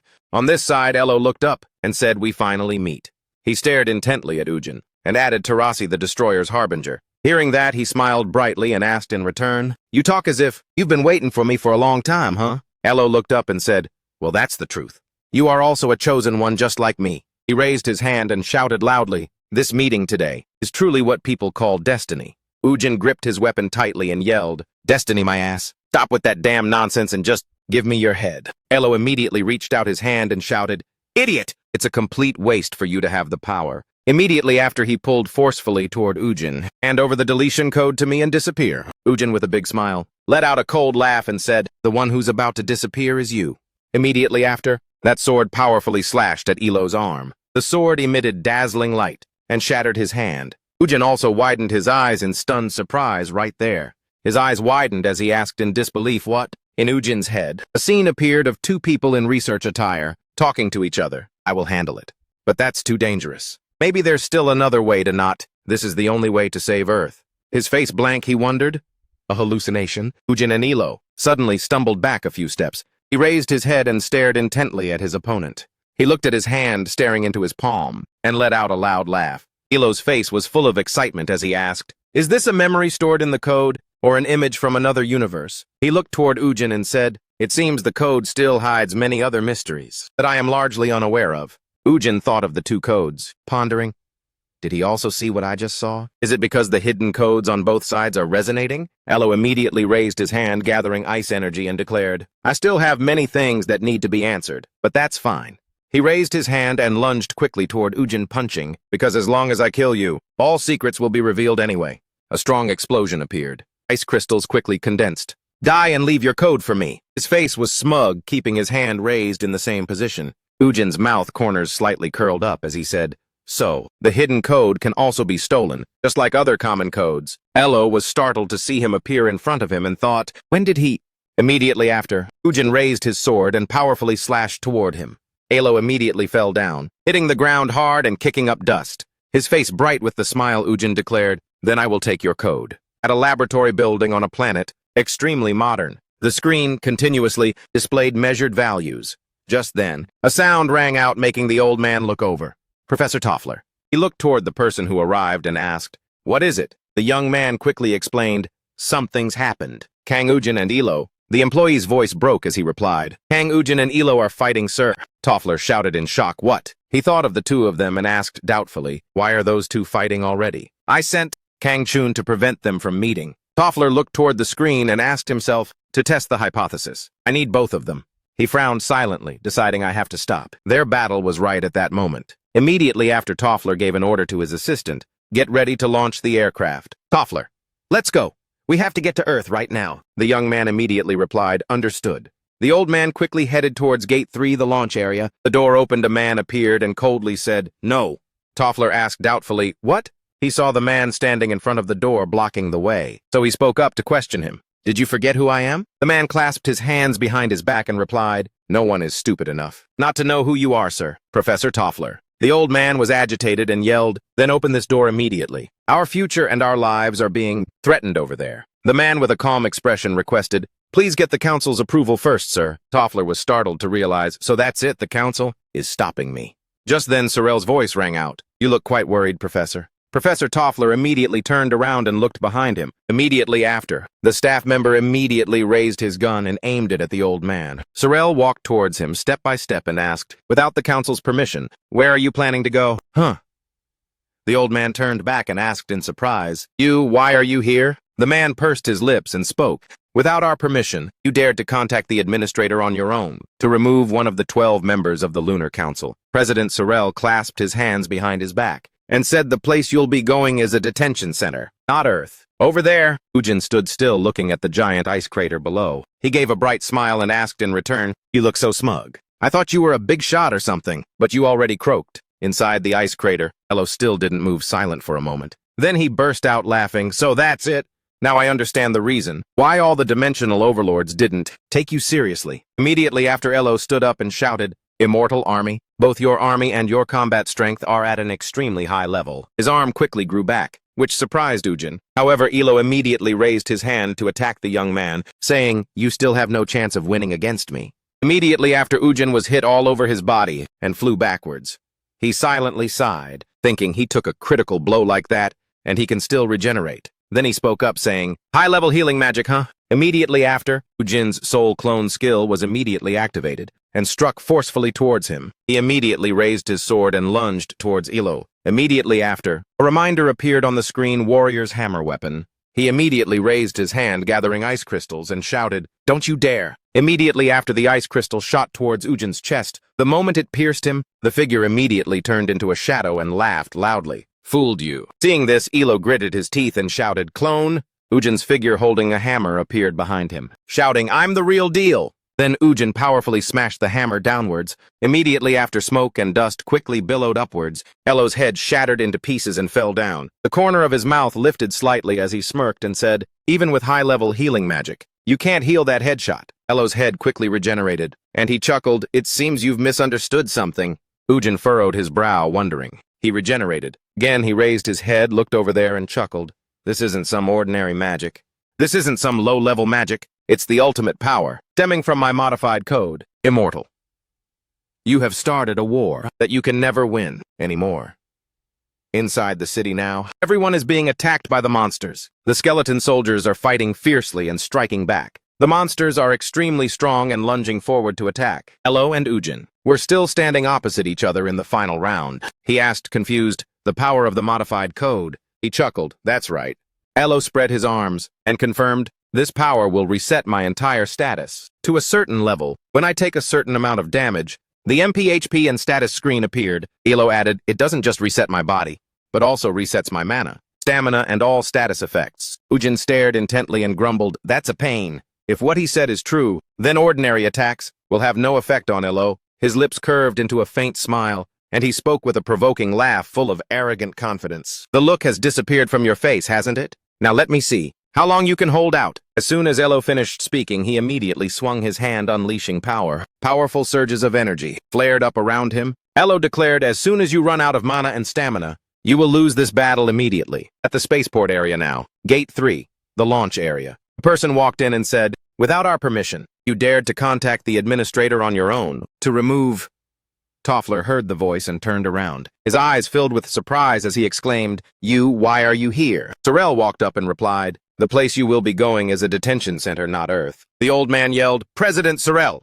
Now, everyone had their guns pointed at Toffler. He looked directly at the old man and said, I can't believe it. You, the person in charge of this project, would dare to hide things from the council like this. Sorel pressed the professor. Because of your unauthorized actions, the future of our lunar world might have already disappeared. What the hell were you thinking? Toffler replied. It's all for the future of the lunar world. For our survival, we don't just need the edit administrator to fix things, but we also need the delete administrator, the man said in a deep voice. You're talking about that hypothesis of yours, aren't you? Sorel spoke of the code cells, but that hypothesis is still incomplete and far too dangerous. He kept asking, didn't you yourself know what happened when the former delete administrator gained complete authority? Didn't the god of destruction lose control, almost making us lose all the data? The old man yelled angrily. But that's something we can completely compensate for. If both the delete administrator and the edit administrator have the authority, a new possibility will arise. Sorel announced, but it's too late.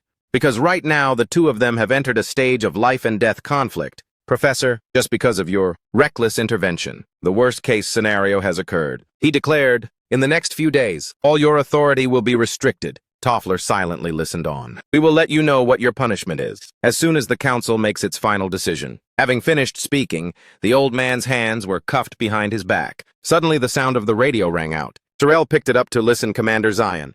How is the battle between the two of them going? The other side replied. Fortunately, the edit administrator has the upper hand. It seems we don't need to intervene. Sir, he immediately warned, don't drop your guard, Zion.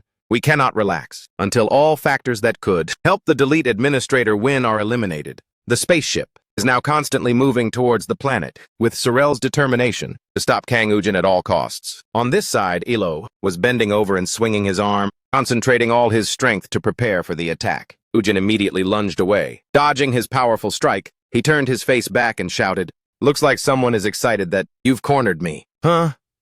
Elo, with his hand still extended, channeling power, asked, Immortal, do you plan to keep running until your mana is depleted? Seriously, Ujin's eyes suddenly widened in surprise. Immediately, a huge explosion erupted with a loud bang. His entire body was sent flying outwards along with fragments. Ujin gritted his teeth and thought, at this rate, I won't have a chance to win this match. I must find a way to break his edit program. He recalled Kang Chun's words, saying that the edit code was the opposite of the delete code. He talked about two blocks of code, depending on how they were used. These two types of code could either destroy or create everything. Ujin quietly observed, pondering the clue in his mind that he currently had, which was that he possessed the delete code, and it held the power to bite, devour, and neutralize that guy's edit ability. His eyes sharpened. The skill I can think of right now is... The sky above now looked like a festival. Thunderous explosions echoed everywhere, creating plumes of smoke that scattered like fireworks. Ramson looked up and asked, he is indeed a formidable foe. Should I go help the Lord? Suddenly a voice answered from behind. No, that is a battle between kings.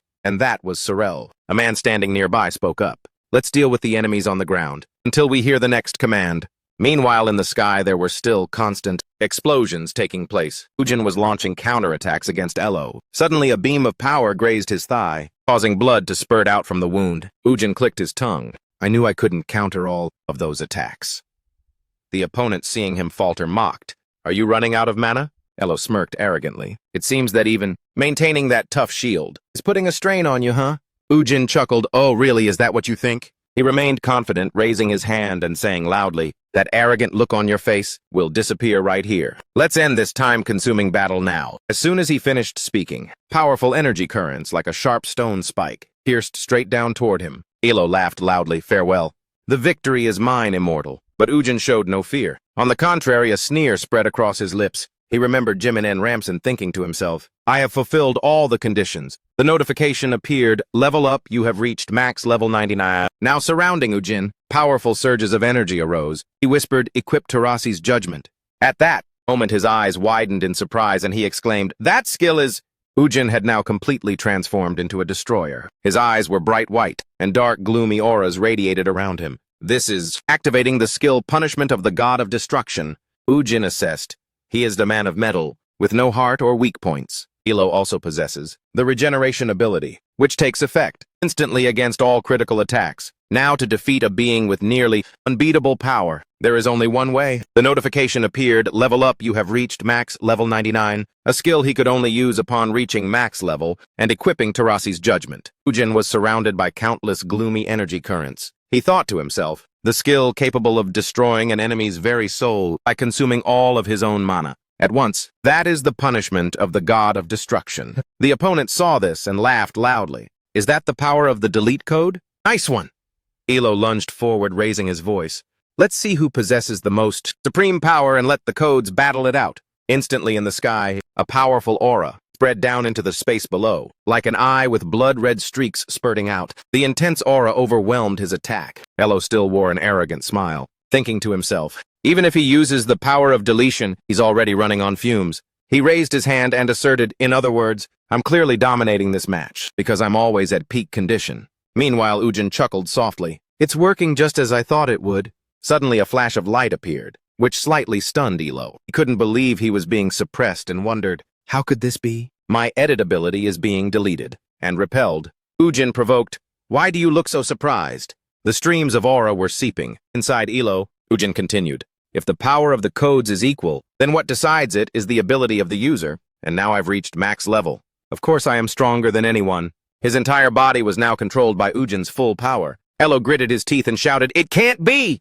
I am the one chosen by the code. He screamed, full of denial. I am clearly the one destined to rule the universe. Ujin's lips curled up. Do you think you're the only one chosen? Elo's entire body vanished into thin air. Ujin announced, I win, Elo. At this moment at detention room number 1, a clenched fist rested on a shelf. Toffler's eyes were filled with complex emotion. Contemplating something, his gaze flickered to the side. Startled to see someone standing at the door, he spoke up, calling out Chairman Sorel. Toffler's face was now filled with panic. The fact that you've come here to see me like this can only mean... Sorel frowned, his voice solemn.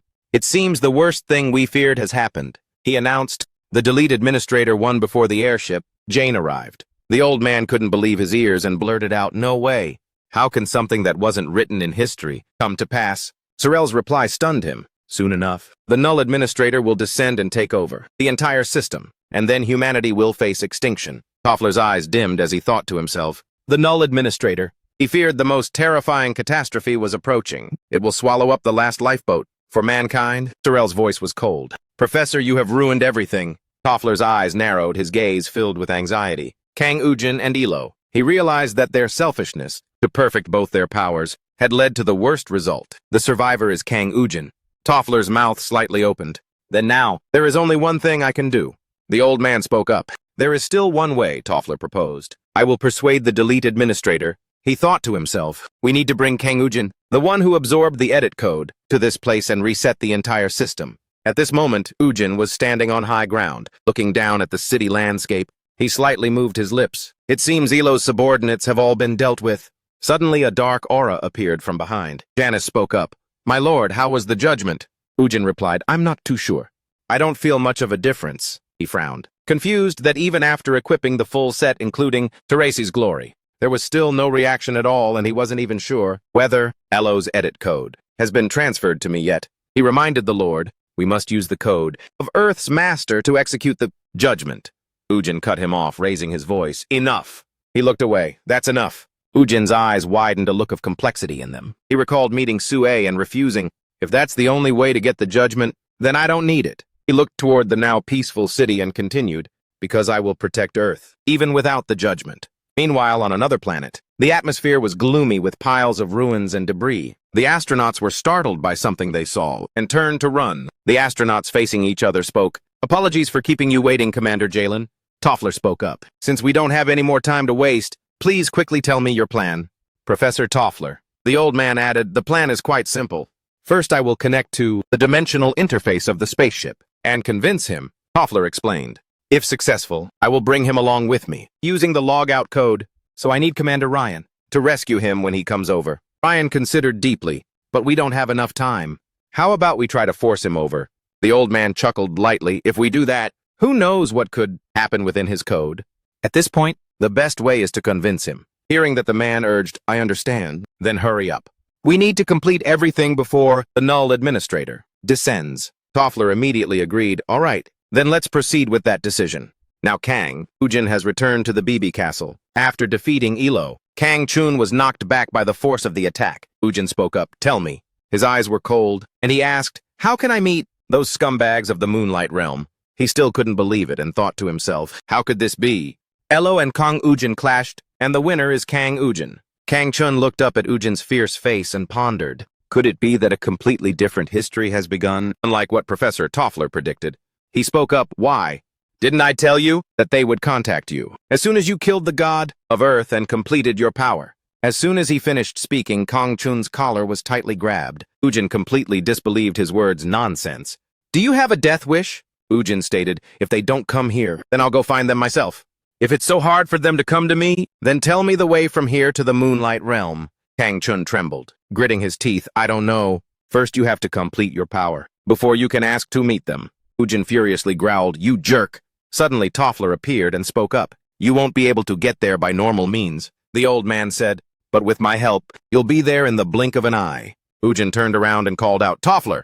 He smiled lightly. You said you wouldn't come until I completed my power. So why the change of heart? Toffler replied, the situation has changed. Ujin was confused and asked, the situation has changed? What do you mean? The old man replied seriously, according to my plan, the battle between you and Elo shouldn't have happened, especially the scenario where you defeated him. Before completing your power, Ujin scoffed, his lips curling up. That's quite rich. You act like you know everything, but then say you didn't expect me to win. Toffler froze speechless. Then he suppressed it. In short, it's Kang Ujin. You have to perfect the power because another candidate is... Elo is gone forever. He raised his hand to rub his head and let out a sigh. Everyone is like that. Ujin looked up and asked, you know what you mean when you say perfect the power, right? Right, he warned. If you don't want to die by my hands, then you better offer another way. Toffler hesitated slightly. If I can't change your mind, then it seems... I'll have to tell you. His whole body glowed brightly and he spoke in a loud voice. The entire truth about this world, then. Ujin put his hand up to shield his face and asked, annoyed, what the heck are you doing? The light reflecting was incredibly dazzling. It illuminated the entire space. The earth shook. You are currently transferred to another world.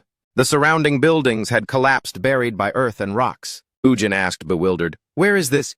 Toffler said softly, 2529. He appeared from behind and stated, this is the scene. From a time and space, about 500 years after your present. His eyes dropped as he continued. Humanity had reached a civilization of extremely advanced science and technology, but they couldn't prevent the wars between nations and the disaster of resource depletion. Toffler turned to look down, and so Earth became a place where no form of life could reside. Ujin immediately didn't want to care. You're showing me this because you think that in 500 years, the world will turn out like this, huh? Sorry to say this, but I'm not interested in Earth 500 years from now. I only want to save Earth in the time I'm living in, he said in a deep voice. Just as I told you before, your goal is the same as mine. If you are patient and listen to me for just a little longer, you'll immediately understand the relationship between the two worlds. Hearing that, he pondered for a moment and looked down. Toffler spoke, returning to the previous story. His eyes gazed into the distance. After humanity lost its home, they needed another planet to reside in. And that place is... A planet appeared. That is the planet Unpan. Ujin paused.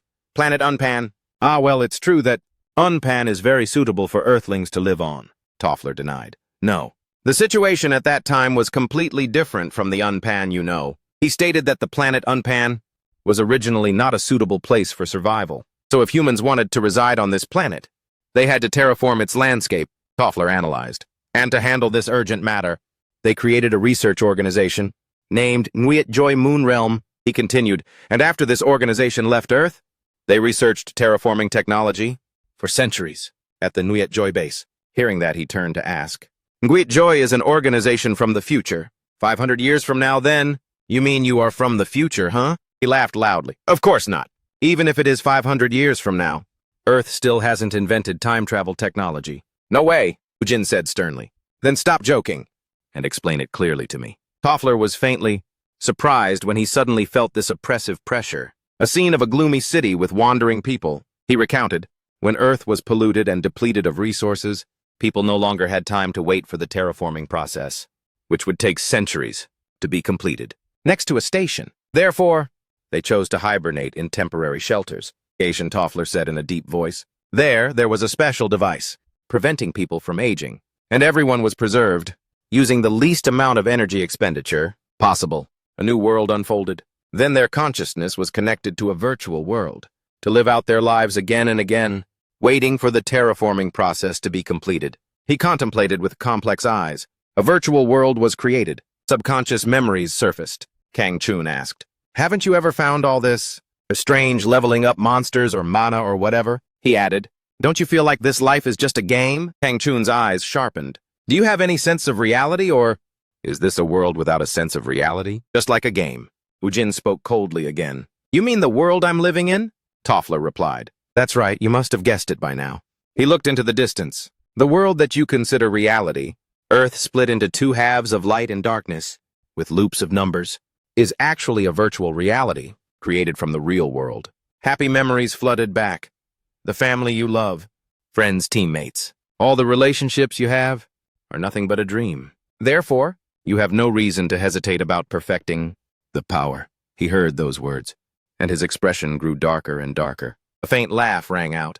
He was slightly startled as the laughter grew louder. Ujin gave a faint, ridiculous smirk. He asked indifferently, "After hearing that story, you think I'll say, 'I get it,' and do exactly what you want?" Toffler was stunned. "Kang Ujin, you don't believe everything I just said?" Ujin's eyes were sharp. "Even if what you said is true, I have no intention of sacrificing anyone in our world, you scumbag." Hearing this, he spoke up in confusion. What the hell are you talking about? This world is just a virtual reality. It's a fake world that doesn't exist." He immediately denied it. "No, for someone who comes from another world like you, maybe it's fake, but at least for me it's real." Toffler tried to explain. "I even know who you are in the real world. Don't you want to know what you're like in the real world?" he asked. Ujin asked again, "Me in another world," he replied urgently. "That's right. Actually, you are also a Nuit Joy researcher. Like me, we used to work together to create terraforming technology, to help Earthlings migrate to Onpan." Numbers appeared along a chain line, Toffler added. "But then a kind of bug occurred in the virtual world," he stated, "which caused you to log in to this place to fix that bug." He asked, "That bug is Janus, right?" He replied, "That's right." Toffler analyzed. Janus is an interplanetary network that was previously unknown to the AI and appeared in the virtual world. Therefore, people started using it to travel between planets and steal the codes. Ujin remembered the monsters. "Those people must be the dimension-crossing warlords, right?" His eyes were firm. "We must find a way to eliminate them, because in the worst case, all of humanity in the virtual world will not be able to return to the real world." Toffler frowned. "So our plan is to..." He made his decision. "Send researchers implanted with two kinds of codes to deal with that bug." He looked up and asked, "Are those two researchers me and Elo?" "That's right." The answer was quickly given. Toffler continued analyzing. "The deletion code implanted in you was meant to permanently eradicate them, and the correction code implanted in Elo was meant to restore the entire system. The entire system in case the plan failed." Ujin was silent, lost in thought upon hearing that. So the scene he saw when fighting Elo was actually a memory from the past. He spoke with a bit of hesitation. "We succeeded in implanting the codes in both of you. But then a problem arose." Ujin immediately replied, "We lost our memories." Toffler affirmed, "That's right. It's probably because the codes implanted in you partially affected the brains of both of you." He recounted, "When we realized the situation was bad, we continuously observed and monitored you very closely, intervening when necessary, and helping you complete your codes. The memory fragments rolled into a long film, showing that we have performed these procedures countless times already?" Ujin asked, confused. "And all those efforts went south. What was the problem back then?" Toffler replied softly. "The strongest one, Janus, commander of the 72 Kings, was much more formidable than we thought. He was filled with regret. All our hard work was single-handedly blocked by him. We even almost lost the hidden code. But we succeeded in preventing that scenario, thanks to Elo's correction code," Toffler said with urgency. Hearing this, he immediately asked, Is he tracking the hidden code? He said, yes, that's right. He is an entity that holds all 72 dimension control codes and does not exist in the virtual world. Toffler hesitated, adding, the only thing he doesn't have is the hidden code. So naturally, he wants to acquire it. This could also be the reason why he brought you back to Earth intact from one pan like that. Ujin was bewildered when he heard this. He was suddenly a bit taken aback and asked, hold on, he's the one who brought me back to Earth, but the person who brought me back to Earth was clearly the Dimension Administrator. He replied, that's correct. His voice deepened. The other name for the 72nd King, the one who holds the code controlling the dimensions, is that very name, the Dimension Administrator. Ujin swore, holy hell. He clutched his head, distraught. He's been playing us this whole time. Suddenly, Toffler reassured him, it's all right. He informed him right now, Witjoy is still trying its best to find the best outcome, so that you and Elo can save the virtual world. However, the current efforts are mostly aimed at success for the next intervention session, and not this one anymore. Toffler's voice was frigid, because Elo is gone now. He also stated this as a warning, so you cannot fight the Dimension Administrator by yourself. Toffler bowed slightly, lowering his voice. Kang Ujin, I beg you. Then, soul particles flew up, hovering in the air, as he pleaded, which briefly surprised Ujin. Please complete your power. Faint lights shimmered throughout the space. He thought to himself, is the illusion dissolving? Toffler announced, once you complete the power, we will help you log out to the real world. He added, and use the correction code inside your body to reset the virtual world, his eyes full of anticipation and trust. I hope you will make a really smart decision for the future of the real Earth. Returning to reality, Ujin was standing with Kang Chun. The faint light dissipated. He looked into the empty space and exclaimed, he disappeared on his own again. On the other side, everyone's faces now seemed panicked. One person spoke up and asked, why is everyone gathered here? A worried voice exclaimed, President, are you all right? We heard something explode inside. Ujin rubbed his confused head and reassured them. Everyone, there's no need to worry. Myungjin's face was full of worry. But you don't look so good. Is it true that nothing happened? He gave a slight laugh. Are you guys really worried about me? Ujin's question left everyone stunned and confused. His lips were slightly pressed together. This is something new, Ujin. I never expected you would get to meet people who worry about you like this. Then Ujin turned and spoke. Everyone follow me. There's something you all need to know. On another side of the world, it was still that same desolate, ruined landscape. Beams of electricity were flashing. Toffler woke up after a long journey, clutching his head and groaning. Hattie came over and asked, Professor, how is the situation? The old man hesitated, uncertain. I'm not too sure. I wonder what decision he'll make. He asked, startled. If he doesn't recover the code, how are we going to reset the system? Toffler's face was contemplative.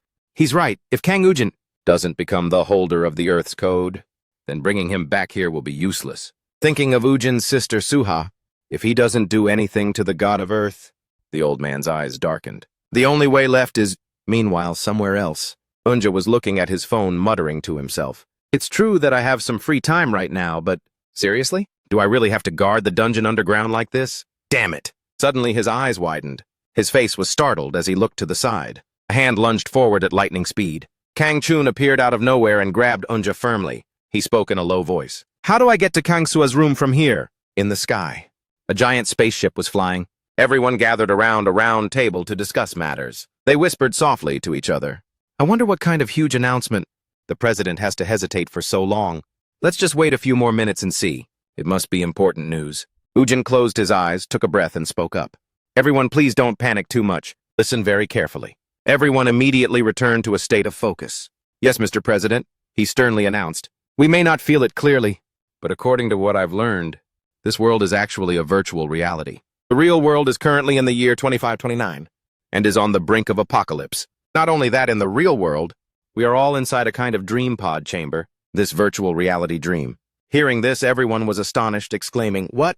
One person slapped their head and laughed loudly. Mr. President, you are so hilarious.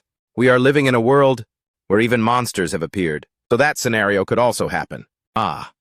Ujin's eyes immediately darkened. He angrily shouted, This is not a joke. Shut up and keep listening.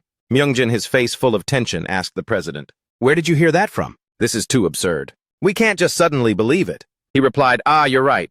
To be honest, I don't entirely believe it either. Ujin recalled Toffler. This is what Toffler told me. I was interrogating Kang Chun in the underground prison when he suddenly appeared. Emin was stunned. So the noise came from the dungeon. Yes, he replied. Ujin said in a low voice. In short, if what he said is true, then the fact that he can suddenly appear and disappear in different places also makes a lot of sense. Because he can appear here by logging in from his world. His words left everyone jaw-dropped in astonishment. Myungjin thought to himself in confusion. Hold on, if this world is a virtual one then. He urgently asked the president, if all of this is true, are we also existing in another world and those races? What if it's not the humans here? The questions kept coming. And what about the Roddy race that's always been helping us? He replied, they are just NPCs in the game. 500 years have passed. If we've reached a point in the future, that far it's not surprising at all. When technology and AI can create individuals with such personalities, right? Ujin added also, we can't be sure that this phenomenon only appears among other races. Who knows? There might be NPCs even among the human race. Everyone was now truly astonished. It's possible that one of them is an NPC. The corner of his lips curled up. How about that? Do you guys feel like you're fakes? Myungjin raised both hands and loudly said, no way, me a fake? That's something I could never imagine. Everyone quickly spoke up loudly. Me neither, do you know? How hard I've worked to get this far. How could I be fake? How could I be fake? Doanka also shouted out in distress. That's right, Mr. President. I have a real family who believes in me and is waiting for me to return. Ujin smiled faintly. Exactly, we've struggled immensely just to survive and make it this far. Yet suddenly someone tells us to abandon everything, that everything is just fake. That's something no one can accept. The corner of his lips curled up. So I've decided to go and see for myself. Myungjin asked, what? How are you planning to go, sir? I know a way to get there. Hearing Ujin's reply, he looked briefly curious. He stood up and instructed. I'll just check quickly and come right back. So everyone, please stay here with my army and protect this place. All right, Ujin said confidently. I'm entrusting my mother and Suha to all of you. Very quickly after that, he arrived in East Asia, the Gobi Desert. Ujin commanded, check if there's anyone around here. It quickly turned back and reported. Within a 100-kilometer radius, there are no signs of human life in this area. This is not a suitable spot for hunting humans. At all. He reminded it, stop blurting out those weird remarks. No one here is good. Ujin asked, now shall we begin? As soon as he finished speaking, he raised his hand and activated his power. A notification appeared. You have purchased the Heavenly Seal Stone. You have purchased the Compass of Truth. You have purchased the Forgotten Saint Summoning Stone. Immediately, a magic circle appeared under his feet. Powerful streams of energy surged up. The corner of Ujin's lips smiled. The compass and the two stones flew up. This is the way I finally found, after spending 25 years in Alfheim to return to Earth. Earth quickly summoned. A 10-sided light flashed. Dimension Administrator. A beam of light shot straight down, with a powerful aura blazing throughout the space. Now everywhere, a light screen flared up like a strong wall, shielding everything. He looked up with an expression of satisfaction. A strong straight ray of light shot high up. In that strong surge of flame, a figure appeared. The components quickly snapped into place. Through the armor, a growling voice was heard. Oh, you? A warrior who has reached his ultimate potential. The Dimension Administrator appeared immensely huge. Looking down, he asked, where do you wish to go? A notification appeared. You have successfully summoned the Dimension Administrator, using the effects of 3 types of achievements. Ujin stood with his hands on his hips, his face, looking up with a commanding air. He replied, Earth, take me to the real Earth. The Dimension Administrator was silent for a moment after hearing that, then spoke. If you are looking for Earth, this is the place you are standing on. Ujin was sober and resolute, not the fake one. I mean the real Earth, can't you understand? He still stubbornly argued, what's the difference between real and fake anyway? Are you trying to debate philosophy with me? Indeed, there's always a bigger fish. There is always a higher mountain, he still firmly expressed. Then I'll put it simply. Take me back to the Earth that has the Moon Realm. The Administrator was silent for a while, then spoke softly. You cannot go there. Ujin's eyes sharpened, losing patience. He asked why. This time he didn't say a word anymore. His face darkened. You won't answer me. But this answer was already clear enough. Then Ujin picked up the sword in his hand. He raised it high and declared, you must die for my Earth. The Dimension Administrator, or in other words, Ujin said in a low voice, Jaina's commander of the 72 monarchs. The Administrator said in a deep voice, I didn't expect you to know my real name, and still challenge me like this. He extended his small, stubby hand.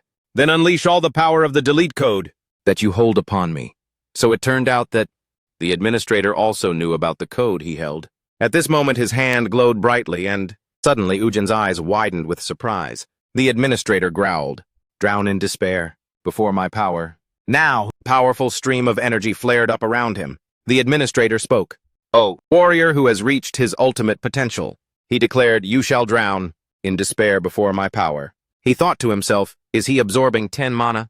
Streams of mana energy were strongly sucked into the administrator. Ujin's eyes were filled with surprise. The powerful streams of mana entered his body. An explosion of aura erupted, radiating an extremely bright light. A brilliant light like a full moon appeared. From within that halo of light, the silhouette of the administrator emerged. His eyes were now filled with a surge of mana. His foot landed on the ground. He curled his lip. A mana-focused attack, aimed at a single point, huh? If I get hit by that, even the soul armor would be useless. Ujin moved and flew up. Then he powerfully dashed forward, his eyes sharp. I'll fight him in close combat. Strong force zipped past the administrator, startling him slightly. He took the advantageous position above, turning back towards the administrator. He suddenly spoke. Your tactic is too predictable. As soon as he finished, the administrator's figure immediately vanished. He quickly reappeared right in front of Ujin.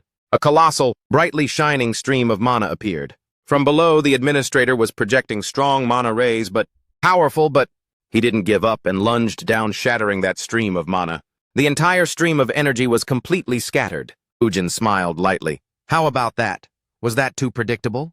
The administrator said nothing but split his body into two. Then, slowly the veins of fire and blood rejoined. Suddenly his eyes narrowed. He stared, a hint of surprise in his gaze. He growled.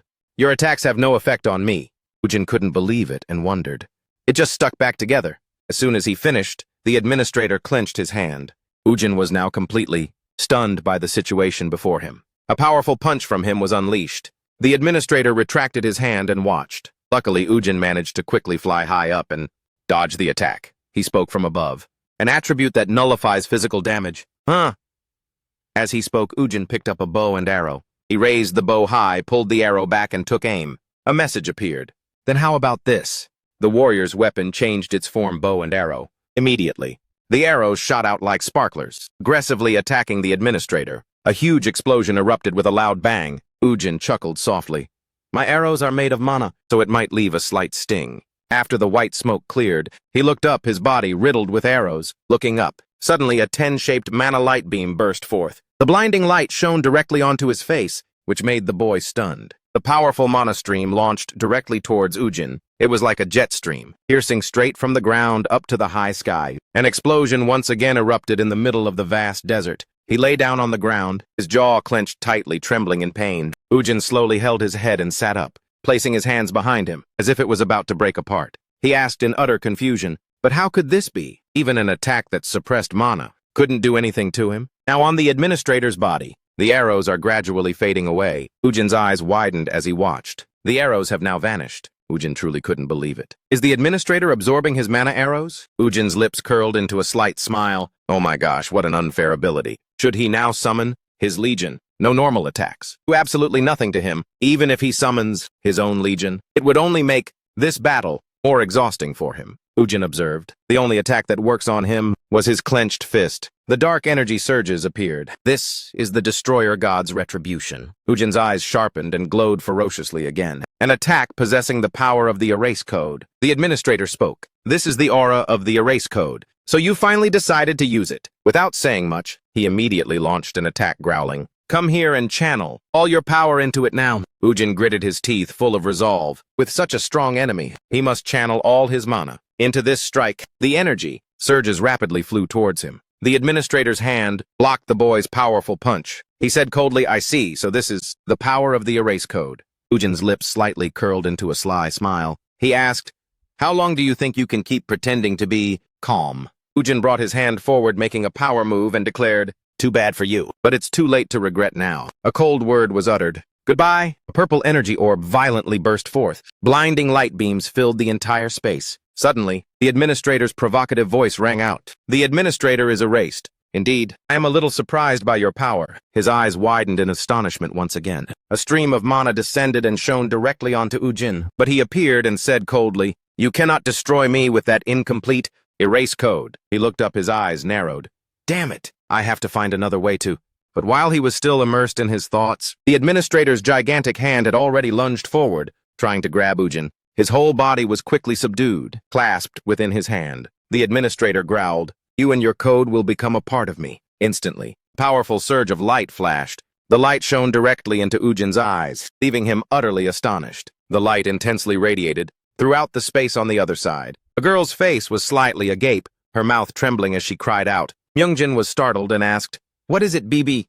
"What happened?" Bibi stuttered. Master's aura is gone." The statement left him open-mouthed with astonishment. At this moment on the planet Alfheim at Soros base, a small figure was sitting inside. Her hands clasped. Madi closed her eyes, thinking of Ujin, the undead lord. Did something happen to him? She softly opened her eyes, full of sorrow. "I have a bad feeling about this." Suddenly a voice spoke up. The Oracle Madi turned her head and called out to Captain Hyson. She stood up and asked, "Where did you go? Your sudden disappearance made everyone very worried, since you never returned." Hyson spoke. "I apologize for making you worry. Oracle, I took this much time because I had to search for the power that can help our leader." Madi, hearing this, stammered and asked, "So that means you found something?" She clenched her fist and replied, "That's right, I found a great power that has been protecting Alfheim for thousands of years." Jason's lips curled into a faint smile. She continued, "With this power, Sungu and I will be able to help him." Childhood memories flooded back. A salamander was roasted over a blazing fire. It was lifted up with a sound of, "Wow, it's perfectly cooked. Hurry and cook the rest." The boy turned to urge, "We need to eat fast and get back before the adults return." The friend beside him replied, "If we get busted, we'll get chewed out for sure." Suddenly their eyes widened as they looked at the fire. With a gasp of surprise, the fire suddenly burst up, causing the three children to take off running. "What is that?" They looked up with faces full of shock and panic. "Look, someone's coming out of that fire." They shouted loudly, because now in the middle of the fire, a naked man appeared. On the airborne ship, at this time, an image of a crater with cracked lines appeared, accompanied by the announcer's voice. "You are viewing satellite images, recording the scene following a gigantic explosion in the Gobi Desert. The explosion is suspected to be a result of a dungeon. This explosion has left a crater with a diameter of about 2 kilometers. A figure appeared. It was the administrator, and right in the middle of the crater is an armor-clad monster. Following the explosion, the map, with arrows pointing to a location in Beijing, it seems the monsters are relentlessly surging towards Beijing." The editor continuously reported, "Local authorities have sent China's strongest guild, Real Limjin, to the site, and they will soon confront the monster wave. We will update you on further developments of the situation as soon as we receive information." A frustrated exclamation rang out. "What the hell is this?" Shung Huan turned to ask Bibi, "Didn't the president go to the Gobi Desert? Could he have been caught in that explosion?" Bibi replied, "I don't know, but I can be certain that Master is still alive. If Master had met his end, I would have been recalled." Myungjin walked over. "I also think Master is safe." His aura disappeared, perhaps because he has gone to the moon world. He glanced around. "Right now, we can only trust him and wait for his return." Myungjin looked worriedly at the screen. "More importantly, the thing that concerns me is actually that guy." He asked, "What is it?" "A new dimension lord that nobody knows about, huh?" Myungjin turned to ask Bibi, "Bibi, can you expand the route of the dimension lord on the map for me?" She agreed. Sure, wait a moment." The map quickly displayed Beijing and Seoul. He gritted his teeth. "I was hoping I was wrong, but it seems I'm not mistaken at all." Sung Hwan gasped, "Prime Minister, is the monster's target by any chance?" He looked up at the map, Seoul, but he quickly paused. "Wait a minute. Is it aiming for us?" Because the Bibi Castle appeared on the map. The administrator was using powerful forces to attack everyone. In a desolate area 800 km from Beijing, everyone shouted loudly, "Attack! Concentrate all fire on him." He heard it, and a silence ensued. The administrator roared angrily, "A bunch of idiots! You are meeting your great king, but can't even recognize him. How can they be so clueless?" Someone suddenly gasped in astonishment. She turned back and shouted, "There's a mana surge coming from him." Defense team raised the barrier immediately. The administrator laughed loudly. "Ignorant earth dwellers, now realize your own foolishness." A strong beam of light erupted, illuminating the entire area. He quickly returned to his normal state, looking down at everyone who had died, lying scattered on the ground, and complained in annoyance. "Just because of these worms and bugs, I've wasted too much time." Suddenly a flash of light appeared from the sky. He looked at it, concluding the earth god is in that direction. The administrator narrowed his eyes. Almost have the complete deletion code. The macro screen displayed. Joy bloomed on his face. "Sir, we have a chance. If we just follow the plan, we can save the virtual world from Chanel's threat." A man immediately objected. "No, that's too risky." He earnestly analyzed. "You plan to take the code and log in by yourself? The council must be crazy to agree to that plan." The machines still operated, and humming sounds echoed Ryan. His eyes were full of hope. We pray for you and await your safe return. Kang Ujin, please save Earth's people from the grasp of disaster. A flash of light appeared in his subconscious. Ujin was immersed in an illusion. What is this memory fragment? Where am I? A sign appeared in this blazing air. Seoul Station. At a subway station in Seoul, monsters were attacking. His eyes widened in shock. The scene of the dungeon break that he didn't experience 5 years ago. Everyone was running away. A panicked cry rang out, "Help me! Get out of the way, don't block my path." But it could also be an incident he had to face before.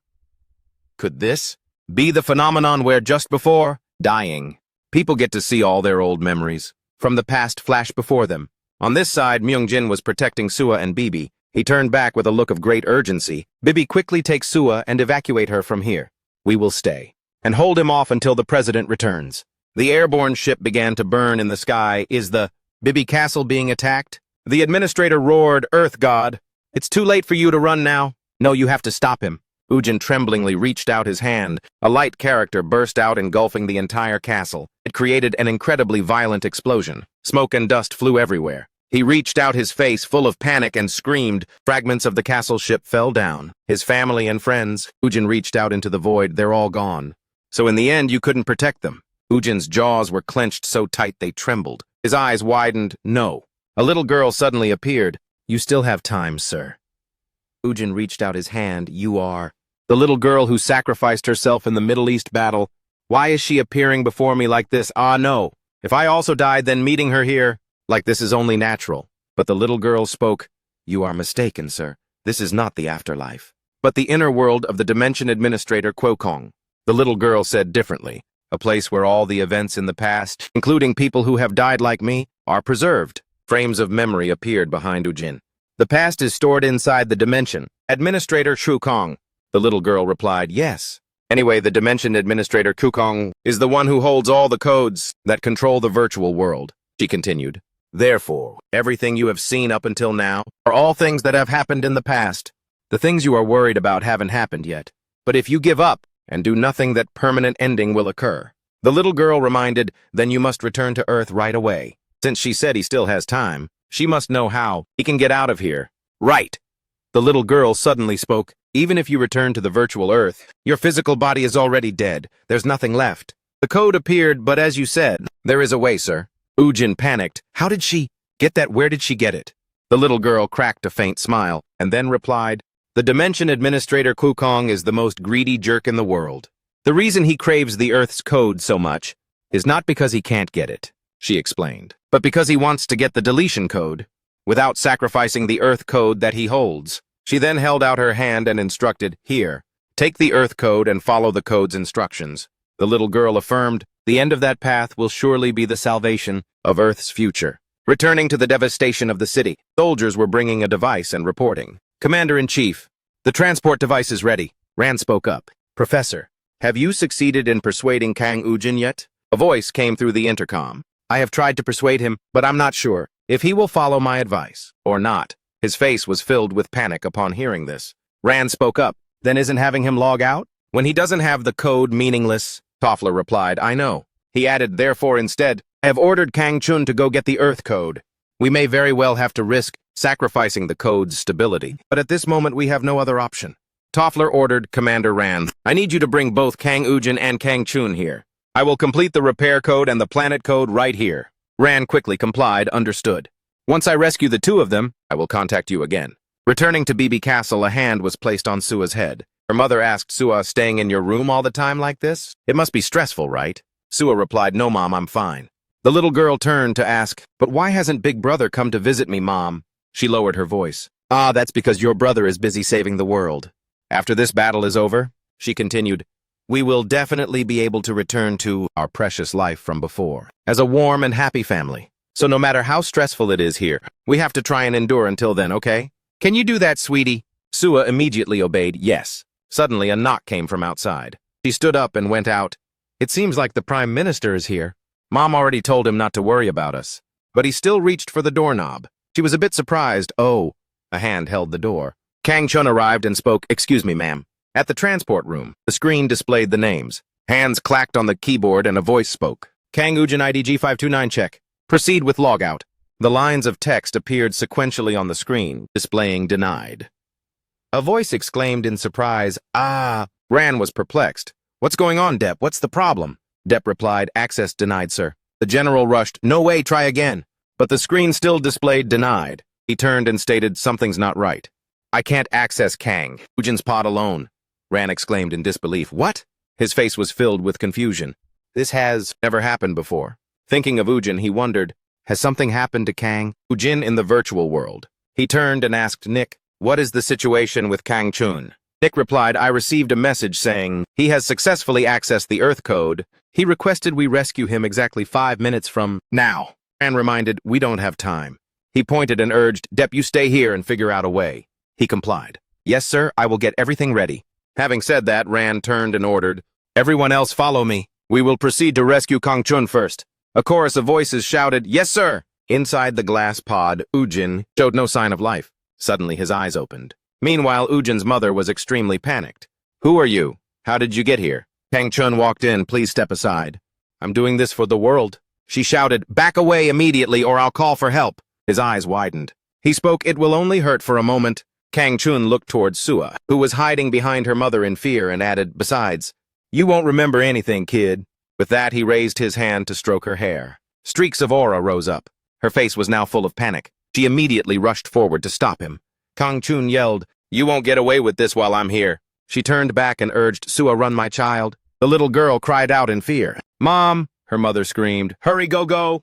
Seeing her mother crying out in pain, Sua couldn't help but tremble with fear. She squeezed her eyes shut. She immediately darted out the door and ran away. He looked at them and said in a cold voice, "Your actions right now are truly pointless." Outside, Sua was running without stopping. As she ran, her tears streamed down and flew in the wind. Screaming sounds echoed. "Is anyone there? Please help me." Sua ran and shouted, "Please, someone!" But suddenly a voice spoke. "Our game of hide-and-seek should end here. Let's go." Kang Chun rushed forward. "Earth Priestess, hand over the code immediately." The little girl covered her ears and ran shouting. At that moment, a loud explosion suddenly echoed. The door burst open. He was startled and turned to look. Immediately, a fiery explosion flared up.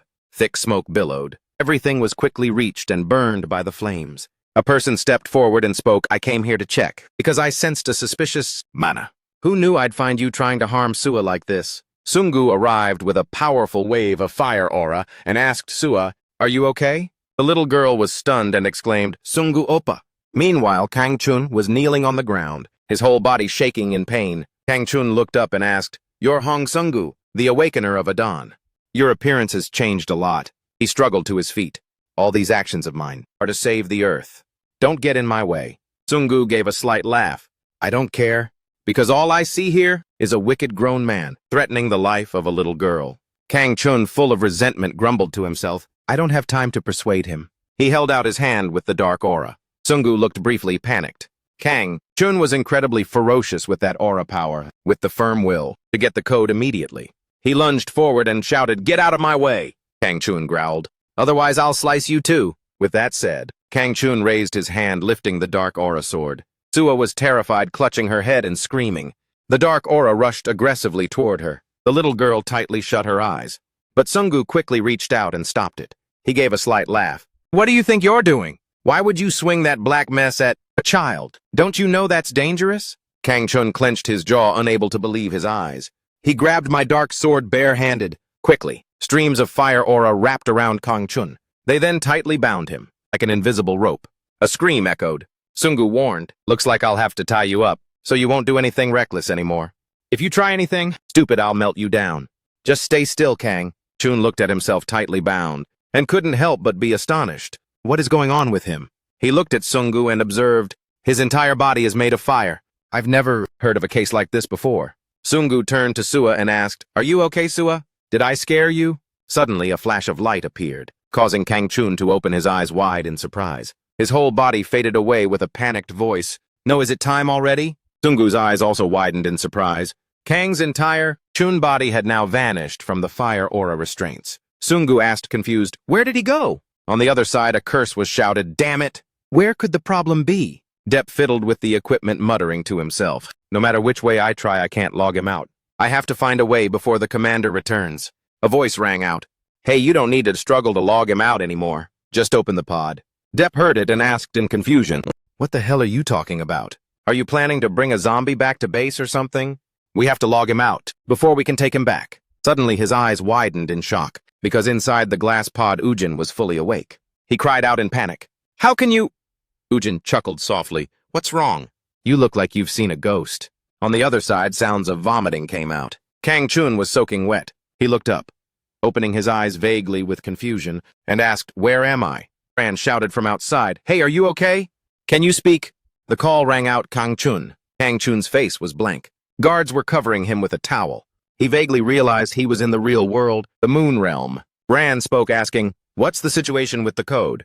Did you bring it back with you? Kang Chun was startled and looked up. Then he looked down and said in a low voice, I'm sorry, everyone. I failed. Just when I was about to get the Earth code. Ran was surprised to hear that what? He shouted loudly. What the hell are you saying?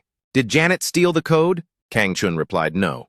The reason I couldn't get the Earth code was interference from an Earthling. Ran paused upon hearing that, thinking to himself. In the virtual world, there was actually someone other than Kang Ujin, strong enough to resist Kang Chun. He reassured himself. Well, at least we didn't let the code fall into Janet's hands.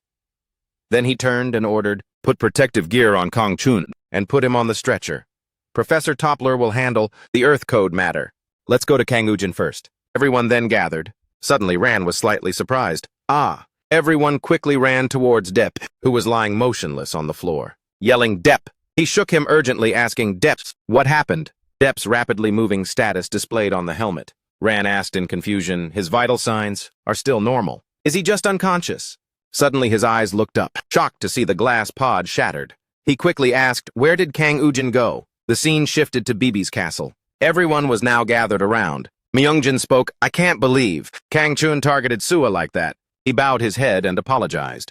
It's all my fault. I should have paid more attention to protecting Sua. Bibi spoke up. I should have been with Sua too, since the master himself ordered me to protect the girl. Sungu immediately reassured them. Everyone, don't be so hard on yourselves. After all, Sua and her mother are both safe now. He asked, more importantly, where's Big Bro? I heard he went back to Earth, right? Myungjin replied, the president is probably in the moon realm. Sungu was stunned. What? He was confused like a little chick not understanding. The moon realm. What dimensional shift is that? Time passed after that. Sungu rested his chin on his hand, pondering, the real world, huh? His eyes suddenly went wide. Then he laughed loudly. That means we just need to protect Sua. Until he returns, right? That's a piece of cake. Myungjin stammered. You're right, but... Sungu kept laughing. With this new power, I won't lose to anyone who tries to attack us, he thought to himself. This world could very well just be a virtual space, yet he didn't care about that fact at all. Myungjin, still full of worry, reminded him, your new power will help us a lot. However, we can't let our guard down yet. Then he turned to look at the screen and said, right now, an extremely unusual dimensional lord is rushing toward us from China, and I guess his target is Sua. He also mentioned that the guilds and the military of China couldn't stop him either. This creature is very likely on a completely different level compared to the dimensional lords we've dealt with before. Sungu chuckled softly. If he can make even Bibi worry that much, it means this enemy is very strong. He spread his arms to reassure them. Well, we'll just try our best to stop him. The reinforcements will be here soon anyway. Myungjin asked in surprise, reinforcements. At this moment, the screen went black, leaving only the audio. Prime Minister. There is a reaction from the teleportation gate connection on the bomb. Sungu spoke. They came just in time. Now in the sky, a teleportation gate appeared. Myungjin and everyone else stepped out to look and exclaimed, what the heck is this giant teleportation gate? What's going to come out of there? Sungu chuckled softly. There's more. From above, a gigantic entity was radiating an extremely powerful mana source. Bibi gasped in astonishment. She yelled, Sungu, that's a creature from Anfen. A voice spoke. Ms. Hesian has successfully tamed those extremely unusual monsters. Now, countless dragons with long tails are appearing. They're the ancient water dragons of Lake Linta. At the same time, in the recovery room lying on stretchers, were people lying motionless, including Kang Chun. Toffler looked in from outside and spoke. Kang Chun failed to retrieve the secret code, and Kang Ujin is missing, the old man said in a low voice. Nothing seems to be going according to our plan. Ran turned and replied, unlike what happened with Kang Chun, we still can't understand the disappearance of Kang Ujin. He recounted everything from the system not accepting the logout command to the destruction of the containment pod, and even one team member being unconscious. Toffler judged. The management system must have run into some problems. He affirmed, if we can just find him, we'll get the answer right away. So I need you to find him as soon as possible. Commander Ran asked, I understand. What do you plan to do with the Earth code? What are you going to do with the Earth Code? Toffler turned to look at him and replied, Our only messenger in the virtual world has ended up like this. I have no other choice but to take action myself. He worriedly asked, even Kang Chun failed. Are you sure you can handle it alone? The old man looked at him and replied, We no longer have the luxury of choice. Hurry up, Commander Ran. Toffler considered the worst-case scenario. If Xanath gets his hands on the Earth Code, everything we've protected until now will go up in smoke. The scene shifted to Bibi's flying castle. The old man was stealthily lurking behind a door, trying to avoid detection from the guards. Toffler realized, the Earth Code is on the upper floor, huh? It looks like it's going to be hard to avoid the guards' eyes, this time. The ring on the old man's hand immediately lit up. Information appeared. Polymorph ring, replica. A replica of the polymorph ring. Allows the user to change their shape. Be careful as even a slight jolt will immediately dispel its effect. Immediately after a figure approached, causing both of them to turn and look. They spoke Captain Kim Jun-yong. It's not time for the shift yet. Is something wrong? Jun-yong chuckled softly. I just got instructions from the Prime Minister.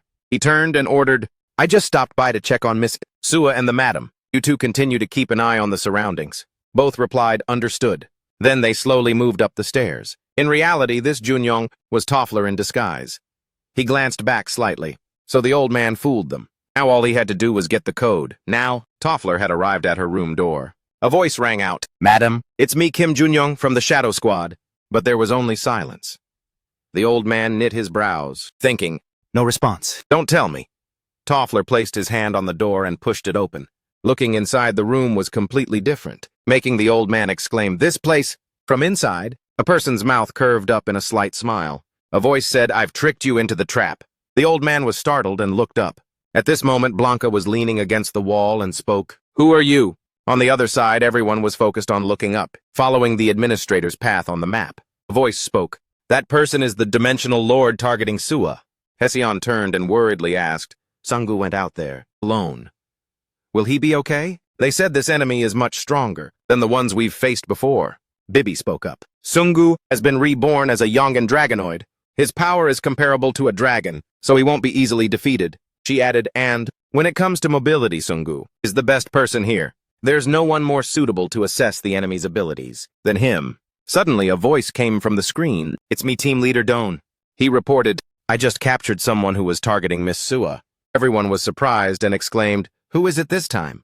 Myungjin anxiously asked, Is Miss Sua still safe? Who was the attacker? Over here, Toffler has been apprehended. Blanca reported further. Just as we planned. He fell into the trap and Miss Sua is safe. But the attacker's identity is surprisingly Dr. Toffler. Upon hearing this, he couldn't help but be startled. First Kang Chun and now Dr. Toffler, Myungjin said gravely. Enemies are all around us. He looked up and stated, Blanca, the war with the Dimensional Lord will begin soon. Myungjin then ordered, continue to protect Miss Sua with the Shadow Squad. Ensure Toffler doesn't escape and keep a close eye on him. In the sky above the vast ocean, a light flashed. A figure quickly flew through the air. It was none other than Sungu. From afar, he saw a glowing sphere. He spoke, finally I have found him. Should I give him a gentle welcome? With that, Sungu unleashed the dragonoid version of the fire spear. The administrator quickly detected it. The two forces collided and a massive explosion erupted. Flames flared up and smoke billowed. Flames burned fiercely around him. Sungu scoffed lightly. Don't tell me you're already knocked out, after just one hit. From inside, the administrator spoke with admiration. The feeling this kind of fire gives, this is definitely the power of a dragon.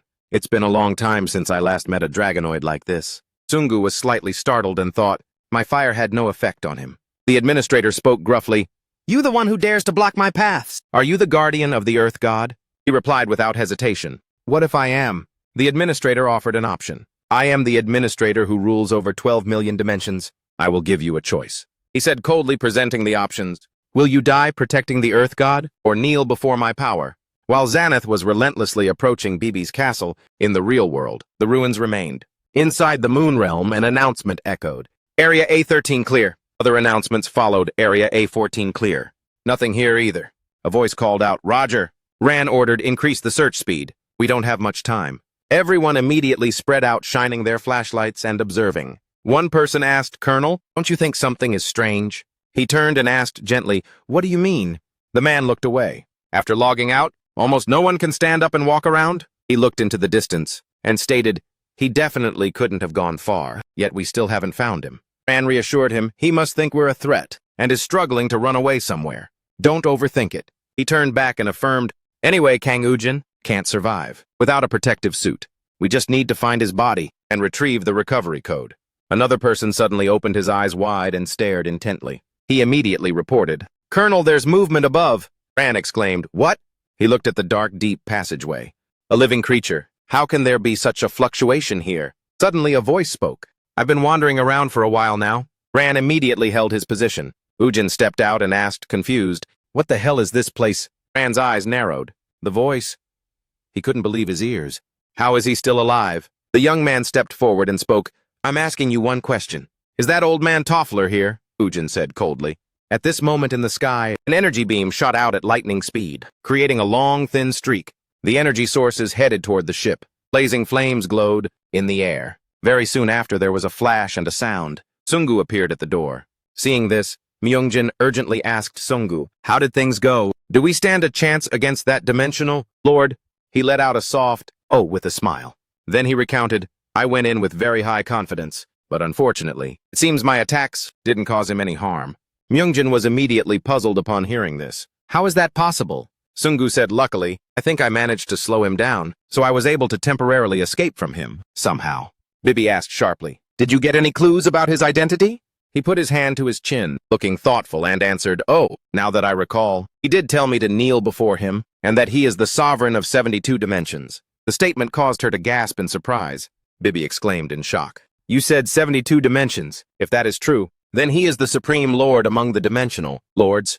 Zenith, the 72nd step. Bibi, clutching her head in panic, asked, he's never shown up before. So why is he suddenly running to Earth now? Sungu spoke up, so, he is the king of the dimensional lords. No wonder my attack didn't have any effect on him. Sunghun yelled out in fear. We have to run. It's too risky to face someone like him, while the president is absent. Myungjin turned and said, running won't do anything. If we retreat now, South Korea will be destroyed. He seemed a little hesitant when he heard that. She also expressed some agreement, pointing out, but the master gave us an order to prioritize Miss Sua's safety above everything else. To protect Miss Sua, retreating right now is also a pretty logical choice. Sunghun, hearing someone agree with his point, immediately analyzed, she's right. If we lose Miss Sua, not only will South Korea be in danger, but the whole world will be toast too. He urged, we need to quickly retreat now and wait for the president to come back. Sungu heard this and just remained silent. He thought to himself, if Big Brother were here now.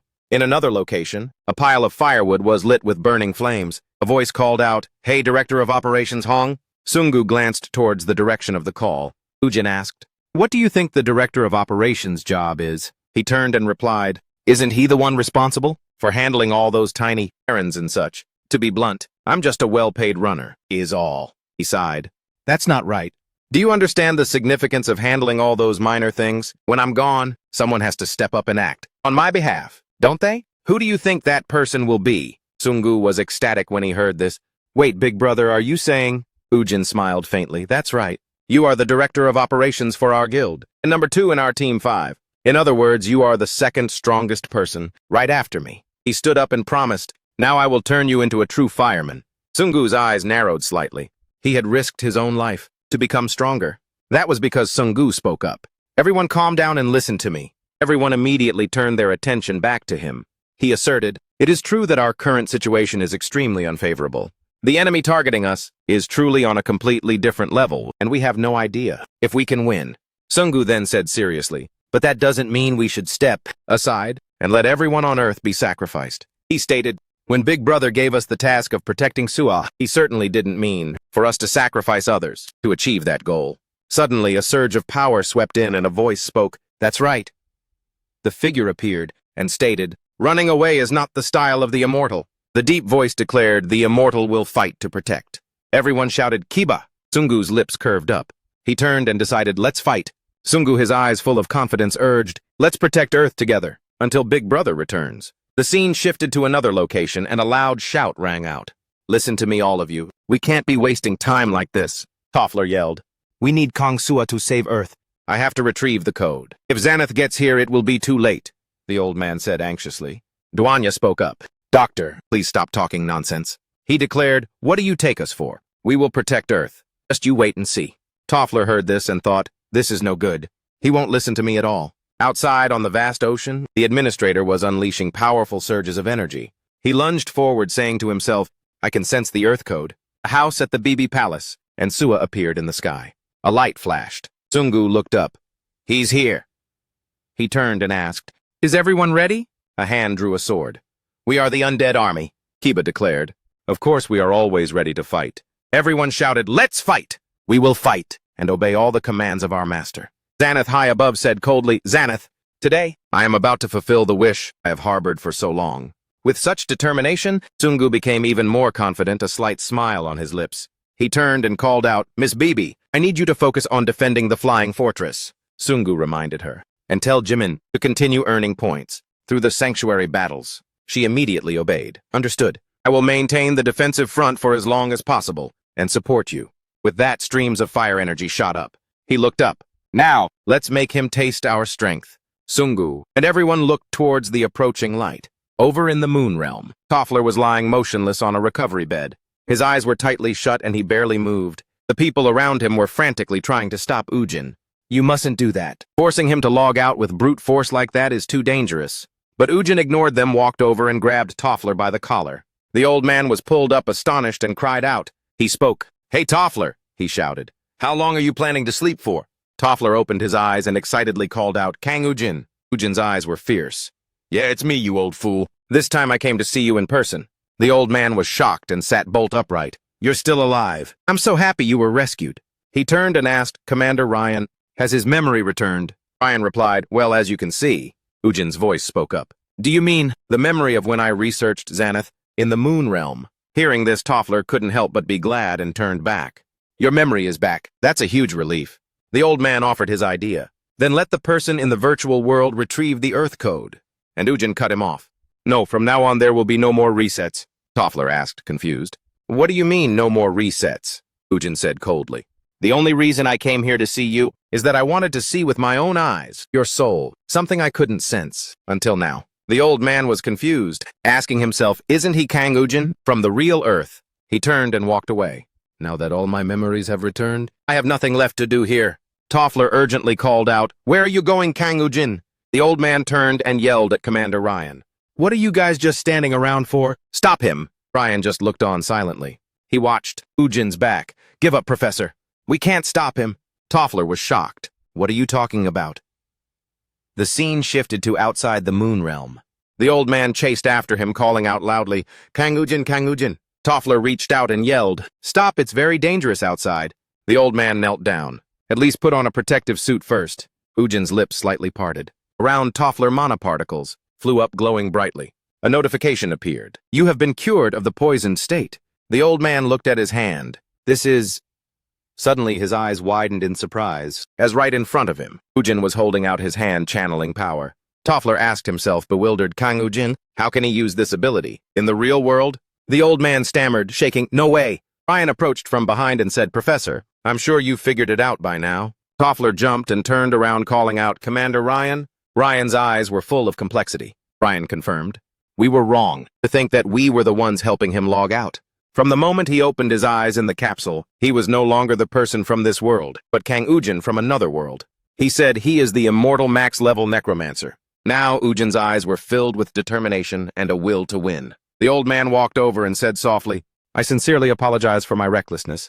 He replied, It doesn't matter what you call me, because Kang, Ujin of the real world, is also a part of me. Toffler asked, So Kang, what are you planning to do now? The old man recounted before he woke up. I saw Xanath approaching Adon's airship. Thinking of the administrator, he added, Your comrade Hong. Sungu tried to stop him, but none of the attacks had any effect on a Supreme, being like him. Then remembering Kiba, he continued, It's not just him, even your Death Knights, and your dragons, Onfin's ancient Hydra, and even the ancient dragon couldn't stand up against him. Toffler warned, Sooner or later all of them will fall. Even if you go and help them, it won't change anything. The old man insisted, The moon realm needs the error correction code, and we will not send you back to the virtual world, even if you refuse to cooperate. Even without your cooperation, we will still extract it, no matter what. Toffler asked, Do you understand now on Earth? You can't do anything here. After listening for a while, Ujin's lips curved slightly. He spoke. Who knows? I think differently, Toffler. First, Ujin spoke about Sungu. They will protect Sua until the very last moment, and buy time for me. A dawn whom I forged won't be easily defeated by him. He chuckled lightly. Or who told you that I have no way to go back? His words made the old man confused. He held out his hand and a large stream of mana appeared. Ujin said coldly, "If I can't go there," he calmly declared, "then I'll just drag it here." A stream of light energy pierced through the earth, striking directly into space. Bright lights flashed, like suns in the sky over the castle. The administrator's voice boomed. "You stubborn idiots!" He slowly moved forward and unleashed a skill, shouting, "Give up now and hand over the code." Immediately, everyone was suppressed by that aura. Sungu called out Death Knight. A voice spoke up, "Hong Sungu." He turned back with a start. Xanath spoke. "The sanctuary points are dropping to an extremely low level. If this continues, we'll be wiped out." Sungu's eyes were resolute. "No, we must hold out until Big Brother returns." He chuckled slightly. "So, you're struggling and fighting so desperately for that reason." The administrator announced, "Just give up. Kang Ujin no longer exists in this world." He heard that and exclaimed, "What?" The administrator stated coldly, "His body was destroyed long ago. I completely absorbed his soul as well. Therefore, waiting any longer is useless, because he can't come anymore." Sungu thought to himself. Big Brother was defeated, no, that can't be. He clenched his fist and continued, "After I absorb the Earth Code, I will become the supreme god of this entire universe. I will not just be the ruler, but also the creator and destroyer of anything I want." The administrator reminded him, "So give up now. This is the last act of kindness that I, who will become the supreme god, will grant to my creations." He heard that, and this corner of his mouth slightly lifted. "Supreme god, huh?" Sungu said nonchalantly. "Actually, I already knew that confronting such an existence wouldn't do any good." The administrator saw that and laughed. "So you finally decided to listen to me, didn't you?" Sungu said sternly, frowning. "And for me, if there is anyone like that in this world," Sungu said softly, "it can only be Big Brother." As soon as he finished speaking, a layer of stone appeared above. The administrator looked up and exclaimed in shock, "This aura, no way. I clearly absorbed him, didn't I? How could this happen?" Immediately, the stone fragments shattered, creating a sound and a dazzling light. Ujin swooped down from above. Sungu joyfully called out, "Big Brother." Ujin smiled lightly. Ujin spoke with pride. "See? I knew you guys could hold out." Inside the control room at this moment, everyone exclaimed in shock, "What the hell is that? Why is there such a high-energy reaction coming from Earth?" A person with a panicked expression pointed and shouted, "Look at the screen, everyone." "Earth!" Someone trembled. "Oh my God, the Earth is blackened." Now the side of the Earth covered in darkness is showing a descending beam of light. Massive lines of mana pulled the blue color back to Earth. Has it regained its original blue light? Gradually. A moment later, the entire Earth returned to normal. On this side, the glass shattered into pieces and fell. Ujin rushed down from the light above. Xanath joyfully called out, "Master." Sungu spoke, "Big Brother. I knew you would come back." His lips curled slightly into a smile. Ujin's eyes were full of pride. "See, they held on, just like I said." The administrator was utterly astonished. "Administrator Erase, how could you—" Clearly, he had completely devoured your soul. Ujin rushed down and spoke. "Sorry for keeping you waiting. All right, how about we start round 2 right away?" Immediately, Ujin charged down, attacking the administrator.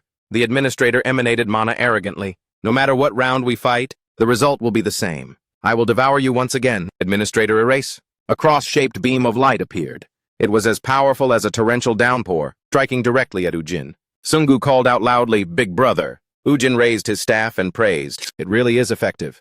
He swung the staff down, realizing, "Now I understand the reason. Why? It is called the ultimate weapon of the god of destruction." The administrator was now completely bewildered. His attack is being neutralized.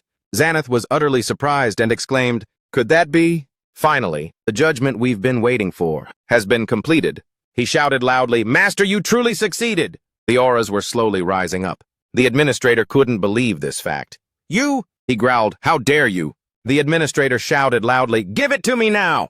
He lunged, declaring, "It belongs to me." But as he was about to charge forward, a net of energy rays instantly blocked him like a barrier.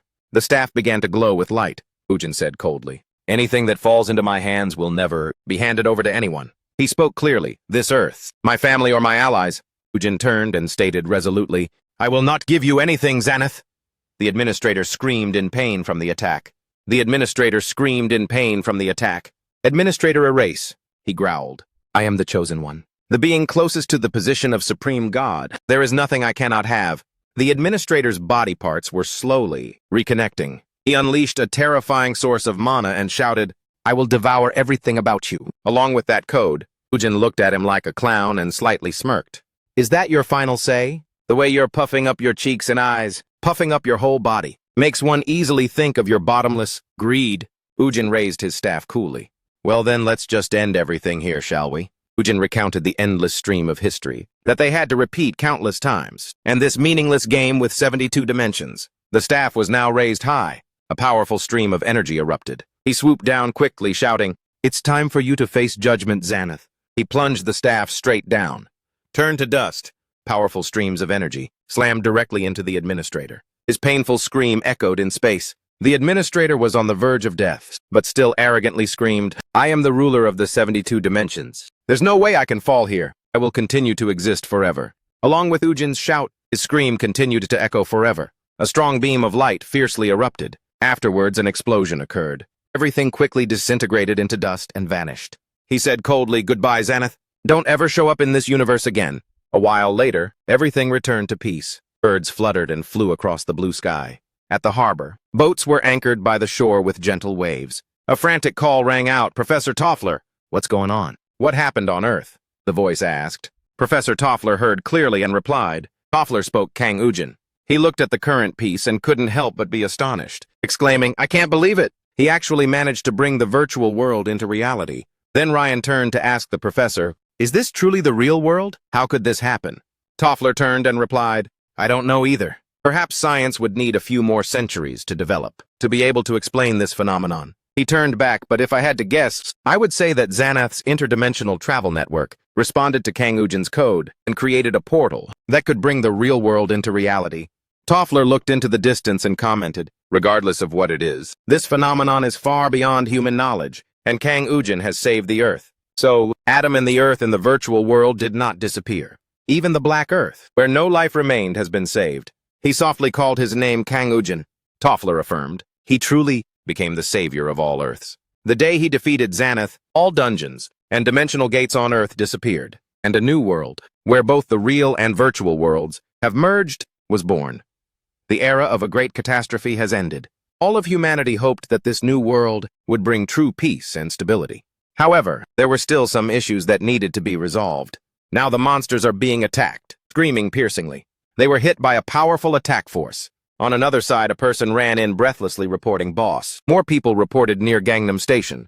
Jongdae chuckled softly. Looks like the cowardly guys who only knew how to hide are gradually surfacing one by one. All right, let's go. On the city streets now, traffic was busy with cars moving back and forth. The task of searching for and destroying the monsters hiding all over the city and rebuilding the national infrastructure destroyed by the massive dungeon breakout will take a very long time to complete. But eventually, everything will return to the state it was in before the dungeon outbreak.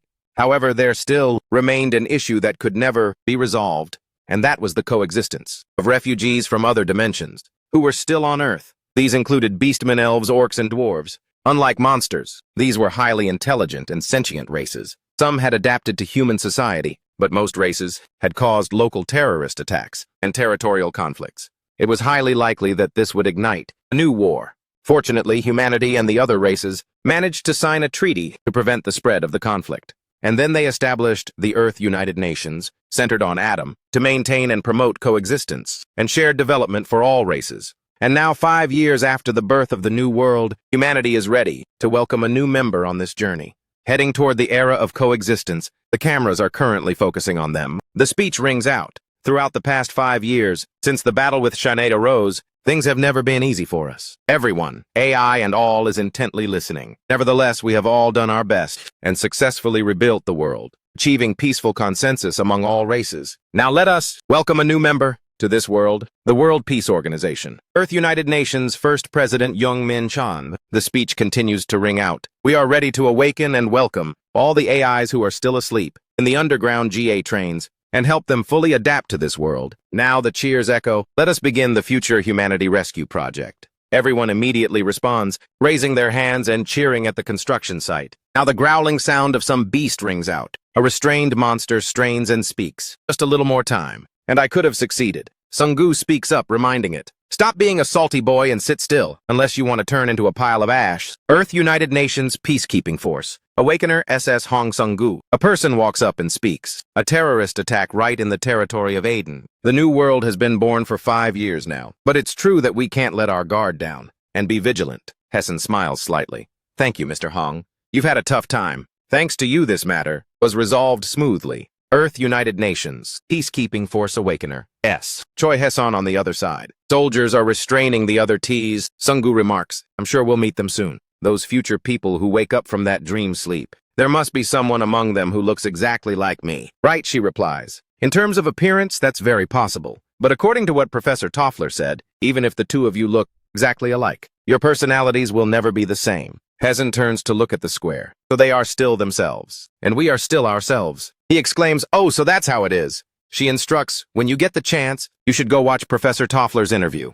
He is about to appear as a guest on Gu Seung-hoon's show. Sung-gu exclaims, huh? You mean he's going to be on Seung-hoon's show? On another side, music is playing. A smile curls on his lips. Seung-hoon holds the mic and says loudly, hello, everyone. Welcome to Gu Seung-hoon's World Variety Show. He speaks, today, to celebrate such a meaningful day, we have invited a very special guest here. Please give a round of applause to welcome. The voice shouts, Professor Toffler from the moon base. The cameras immediately pan over. To Toffler. Seung-hoon asks, so Professor, it's been about 3 years since you last visited Earth, hasn't it? How do you feel right now, after being able to come to Earth again? After such a long time, the old man chuckles, the green Earth has always been something that makes my heart flutter. Director of the Astronomy Laboratory, Moonbase, Professor Toffler. Toffler recalls because for decades, I had only ever seen a colorless and gray Earth. Honestly, even now, I still can't believe I'm standing here. He laughs loudly. I'm sure this view to you must be like some fantastical scene, right? It's nothing short of mind-blowing, huh? The old man rests his chin on his hand, pondering even what you said. That this new world is nothing more than a fantastical scene is an interesting hypothesis. Then he turns and smiles. I was just kidding a bit. We have gone through so many ups and downs. To reclaim Earth like this, how could I possibly consider it fake? That's impossible. Seung-hoon hears this and can't help but laugh. Professor, your playful remarks actually don't sound like jokes at all. Just thinking that you seriously meant it is already scary to me. Toffler replies nonchalantly, even if that were the case, we don't have to worry. Didn't President Kang Ujin already answer that question for us? He asks in confusion, what do you mean? The old man's gaze looks up as Toffler begins to recount. Back in the previous virtual world, the president was very conflicted when he had to choose between the virtual world and the real world. Of course, I once thought he would choose the real world as soon as he knew the truth. The old man adds, but surprisingly, he chose to keep both. That's because all the experiences and relationships he gained in the virtual world were real to him. After hearing that, Seung-hoon says, I see, you mean that compared to knowing the truth about the world, the emotions we feel, as well as the life we are living, are more important. Right, Toffler immediately answers, precisely. The old man says not only that, the longer we live, the more relationships we will have, and connect with more people. He exclaims, oh, you're talking about the future people who are about to be rescued, right? Toffler smiles softly. I'm not only talking about those future people. The old man then pauses. Toffler thinks of the ship in space. I'm talking about our neighbors outside of Earth, the citizens of 72,072,000 who appeared with the birth of that new world. A voice rings out. May 29th, year 5 of the new era, 11 a.m. BEN has entered the orbit of Mars and begun exploration. A voice speaks. Who would have guessed that even using the technology of the moon base, it would still take 3 months? Ujin chuckles lightly. If we had a teleportation gate, we could have teleported in the blink of an eye. The hero of the New World President of Aden Kang Ujin, while Earth is celebrating the 5th anniversary of the New World, has arrived on Mars with the assistance of the moon base. Not only that, the other name for this planet is Onfen. This is where the journey of the soul summoner Kang Ujin begins. He turns and urges, I can't sit still any longer. Hey, Ryan, open the hatch. Ryan, startled, asks, what you plan to go out right now? He says frantically, that's too dangerous. At least, you should wait until the satellite finishes observation, and then we'll go down together. Ujin smiles slightly, reminding him, who do you think I am? If you don't open it, I'll smash it wide open. Hearing that, Zion is a bit afraid and immediately agrees. Of course, that's fine. We'll open it right now. Meanwhile, at the Onfen Soros base, after the teleportation gate disappeared, and 5 long years passed, there were still people waiting for Kang Ujin to return. A hand is writing symbols on paper. Mori looks up and gazes out the window. Suddenly, a powerful force is rocketing down from above. It is Ujin flying down like a missile. Her feet step outside. Look at the beam of light flashing up there. You're riding the divine dragon down. I promised I would return right away, but it took 5 years to come back. Ujin's eyes are full of anticipation. Now I'm here to fulfill my promise. A loud call echoes Mori. Mori. Hearing that, her eyes open wide, filled with joy as she looks up.